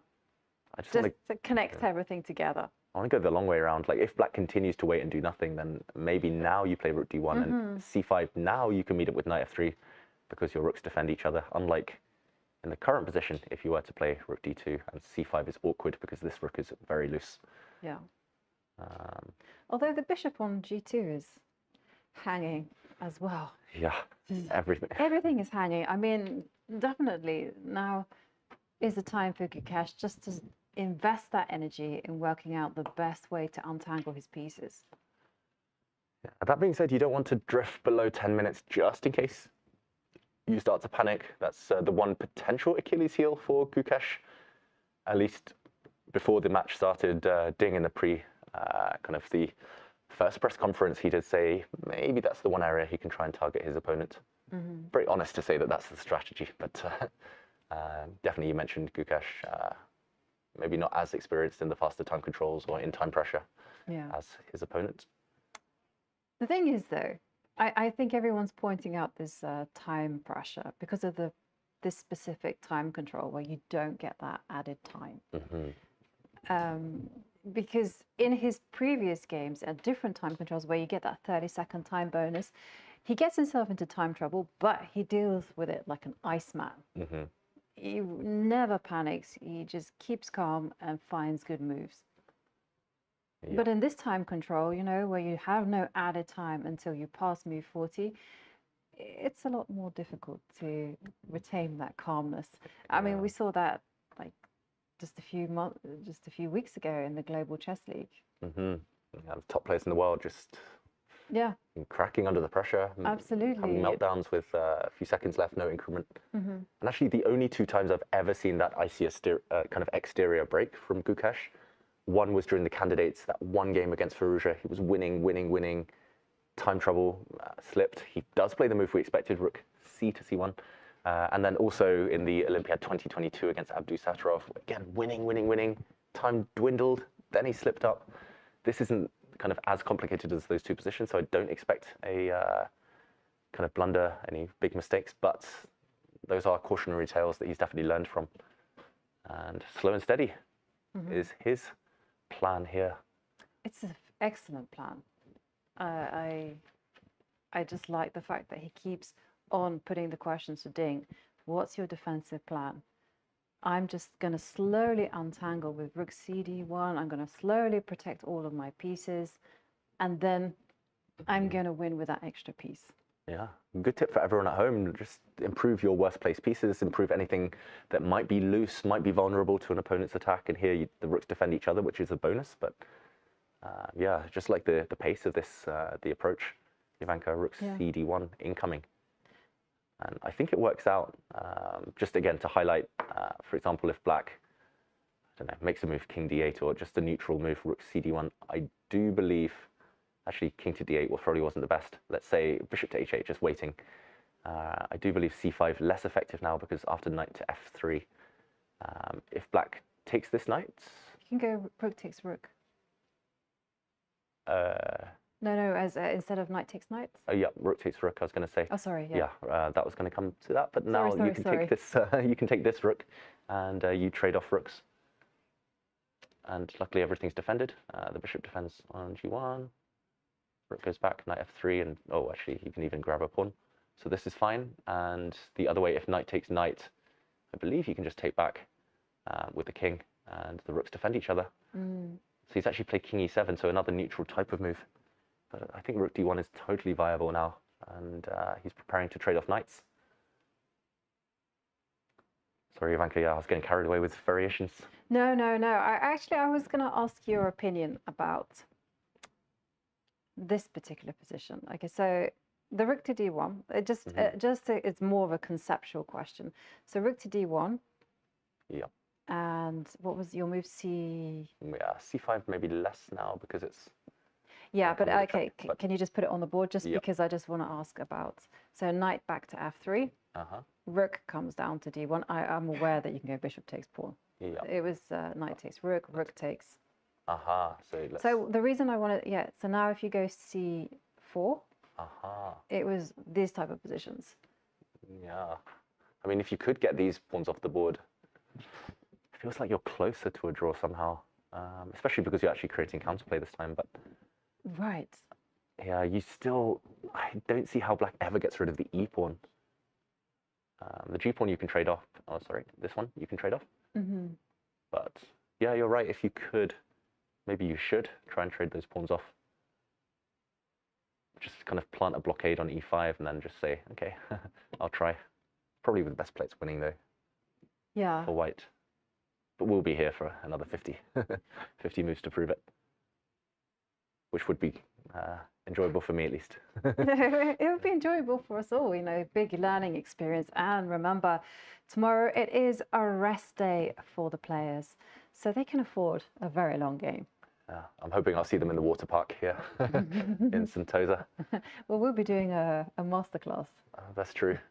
Only for an hour though, so I've got plenty of time for the water park. Yeah, you do. And there we see the schedule. It is generally 3 games, then a rest day repeated several times until the end, when it's just 2 final games after the final rest day. Yeah, and it would certainly set the tone for the match. In fact, any result here is actually really going to be significant, because if Gukesh wins it, well, suddenly it's back to that situation where the players are even. If Gukesh doesn't manage to win, it will be a very frustrating experience for him. Definitely. I mean, this could be a huge turning point. If Gukesh doesn't win, he's going to believe that, he's just going to lose belief, even that he's going to win this match, or that he's capable of taking down Ding. This is the best position he could have dreamt of. And yeah, actually, there are tactics in the air. I don't think rook d1 is as automatic as I was hoping. It does look playable, though. Okay, Gukesh, how are your nerves? He's down to 18 minutes. There's still 10 more moves for both sides to make the time control. At least Ding knows there's not that much to lose now. He shouldn't save this game. So anything else is just a bonus. Yeah, rook d1, there we go. As expected. Very logical continuation. Certainly logical. Okay. And let's run through once again for our audience. What are the piece combinations that White wants to have to maximize their winning chances. Yeah, I think White isn't averse to trading the knights. I think knights off the board is fine as long as you keep both bishops, ideally. If you trade these pieces, I think you need to somehow block out Black's bishop. Yeah. Rooks off the board, that's debatable. In the meantime, we see a tweet from Susan Polgar saying exactly the same thing, that this game is hugely significant because if Gukesh wins, his confidence is going to soar and Ding is going to start doubting himself again. But if Ding holds, it's going to be the opposite. It might be that Ding is actually one of those opponents for Gukesh, you know, where he loses winning positions he cannot win, and it becomes kryptonite. Exactly. Yeah, and Ding will feel invincible. He'll believe that he can blunder pieces and still survive. Shout out to Susan, very inspirational player and person. Yeah, so okay, right now Ding though down to 5 minutes, 10 moves to make, 30 seconds per move. He needs a miracle. It just feels like once knight f3 does happen, I think it's going to happen on Gukesh's terms. He doesn't even need to rush it. And yeah, the first step is accomplished. Jovanka, do you see any hope? Yeah, I see some hope for Ding, but I basically can only see it if he manages to swap off a whole load of pawns. And then I'm not entirely sure whether a set of rooks should be left on the board. Yeah, that's the tricky decision. I think maybe the biggest decision waiting Gukesh, but in the meantime, it's Ding down to 4 minutes. We saw the panic from him. I have a feeling his initial intention was knight to g4, and we might see if that one is played. There's actually a cute tactic, knight g4. I think White can get away with retreating knight to f3 because after rook takes rook, still you can take the rook, and here there's two pieces attacked. Although, yeah, this would result in some mass exchanges, and this is one endgame I said maybe Black should be pretty happy with this weakness on g5 remaining. So maybe knight g4 is the way. Yeah, I think it would be, looking at all those just minor piece endgames, I feel like Black's chances increase. Primarily because, yeah, it's true, Black can only exchange off the g-pawn, but they do have the possibility to create passed pawns on both sides of the boards, and that is going to stretch White. Yeah, agreed. And Ding just needs to move though. 3 minutes, 3 10 minutes. moves. Clock is ticking. Yeah, just the discomfort there. That's because of how difficult it is to decide on a move right now. Maybe you can just sit and wait, but knight f3 is coming nevertheless. And the more time he uses on this particular move, the more stressed he's going to get, and the more there is chance of there being a big blunder. Ding now under 3 minutes. Oh, yeah, it's that lack of increment. Normally, I mean, I've been here so many times throughout my career, but normally you have that 30 second per move that you can fall back on. This one, they're just not used to it. It's going to take the players a while to adapt. Gukesh went down to 1 second in game one. Didn't live to tell the tale on the board, survived on the clock. And we also remember Ding's match against Nepomniachtchi, where he had a great position, great advantage, and he got himself into time trouble, and he just went wrong, and in the end lost it. Yeah, could history repeat itself? I just realized there's a detail, even in that variation with knight to g4, after White retreats with the knight, there's also bishop c5 check thrown in that variation. So Black cannot even liquidate down to that desirable endgame. So for Ding, it's even worse than we thought, the position, and he makes a move. He drops his king back. Okay, he maintains the status quo. Oh, but look at that. He's shaking his head. Getting nervous. It's cold in here, but I'm somehow sweaty at the same time. It's 9 moves to make. I've got goose pimples, you know. This action is keeping us all entertained. And, you know, in game one, when the players were in that time scramble, you could barely hear a pin drop. Everybody was leaning forward, just willing the players to make their moves. That is the impact that chess has on the audience. And if you're feeling stressed, the players are feeling stressed as well. The chess of stress and its infinite finesse. Yeah. Very good. Well, I think that's the title of a book. It's not me. Freestyling, don't worry. But in the meantime, yeah, it's just, I think as well, the fact that all the fans out here in Singapore, it feels like neutral territory. I mean, so many people cheering for Gukesh, so many cheering for Ding, but everyone just wants a great match. Some real fights in these early days. So yeah, as you said, willing the players to make the move, to make the time control, to get more action, to get to get maximum enjoyment out of what we're seeing right now. And yeah, it's so close, it's so tense. But Gukesh today, he's been great. It's just about those final steps, winning that one game. Yep. And I'm being told that the book that you referenced is Autobiography of Walter Brown. That's the one. I was, he popped to mind, and I was like, wait, if I say the wrong name, I'm going to look silly. But, no, I have seen a copy. You could bluff your way through anything, David. I would have believed it. Yeah, highly recommend. Okay, so king to e8. And this is, again, good strategy from Gukesh. So for any aspiring tournament players out there, if your opponent's in time trouble, but you have a significant advantage on the clock, do not rush. Do not play them at their own pace. Do not play as if it's a bullet or blitz game.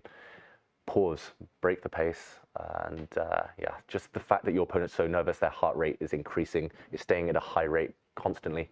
That means that they're going to struggle to focus, and you use your time. That's your advantage. Exactly. It's so important to maintain the calmness. Like we all heard, like when we were growing up, about the Soviet school of chess, and there was like an urban legend going around that they would do this movement with their pen just to kind of increase your heart rate and induce a blunder. Try and trigger you. No, yeah, don't let it get under your absolutely. skin. And yeah, also it is recommended to kind of change things up a bit. You pause for 2-3 minutes, you stretch, you relax, then you play 3 or 4 quick moves, then you stop again, and the opponents kind of, they build themselves up into a frenzy. They're kind of itching to play a move, but then you stop, you smile, and then you just psychologically, as a time trouble addict, that's the hardest thing to face. Also, what I find when I'm in time trouble, that the hardest move to face are the small, innocuous moves. Because you're poised for the most forcing move, and you're like there going, yeah, I know I'm going to take that pawn. And then suddenly your opponent plays like rook cd1. And you go, b3, rook cc1, yeah, rook exactly. cd1. Like, what on earth is that? How am I going to meet that? What should I be doing? And then you use too much time just trying to think about your opponent's ideas. And Gukesh, plenty of small moves that he can make. Yeah, he knows all of these things. He's been there. He's very experienced for an 18-year-old. So he knows all the tricks of the trade and how to unsettle Ding. That's why Ding's been a bit flustered these last few moves, I think, because he wants to calculate. The top players in the world, they calculate so quickly at the speed of light almost. But when it comes to maneuvering, forming plans, these slow, creepy, crawly moves, that's where actually we see the players invest the most time. So great kind of just very impressive play by Gukesh the last few turns. Definitely very mature. And yeah, so Gukesh thinking, is it time to chase away the rook, do you think? It might well be. It looks very tempting to kick Black's rook out of the white half, out of the white camp. And then you can just solidify the bishop, cement it on a square like f4. And Ding, now Gukesh down to 14 minutes. And still, the onus is on Ding again to come up with the best defense. Yeah, and no nerves at all from Gukesh so far this game, but you can tell the closer he gets to victory, the more he'll sense it, the finishing line in sight. That's when the slip-ups do happen, at least from my experience. Like, you relax a little bit too early. That's why he's trying to control his breathing. Yeah, and this was something very interesting because Gukesh is actually working with a performance coach, Paddy Upton, and I don't know whether this is just talking the talk, but Paddy was saying, you know, he's worked with the Indian cricketing team, but for him, Gukesh was very mature, and also he excelled in those big match moments. You know, he talked about the candidates bishop to g3, attacking the rook. A very quick retreat of the rook to attack the pawn. So we're expecting the bishops now just to come and defend that pawn. Yeah, we're expecting bishop to f4 just to hold on to your pride and joy over here. There's no rush. You can, I think, take a timeout. Dropping the knight back will result in trades, but this pawn would be loose, so looks very logical. I don't think you even need to calculate too much else. But yeah, it's interesting, the top players, I mean, back in, well, I say back in my day, but you know, even a few years ago, it was very rare to hear players talk about mental health like Ding has been doing recently and to talk about those little edges.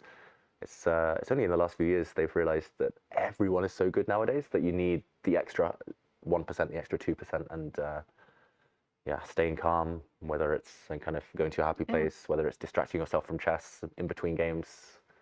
All of the players now know what they should be doing. Right. They're so disciplined. And it's very refreshing actually to hear from this new generation of Indian players that they're talking about working with performance coaches. Eric Geisy has been very honest there. And yeah. Vidit as well, meditating. Vidit as well, meditating. It's... Chess is a sport, and this is what they do in other sports, so why not chess? Exactly. It's about time. Chess caught on. Yeah, exactly. I mean, it did catch on when it came to physical fitness, because there was a time where chess players were not so physically fit. Don't know what you mean, Jovanka. I wasn't referring to modern day chess, actually. I was referring to olden times. You know, it was common to see them doing unhealthy things at the board, let's say, like smoking and whatever. Yeah. And then, you know, it caught on, actually, that you need to be in tip-top shape in order to handle these high-pressure moments. And so I remember Karpov, Kasparov, they were cycling, they were swimming. Yeah. And now modern-day chess is like Magnus, like an athlete.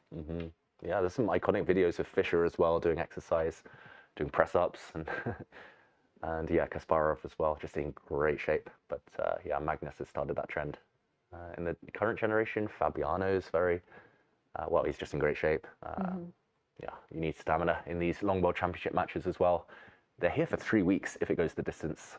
If you count all the rest days, the opening ceremony, everything, potential playoffs, for 3 weeks of top performance. Yeah. For that you need to be in perfect shape. So, okay, I don't really see why Gukesh is hesitating, other than maybe just double checking variations. Maybe he's thinking about after bishop f4, maybe some rook h4. Oh no, he drops the knight back. Drops the knight back. So he's done some calculation. Does this come at the cost of a pawn? We see a knight trade. White needs to retake that knight. He takes it with the king. Oh, wow. Jovanka, he's just so good. Here, I just want to point out, if there's a rook trade, and if black gets greedy now and takes a pawn, bishop h4 at the very end, this diagonal is key, the black rook. If it moves, boom, checkmate. You defend the the pawn indirectly. That is so smart, and that's going to be a shock for Ding. If you take this pawn first, however, there's still some questions to answer, but I think you're going to come under heavy fire anyway. The power of the bishops, whether it's this angle, this bishop, whether it's the other bishop via h4, Ding doesn't risk it. He plays bishop to d4 instead. This is a good decision, though, by Ding. But I love the calculation involved from Gukesh. That was exceptional. Checkmating ideas from the middle of nowhere. But bishop to d4, good move. The reason I like it is because once Gukesh moves the rook, maybe Ding can get some hope in the fact that he can anchor his bishop to the d4 square with c5. Yeah, and there's also the question of whether you can grab this pawn now. It feels so shaky. It feels really loose for black. Again, because later, not right now, there might be checks on the back rank. The bishop covers that square temporarily, but there's also going to be hits on this black rook via the white bishop, which is going to come to life. I think Ding's got to risk it, though. You think he's going to take it? I think he's going to take this pawn, because at least then Gukesh has to checkmate him, otherwise the black rook will come across. But it's very much throw caution to the wind, you know. Roll the dice and let's see if we live another day, because if it doesn't work... Jovanka, he's got 30 seconds for 6 moves. Oh. 5 seconds per move average. Okay, he has to take a quick decision. 20 seconds, David. For 6 moves, 3 seconds a move. He's frozen. No. Ding. Got to decide. 10 seconds for 6 moves. He takes the pawn. His rook is attacked. He's now got 6 seconds. Quick. He's got 5 seconds for 4 moves. Physically, it's going to be difficult. He's got a losing position as well. Gukesh has calculated the win. Ding now, 3 seconds, 2 seconds. 1 second.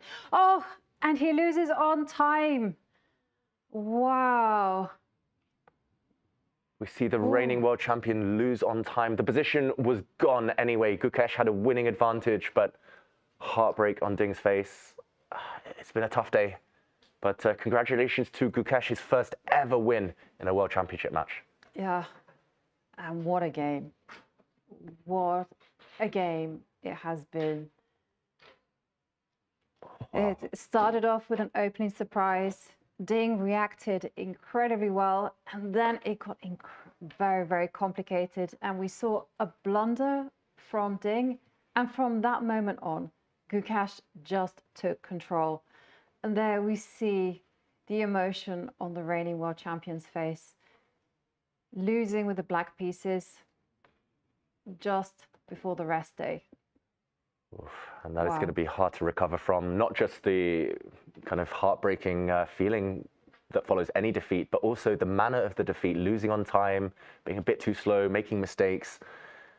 It just felt like he wasn't in the flow, Ding, and yeah, it's going to be hard to dwell on that for the next, 36 plus hours, but also he needs a break, he needs to recover, so maybe the rest day has come at the right time. We will break down those final few moves in a minute because there was a tactic about to appear on the board that would have banked the victory for Gukesh. But in the meantime, these are the scores. Yeah. He takes the win and it's 1.5, 1.5. Yes, and for Gukesh, what a win. It's his first victory against Ding Liren, and it couldn't have come at a more timely moment.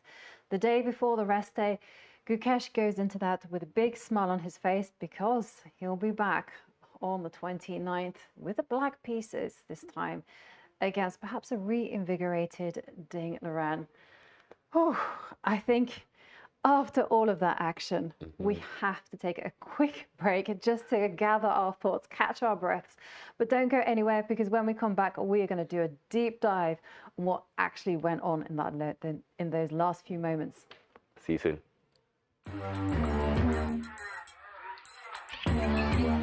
Gemini, can you help me plan my 3-day vacation? Generate a photo of a muscly capybara.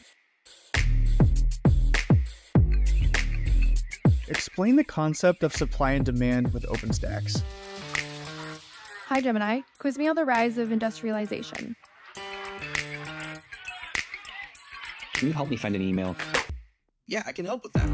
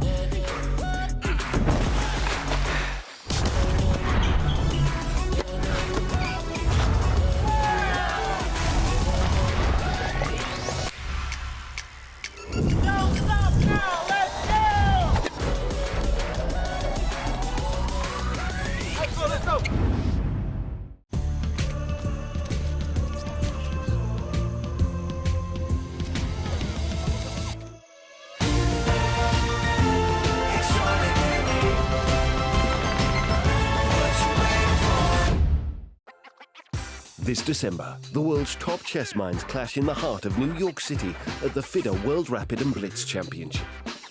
Witness world #1 Magnus Carlsen and other stars from across the globe. Rapid and Blitz, chess in its most thrilling form, unpredictable and unforgettable. Fast moves, tactics and blunders, and moments that will keep you on the edge of your seat. Witness the pinnacle of chess excitement. Get your tickets now at worldrapidandblitz.fide.com. And we are back, and what a World Championship match it is turning out to be, as we had a dramatic Game 3 that eventually ended with Gukesh winning in time trouble. But wow, Gukesh there at the end displaying some incredible tactical awareness. David, we have to show those closing moments. Yeah, and we'll get there. Let's jump straight into the game. The players have a press conference very shortly, but a quick few notes about the opening and where Ding started to go wrong, at least in practical terms. It was a Queen's Gambit declined, a Queen's Gambit exchange variation, and all of this has been seen before. Very logical moves by both sides. Black bringing the bishop out now, attacking the white queen. But it was here, Jovanka, where Ding started spending a bit of time and maybe made a decision he will regret. Yeah, I mean, objectively, it was actually okay, but it did prove to be his downfall because the bishop dived into c2, attacking the pawn, and the problem was that that bishop was continuously sidelined, and this is the beautiful point that actually after bishop f4, Black isn't actually allowed to take on b3 because of knight to d2. Yeah, if the bishop takes this pawn, the knight retreats, and the bishop is almost trapped. If it comes into c2, whoops, it's going to die a very painful death. Instead, if it had dropped back to the c4 square, then after a capture, white will regain the pawn with a big advantage bishop pair and a big pawn center. Instead, Ding spent a lot of time, started investing oceans of time, 20, 30 minutes per move. Sometimes he brought his knight forward. He did, however, find the best move. And after knight to d2, he found this little sidestep with the black rook, really creative, aiming to push this pawn forward with gain of tempo against the white bishop in order to create a route back for the black bishop. However, it cost him just too much time, it feels like. And when the position started getting complicated, Gukesh taking some risks here, Ding simply couldn't react properly here. So a few moves down the line. The mistake was, I believe, now rook to h5. h5, yes. It was like somehow or other, like Ding had everything finely balanced as to how this bishop on c2 would stay alive. And he just let his guard slip for just a few moments, because the deep point to why this move is bad actually is as you'll see in the coming moves, because Gukesh quickly shut in that bishop.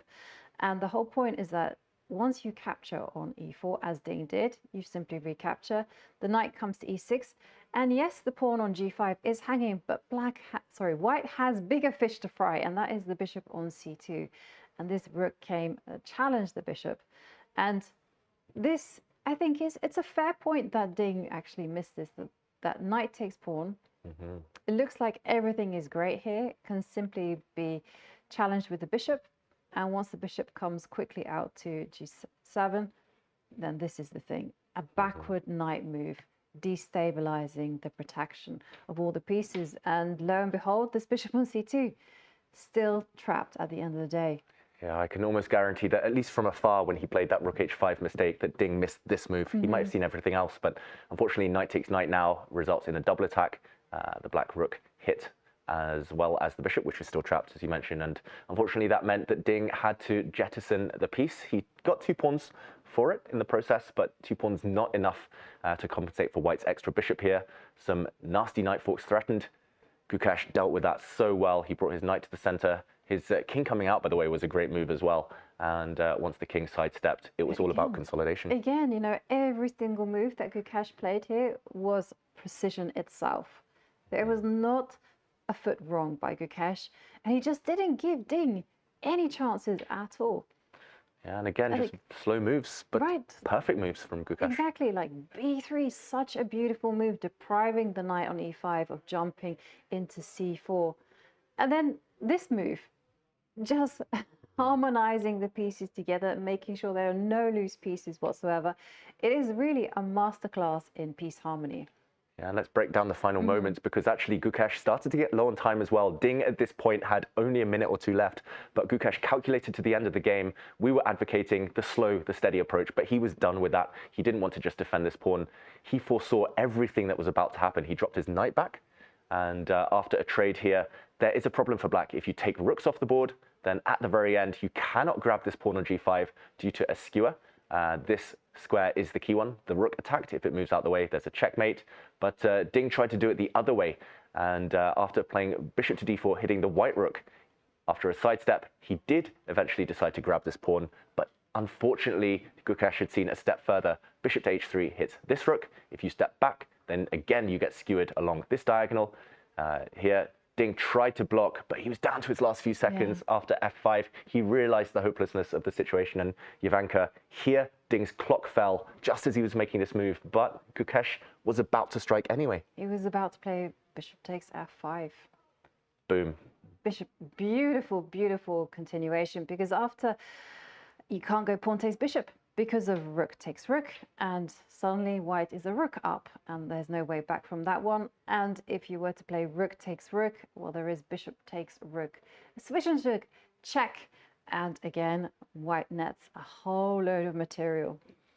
Yeah, extra rook for white. Gukesh was about to win on the board, but heartbreaking, those final scenes, Ding just frozen and just the panic, and he fought really hard. Ultimately, Gukesh just too good on the day. Yeah, Gukesh, excellent game there from Gukesh, taking risks as well with his I was courageous opening, I would say, gambling that Ding would burn the time on the clock and that perhaps would make a blunder. And from the moment the blunder happened, Gukesh was just ruthless. I mean, I think engines would have struggled to compete with Gukesh, the form he was in there. And yeah, once he got that extra piece, it was hardly in doubt. I don't think anyone could have fought off the accuracy, the patience combined with the ruthlessness at the end. It was really impressive. A very impressive game there from the teenager. But tomorrow, it is a rest day. What would you say to Ding? Try and forget. I mean, he will have the white pieces. Yes, it was a loss, but it's a long match. He's not behind. And I think ultimately, if he gets kind of a few more results on the board, a few draws now in a row, wouldn't be the worst thing in the world for Ding. Yeah, having white is a bit of a bonus, I think, for all chess players. But yeah, tomorrow is about relaxation. It's about recovery. It's just about staying in a happy place. And for Gukesh, what has been the positives and maybe the slight negatives? Positives for Gukesh. He played a fantastic game today. No real negatives after today. I guess the only negative is he's not ahead. He maybe deserves to be ahead after a performance like this. But Jovanka, it looks like he's making his pre-match favorite tag. He's making it look justified. Especially at the end, you know, I'm very impressed by his calculation and by his positional maneuvering. And for Ding, there are a lot of positives, and there you can see the players. Well, remember, tomorrow it is a rest day, but we will be back with all the action the day after tomorrow. But for now, we are going to go straight to the press conference where we're going to be hearing from Maurice Ashley and the players. Phone to our left that you can go to. You can line up at any point, and please restrict your questions to one at a time. But if you need to go back, then we'll allow you to do so. First question is for the challenger. First of all, Gukesh, congratulations on the victory today. I guess the simplest question to ask is, how does it feel to actually win a game in your first World Championship? Yeah, it feels great. I'm quite happy with. I mean, also the last 2 days I was happy with my play. Today was even better. I feel good at the board, and yeah, today I just managed to outplay my opponent, which is always very nice. I'm curious how the opening went for you. He spends a lot of time in the opening at one point, just several minutes for sure. Did you feel like you had exactly the position you wanted to play? Yeah, I was prepared until the 11th. No, sorry, 13th move. I guess he was trying to remember something, but maybe he mixed up something. I thought how he reacted was not the most precise way, and then I think I just got a very nice position after G5, and I mean all this F3, E4, it looks really shaky for me. A question for you, Alicia, and you spent a lot of time in the opening. What was the reason for that? Because I thought my position not so comfortable, and my C2 bishop is weakness, and he's going to attack it with knight d2. So I tried to come up with some idea to save it. First I thought knight e4 here. Maybe the other move to play knight e4, and he will take. I take the bishop, and knight d2, knight a6. The other line, I'm not sure.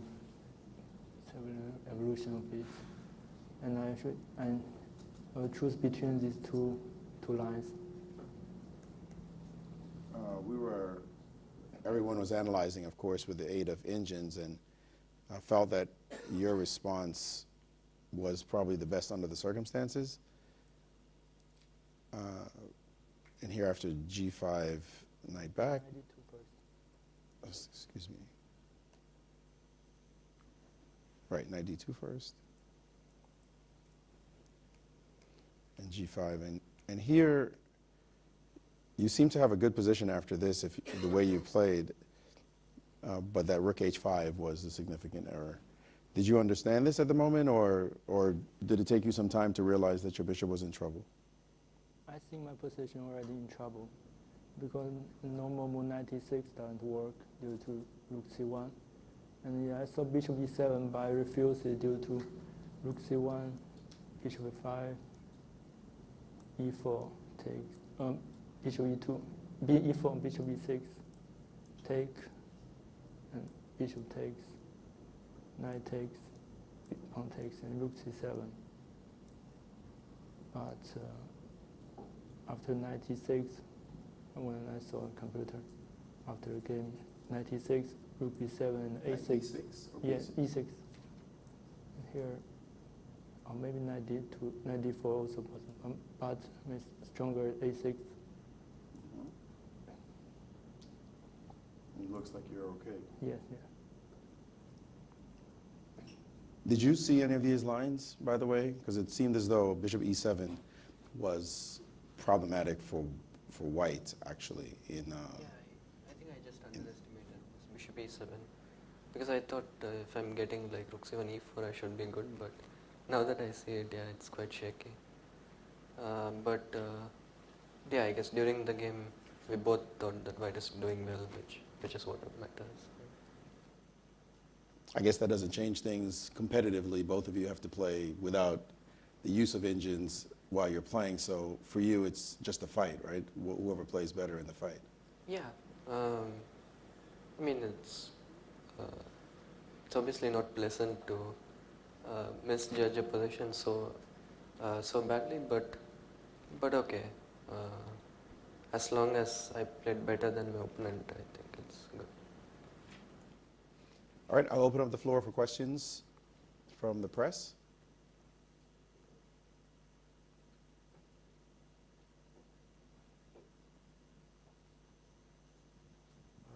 A great performance, Gukesh. Just to know if you were aware that you were following a game of the 2023 Düsseldorf FIDE World teams between Kramnik and Edigaisi. Was that part of your preparation? And what do you think of that game and how you could improve on that game? Yeah, I mean, I recall this game very briefly. I think till H4 we had the same position. Till the 13th move, we had the same position. After that, I think Arjun made some mistake and Kramnik had a huge advantage, but it ended in a draw. I remember this detail, but I don't remember exactly how the game went. Yeah, I was aware of it. Next question. Hi Gukesh, can you just talk the entire thought process of all the moves that you had made after rook h5? At least on the board, it seemed like you knew that you now had an advantage. Can you just talk through the entire process of how you converted the calculations that you were doing in your mind? Yeah, after rook h5, I thought with e4 I'm winning a piece, but he gets a couple of pawns, and I mean the dark squares are a bit soft. So I didn't think I was completely winning. I knew that I should be better or close to winning. And then I think I played quite precisely because I was also considering knight e2 instead of bishop f2, but then he can go knight b3. I mean the same, similar to what happened in the game, like rook c2, knight d2, rook d2, bishop b4. Now the difference is g5 hangs. Yeah, bishop b4 or direct rook g5.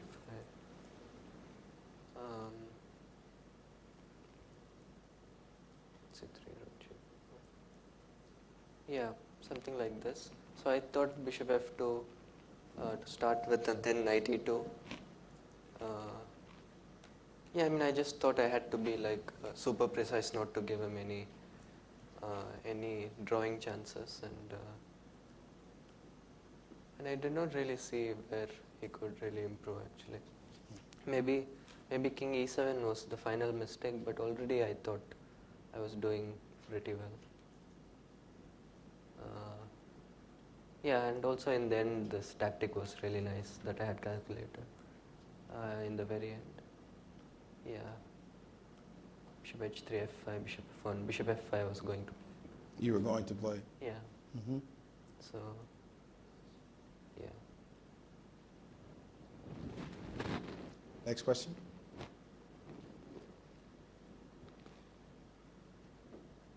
Hi there, Theo from leechess.org. I'm asking a question on behalf of one of our live stream commentators, Grandmaster Felix Blauberger. He wanted to ask Ding Liren if he could share his thinking behind rook h5 and if he considered or evaluated the threat of knight e2.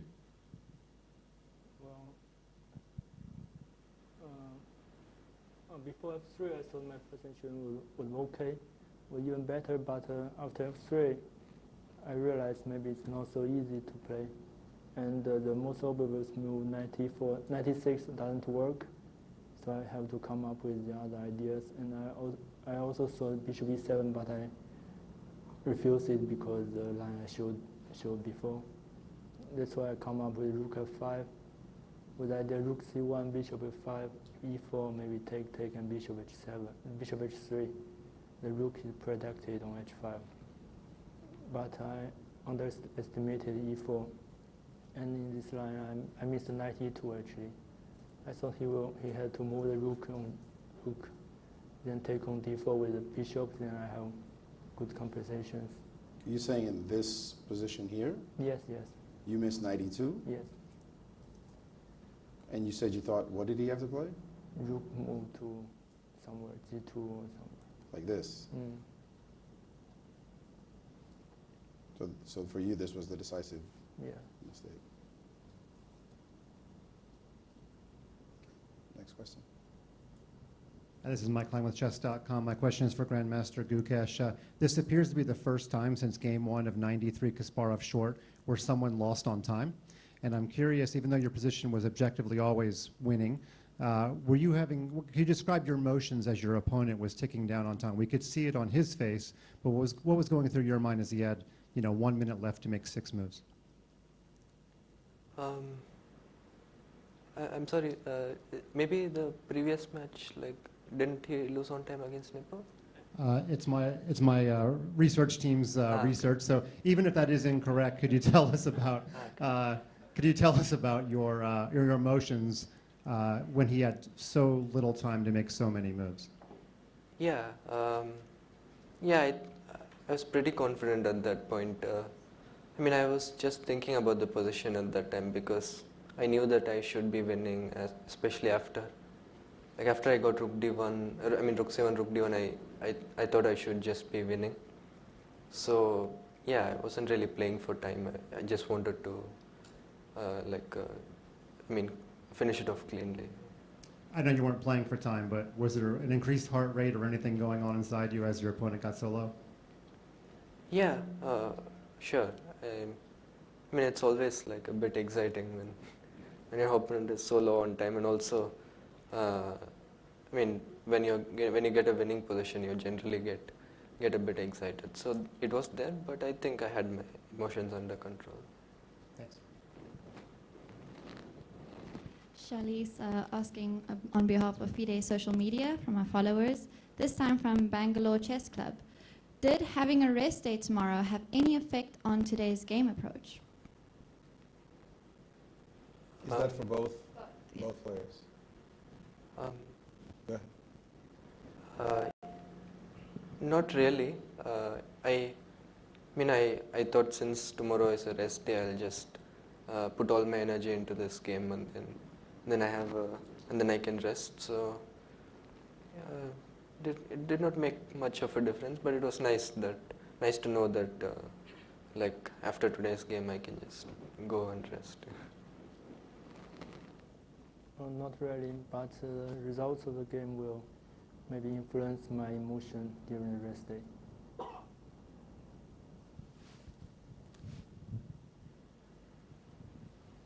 Hi, Maria Emelianova on behalf of my viewers, I guess, on my channel. A bit of a harsh question to Gukesh, but I thought it's the best day to ask it. Do you agree with what Magnus said after game 1, that it's hard to understate how bad this was from Gukesh? Not a single good decision, everything was wrong. Do you agree with his statement, and do you think you changed? If yes, then do you think something changed after game 1? In game 1, you mean? Yeah, I mean, after, from some point, I think starting from, I don't know, maybe b4 or queen e2, like, especially this knight d4 move, all these moves were pretty bad. But I think it's also understandable since it was my first game in the World Championship. I was a bit nervous. It's a new setting for me. And yeah, I mean, like even for example, Magnus in his first World Championship, he was not at his best at the start. So I think it's a very normal reaction, and I was okay with that. It was a bad game, but I was generally feeling good. I thought even though I was nervous, I was able to not what to say. It was not too much to handle, so I felt good. It was a bad game, but yeah, I always knew that once I settle in, I will get back my rhythm. Thank you, and congratulations on striking back.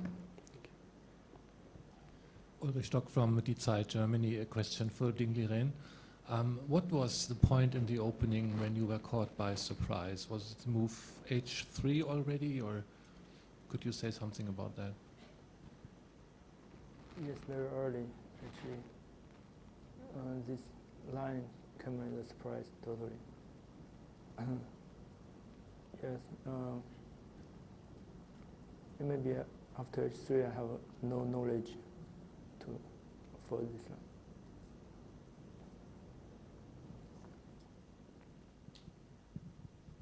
line. Another question for Gukesh.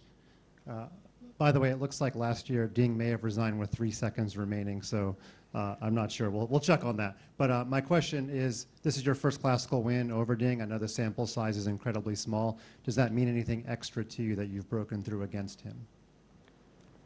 Yeah, it's always nice to win a game. Also, for the first time against such a strong opponent, it's always nice. I think it means more that I got a win in the World Championship and a very important win. So yeah, I'm happy with many things about this. Hi, Gukesh. Aditya from Chessbase India. Congratulations on your first World Championship win. But we see you here today exactly as after game 1. You are in the same mood. Your nerves show the same level. I don't know how you do it, but congratulations. Could you please tell us that when we saw you in game 1, you were a lot moving around the chair. You were not sitting that much. But today we saw you on the chair, more focused, more concentrated, eyes closed.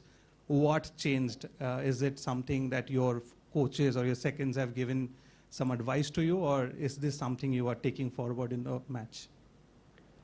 I think it also depends on, it mostly I think just depends on the kind of position, because the first game I thought I out prepared him, and I mean like all this G4, it was all my prep, and I was feeling more in control. So, and yesterday, I mean, he surprised me in the opening. I had to figure things out, and also today, once he got like Queen b3, bishop c2. I mean, there were a lot of lines to calculate. Even though it was my prep, I couldn't recall many things. So yeah, I just had many things to figure out on the board. So just sitting. Great, congrats once again. Before the next question, if I may ask, does the thought ever bubble in your mind of that you have fans, big fans watching from all around the world, particularly in your home country? Does that ever affect you when you're actually sitting there playing? Is that, or you're not distracted by these thoughts? Usually when I'm playing, it's like not really, but like in a span of like 4 or 5 hours, you get 1 or 2 distracting thoughts from time to time, and I think it's fine. But yeah, in general, it's nice that you know, fans all over the world, and especially in my home country, are cheering for me in this match, and that is kind of a motivating factor for me. I have a question for Ding Liren. 想问一下，这次爸爸妈妈一起来了，感觉怎么样？会不会好一点？对明天恢复心情会不会有一些帮助？谢谢。对，这很少的比赛，他们都同时过来，确实，他们给我生活上的一些照料吧，确实能让我感觉，不那么紧张。谢谢。Another question from FIDE social media, this time from Sky35.10 for both of you. What are you planning to do for the rest day?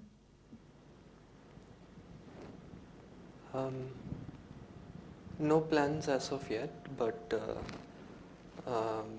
okay, maybe, I don't know, I'll think of something, but okay, the main things will be obviously some rest, preparation, and some relaxation.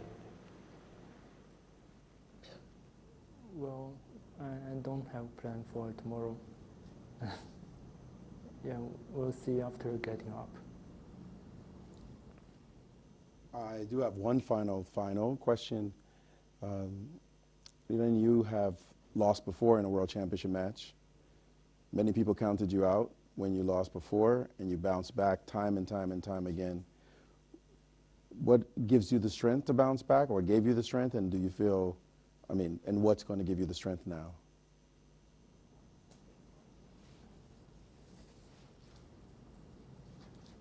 Well,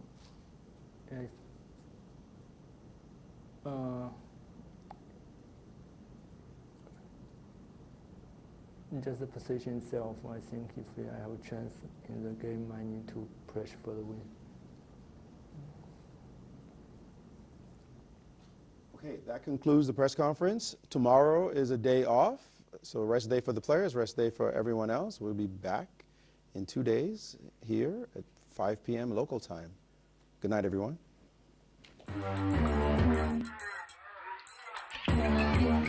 Gemini, can you help me plan my 3-day vacation? Generate a photo of a muscly capybara. Explain the concept of supply and demand with OpenStax. Hi, Gemini. Quiz me on the rise of industrialization. Can you help me find an email? Yeah, I can help with that.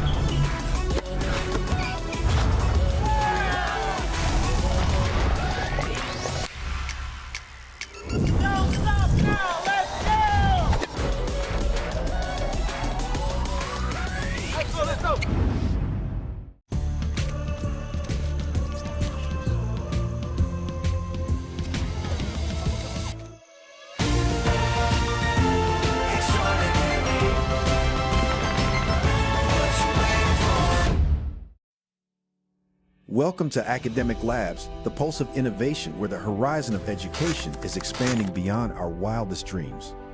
We are the architects at the intersection of transformative technologies, fusing the power of adaptive AI, the solidity of blockchain technology, and the versatility of non-fungible tokens, or NFTs, to weave an unparalleled learning paradigm. This December, the world's top chess minds clash in the heart of New York City at the FIDE World Rapid and Blitz Championship. Witness world #1 Magnus Carlsen and other stars from across the globe. Rapid and Blitz, chess in its most thrilling form, unpredictable and unforgettable. Fast moves, tactics and blunders, and moments that will keep you on the edge of your seat. Witness the pinnacle of chess excitement. Get your tickets now at worldrapidandblitz.fide.com.